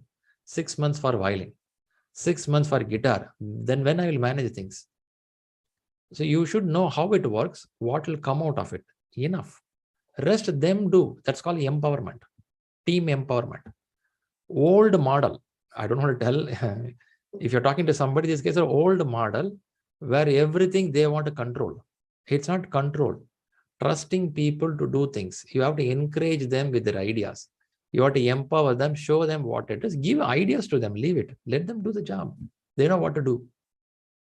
Okay. So for, as you explained, so we need to have some hands-on experience the previous years. Of course, you should just know. to, Little bit you should know how it works. Exactly.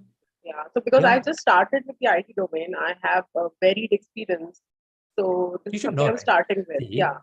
If somebody is playing a drum and you don't know that's called drum, you say it's a violin. It's a mistake. Yeah. So currently it is equally important for me to be inclined to you should know. You should learn what it is. Right. Then only you can give suggestions in some days Exactly, because if we have not worked in any cloud infrastructure, have not migrated any cloud architecture or something, then I cannot suggest anything to them. So But for that, if it's cloud migration, you should know how a cloud platform works. There it stops. You should not open a computer, sit a keyboard, how to create the instance of the cloud. Amazon cloud right. account creation. In Yes. account creation, I want 150 terabytes of site. Yes, How a cloud obviously. platform works. Yes. That's it. Right. Many people do the mistake. They'll go for a certification cloud platform. Who want you? Yeah, You want because to know that how is it even works. not possible to learn each and every technology which is in market. Every Okay. now and then, every kind of project can come in. So Okay. right. See, Sundar Pichai is the CEO of Alphabet. Does he doing all the certificate in Google? No. You have to have a strategic knowledge. You should know how it works. There it stops. Make others to do the work. Ask questions. For that, read. Take a laptop and sit at a half an hour. You learn a lot of cloud platform. That's enough. Right. That's it. Okay, thank you so much, Sridham. And and I want to say one thing, that this is one session after years where I really cannot believe Slept that well, 4 hours, 4 hours passed so smoothly and we really enjoyed interacting. So thank you so much for that. And I hope this continues in the coming session. Nice. Thanks for the positive words. I appreciate Thank it. you. Yeah. All right. Fantastic. Let's go to Shiva. Hi Shriram, thank you for the session. My question is about the training agenda. So actually, you also referring other books like PMBOK that also to be referred for some of the tasks, and you are saying like for exam point of view, we can go with the Rita and Agile practice guide. So is that not mandatory that other tasks? It's not mandatory for an exam point of view, or like, is it sufficient to go with the Rita book? I heard two words from you. Task is not mandatory. Why that sentence came in? Like in this 36 task, right? Some of the tasks that you have mentioned that it is from other books like PMBOK 6th and 7th edition. I think Rita and the Agile practice guide comes into only some of the topics. Now I got it. Some of the task does not have a good coverage in these books. Even though you read, you will have it. You will go through that. But sometimes you feel, can I read little more about this in another place? So you will go to other books also. So I'm giving primarily these two books are sufficient to clear the exam. It has the content, but sometimes reading another book will give little added knowledge. That's why I've given it. Okay. Thank you. Thank you very much. Yeah. Okay. Fantastic. Archana.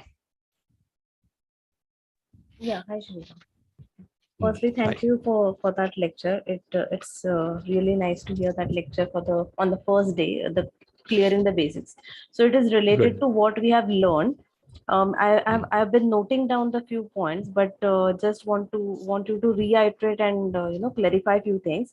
So we spoke about 36 tasks over here. Okay, I was just going back to that PDF, and I just saw that under people there are 14, process has 17, business has 4. So I think this is 35. What I'm missing at? One is missing, yeah. Yeah, so what am I missing, or it's like mathematics? Yeah. Usually people get this after 4th week. You got it little early. When PMI published this exam content outline, they gave only 35. And on January 2021, they gave content for instructors, trainers. There they added one more extra task. That is the last task they added in the 5th lesson. They call us continuous improvement. There's a continuous improvement task was not in the list. They missed to add. I don't know why they missed it. When the lessons came in, they added one more. So in the class, I'll be covering 36 for you. Right. One now bonus. Got it. Yeah. And one more thing. So I've noted down about the knowledge areas, about 10 knowledge areas. You were talking about 6 constraints. Can you just reiterate those? I got confused maybe. Let me listen what you have written, 6 constraints. Let me correct it. So I have written 10 knowledge areas. Are the 6 constraints different from the knowledge areas, or they are a part of knowledge? Same. Yeah, part of it. Superset, subset. Knowledge 10 is a superset. In this, a subset are 6 items. Okay, so Can you put a tick mark? You can put tick mark under scope. Scope, yes. Scope, schedule, budget, cost, risk, resource, quality, risk and and quality. resources. Yeah, 6 items. So these are the 6 constraints, and together it's known as knowledge areas. Yes, it is also called knowledge areas, but it is 6 constraints in the project which you have to watch out. Got it. Thank you so much. Fantastic. Masood. Yeah, hi. I would like to ask regarding the exams. You've said after completing the class, like if we see 5 weeks is our class, and after that 4 weeks we have to add to attempt the exam. So this schedule, how many hours we have to study to match up this schedule, which generally you have mentioned? I was explaining someone about a study. Number Were of you able hours to you have to observe put that? in. Did you observe something? I was Yeah, talking yes. to one person. 20 minutes. Right, you got it. Yeah. 20 minutes, 1.5 2 hours. It's the same. Exactly. Yeah, I can tell you, start reading 3 hours from today, which definitely will not happen. So you have to start reading 20 minutes at least for next 1 week. Then you have to see how much you are reading.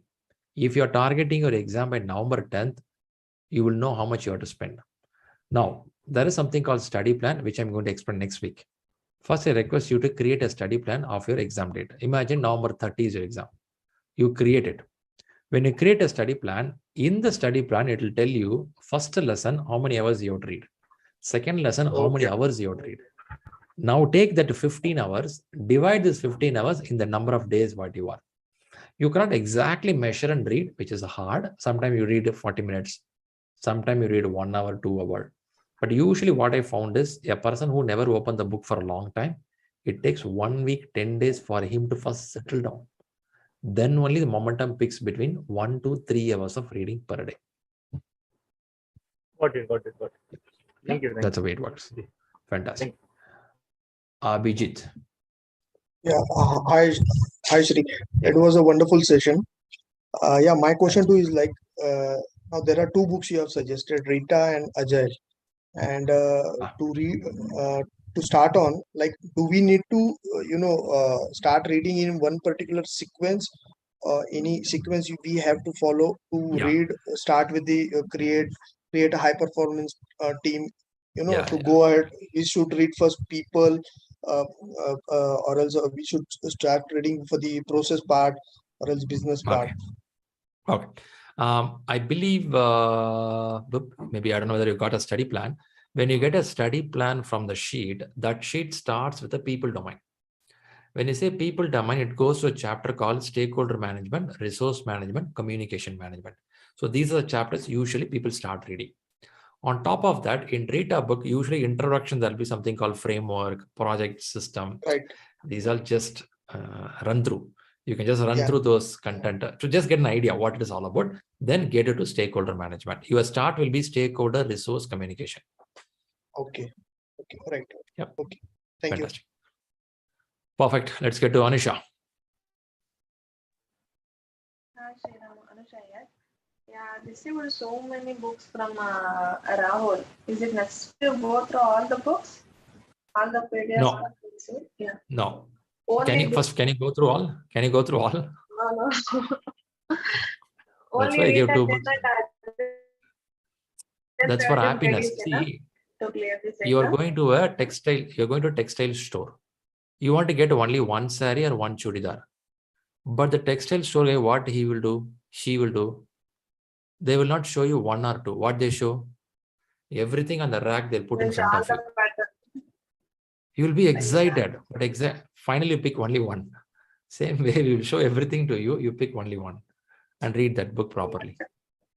And also that there are 2 Rita books. One is Rita 10th edition and one is Rita searchable format. What is the difference between these 2? Yeah, one will be good quality, one will be poor quality. Simple. Open and see that what is inside there. There are 5 pages difference between those 2 books. Yeah, so you have the answer with you, right? Go ahead and use it, which is good for you. Okay. All right, good wishes. Thanks, Anusha, for that. Let's go to Badmini. Yeah, hi. Thanks for the live and interactive session. So I am basically from a pharma-based industry. So, I have tried implementing Agile in my team, but I faced a difficulty, wherein we had only the project lifetime between 30 to 60 days, maximum of 90 days actually. So, when we implemented Agile actually. So how do you suggest, I mean, is there any suggestions for implementing Agile or Scrum within the project? Have you seen this, have you heard these kind of questions earlier? I'm sorry, I missed that part. Which kind of question you saying? Like, whether we will be able to implement Agile or Scrum for, a project which is just 45 or 60 days maximum? You can do, right? See, it's not about a number of days. It's all about what kind of delivery model you want to give to them. If your delivery model is going to be a single delivery or a well-planned one, you go for a well-predicted model. If not, you can use an adaptive. 45 days doesn't matter. You can do it. Yeah, so basically it's so basically it's a single delivery where we have our study like with a set of pages and the validations within that. So that's the basic thing that we do. But generally the sprints will take a minimum of 2 weeks. That's what I've seen in Agile. So I've been trained in Agile, but I have not implemented it. So I had this doubt. Yeah, you're right. There are projects which can go 1 week iteration also. Okay. Only 5 days. Monday to Friday. Imagine you are telling 45 days. 45 days, I assume as a 45 working days. Can I take like that? Correct. When I say 45 working days, a month will have 21 days. So your project is 2.2 months, 1 week. If I put an iteration, I will get 9 iterations for your project. Okay. Every week is 1 iteration. So we can do that, but don't force fit it. If it's worked for you, take it up. Okay, sure. But Agile will work. Agile works for smaller projects also very well. Okay, thank you. And I had one more question. So my husband is basically based out of media industry. So he works for a news channel.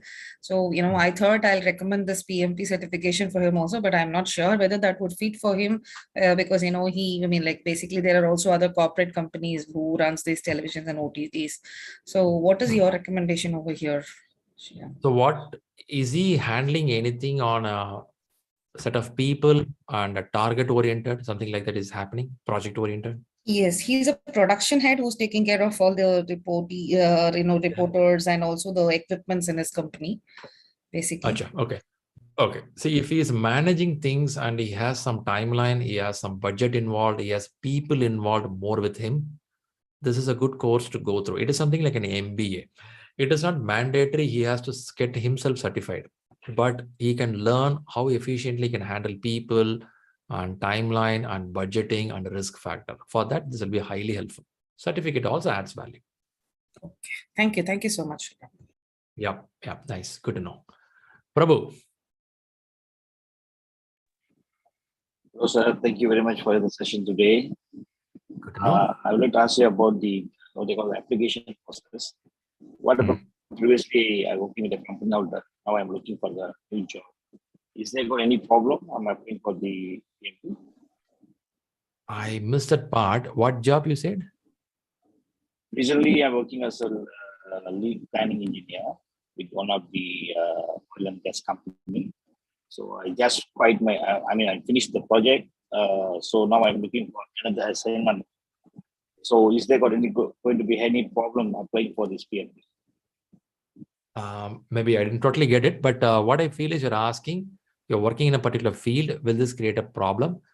I wonder why it should create a problem until you don't have any gap or more than a gap. The last 8 years, if you have spent time of at least 36 months in project team or leading something in the project, you are eligible. It should not be a problem. Hope I answered you. Okay, sir. Understood. Thank you. Okay. Well, somewhere in between the voice was not really clear, but I can hear that you have some worry about will I be eligible. I know that people who crossed a few years of experience, everyone is eligible. Nothing to worry. Still, your question is not satisfied. Message me. I'm in the WhatsApp in the group as well. I'll try to connect you better. Okay, sir. Thank you, sir. Perfect. Good. Do we answer everyone? Do they have somebody in YouTube? I assume people in the YouTube also get some answers. Okay, nice. Any more questions? I can help people here. Fantastic. All right. First, thanks a lot for everyone for participating in this session. I assume you got some more data. At the same time, it's pretty late in India, which people want to wind up and go and sleep, Monday morning office work. But the first day started really well with the content, questions, and lot of information. So now go back, get to your office Monday or Tuesday. Wednesday, open up this recording, look again, start reading. Again, when you come for a Saturday, we will kickstart the process. Now, many of you will have a question, what I have to read before I come to the classes. I have given you an agenda of the class, go through that and then see which one you can read, but don't force anything. Go slow and steady, we'll pick it up. Management and leadership will not happen on the one day. It takes its time. So allow some time for yourself to digest, then we'll pick it up. Good wishes for all. Thanks for being here. Thanks for the people in the Zoom. Thanks for the people in the YouTube, LinkedIn, Facebook, Instagram, all. Have a great time. See you all soon. Bye-bye. Bye. Bye.